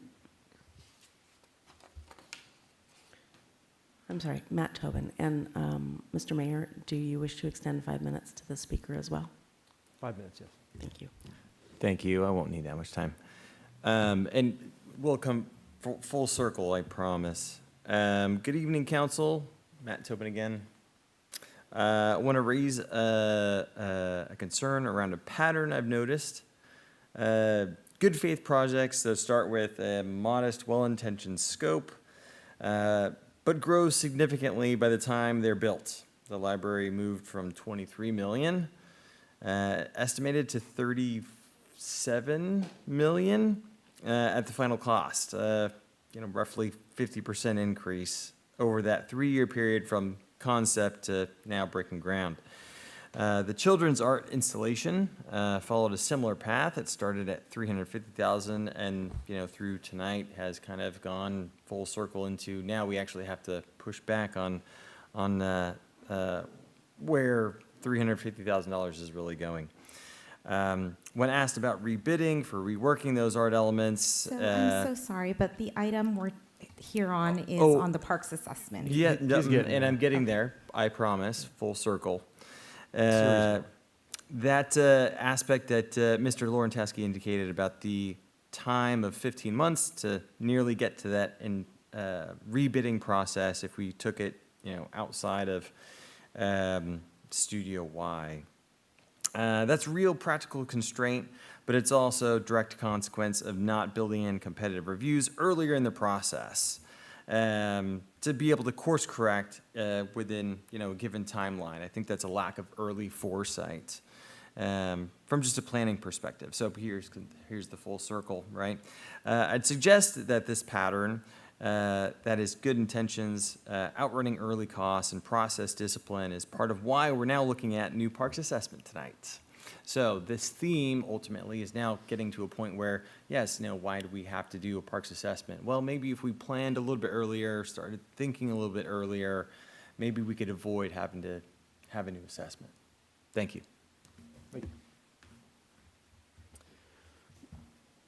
And those are the only speaker cards I have on this item. Okay. All right. So we'll move back into discussion. I just want to highlight that the parks assessment situation is not something that is born out of a result from spending on a library or anything else. This is something that we've seen for many years as a approaching structural deficit. If we had a bunch of money sitting in the general fund, we still should not be having structural deficits, obviously. So now, when you look at the timing of all this, that's one of the things that makes me a little uneasy moving into this. We have a lot of projects we discussed, and now it looks like we're trying to look at getting more money because we spent too much, and it's not the case. But let's open up for discussion. Yeah, I can add. We've spent a lot of time on this, but I think, given that we have maybe different people paying attention this time, if you take a look at what the city has done in terms of maintaining costs, we go back to the staff report in 2016, where the operating expenses and then therefore the general fund contributions over a 10-year period have actually been held steady. And I think given that we've had cost escalations in almost every other arena, the fact that we have a well-established general fund contribution to maintaining a level of service for the parks is notable. So it certainly isn't an issue in this case of general fund cost escalation. I do think it's important to note, since we are tying in other conversations, that if we give the public the opportunity to weigh in terms of what their priorities are, either way, it gives us a better sense of what the community's level of investment is in the parks. If this passes, great, we have an understanding that they care that much in order to take on an assessment. If the community has the opportunity to vote and declines that, that also gives us really necessary input in terms of our prioritization. Because just as we talked about in our last budgetary conversation, the parks are one element or one area for potential service reduction, but it may not be the only area for potential service reduction as we look at our structural deficit. So that's, those are some of the factors that led me to this point.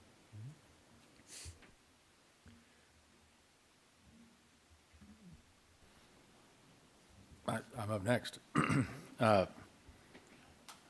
Based on the conversation we had on Monday, I believe that we are headed towards having a much better idea what this council's goals are, a much better idea of what our budget is going to look like as we approach the end of the year and the beginning of next year.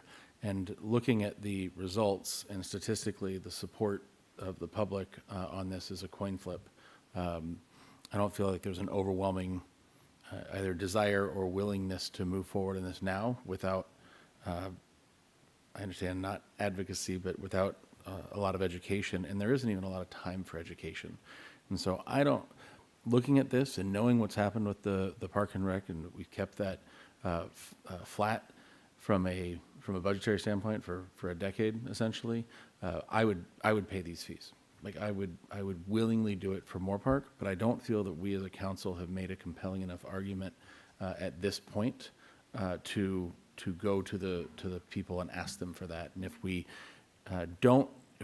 do decide as a council that we're going to go ask for this, or we're going to allow it to be on the something that people can vote on, and it doesn't work, it's not like we can go back next year and be like, oh, okay, well, let us tell you more. So I'd rather we be completely confident in what we are doing as a council, and that story, and we've looked for the other places for efficiency and maybe some budget changes before we go out. So my preference would be that we postpone this. We reject this currently and postpone this until a conversation for January, at which time we could look at doing it next spring if it's determined with better numbers and visibility that it's a need that we have.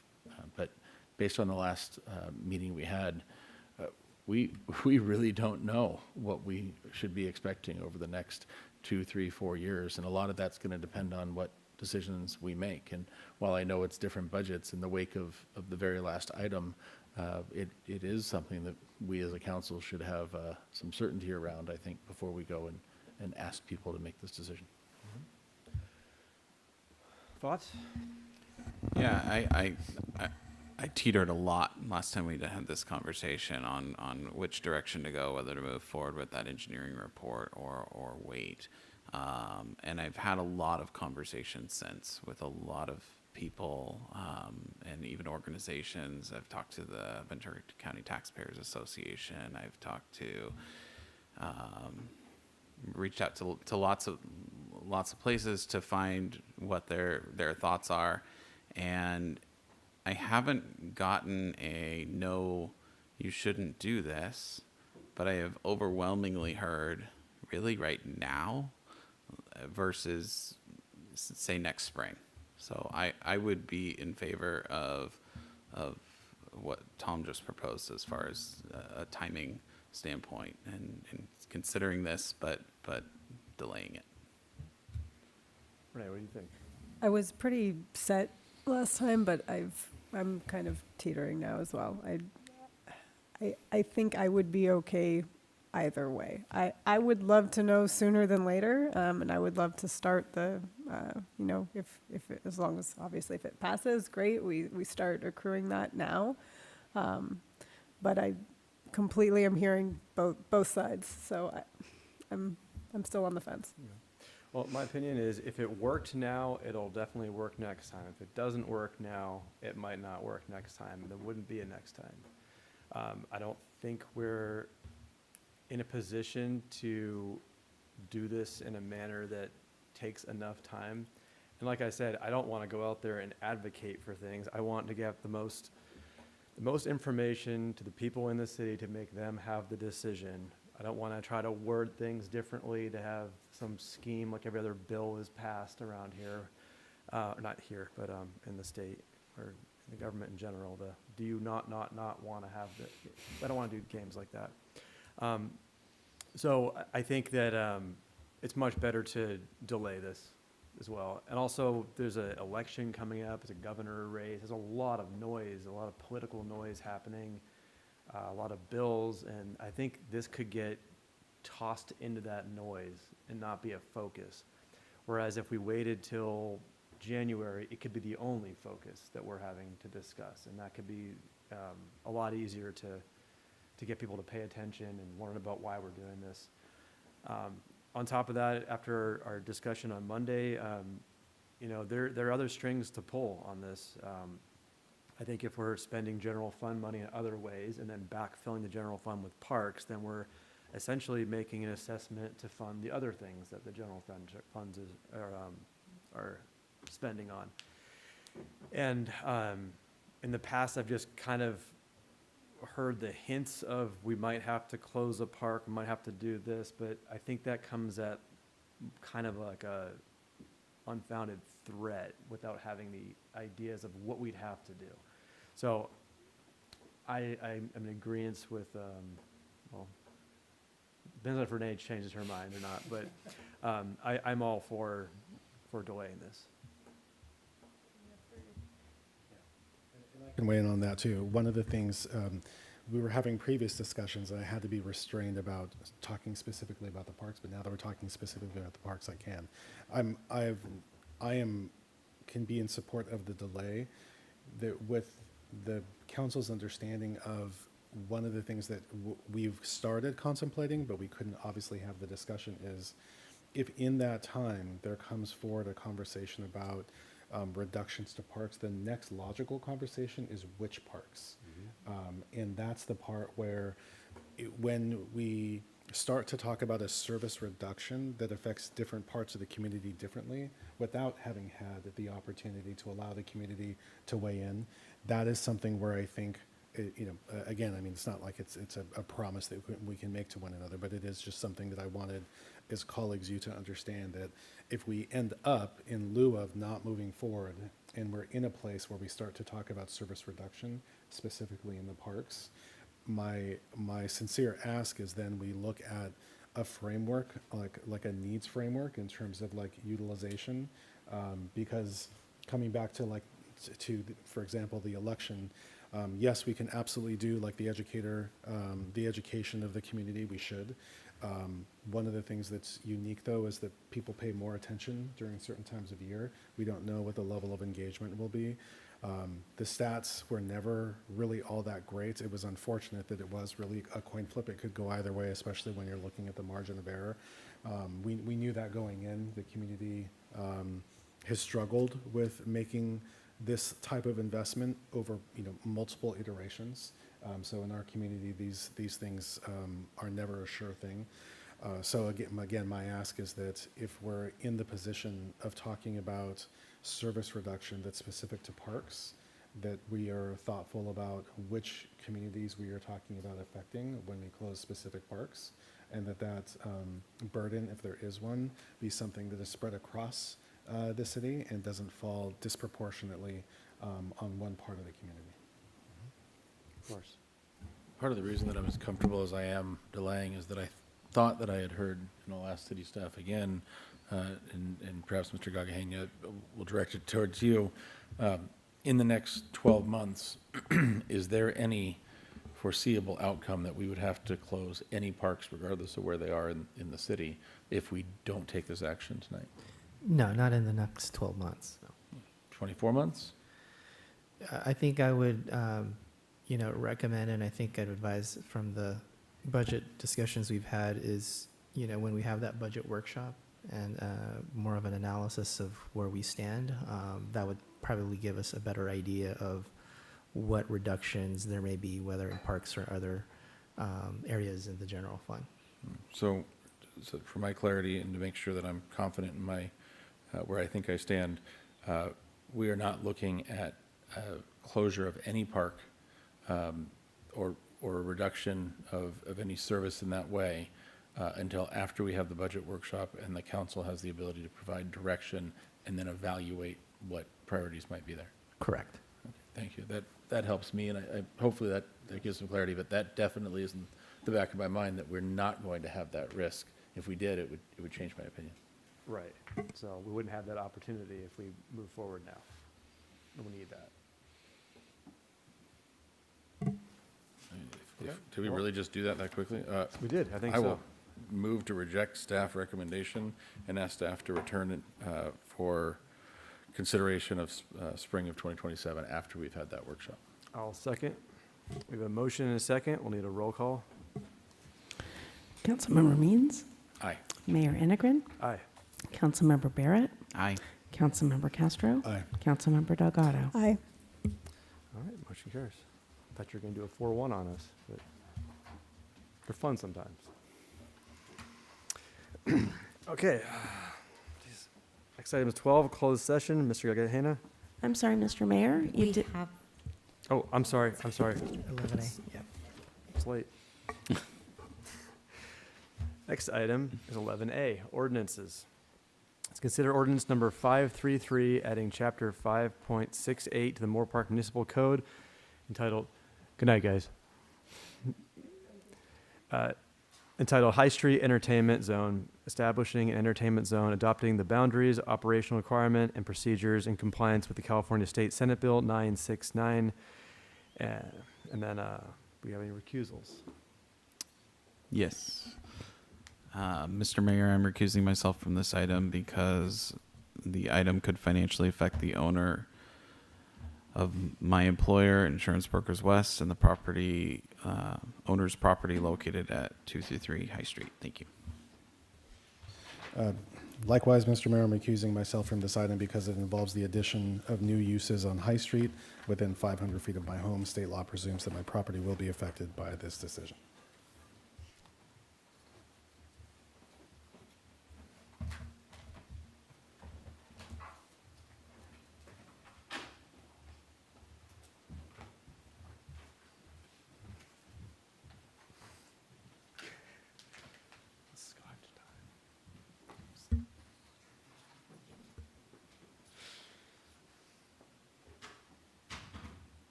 Okay. Ms. Mariquin. This is ordinance number 533, an ordinance of the City of Moorpark, California, adding chapter 5.68 to the Moorpark Municipal Code entitled High Street Entertainment Zone, establishing an entertainment zone, adopting the boundaries, operational requirements, and procedures in compliance with the California State Senate Bill 969, 2024. A motion would be in order to waive further reading, declare ordinance number 533 read for a second time, and adopt it as read. So moved. Do you need a second? Second. We have a motion and a second. We'll need a roll call. Mayor Integrin. Aye. Councilmember Delgado. Aye. Councilmember Means. Aye. And the record will reflect that Councilmembers Barrett and Castro are recused from this item. Motion carries 3-0. All right.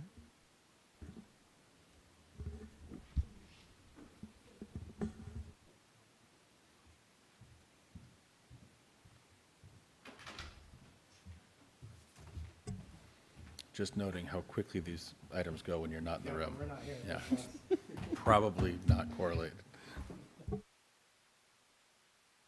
Next item is 12, closed session. Mr. Gagahena. Mayor, staff has no closed session this evening. All right. Next is item 13. I'll make a motion to adjourn. All in favor? Aye. Thank you, and good night, Moorpark.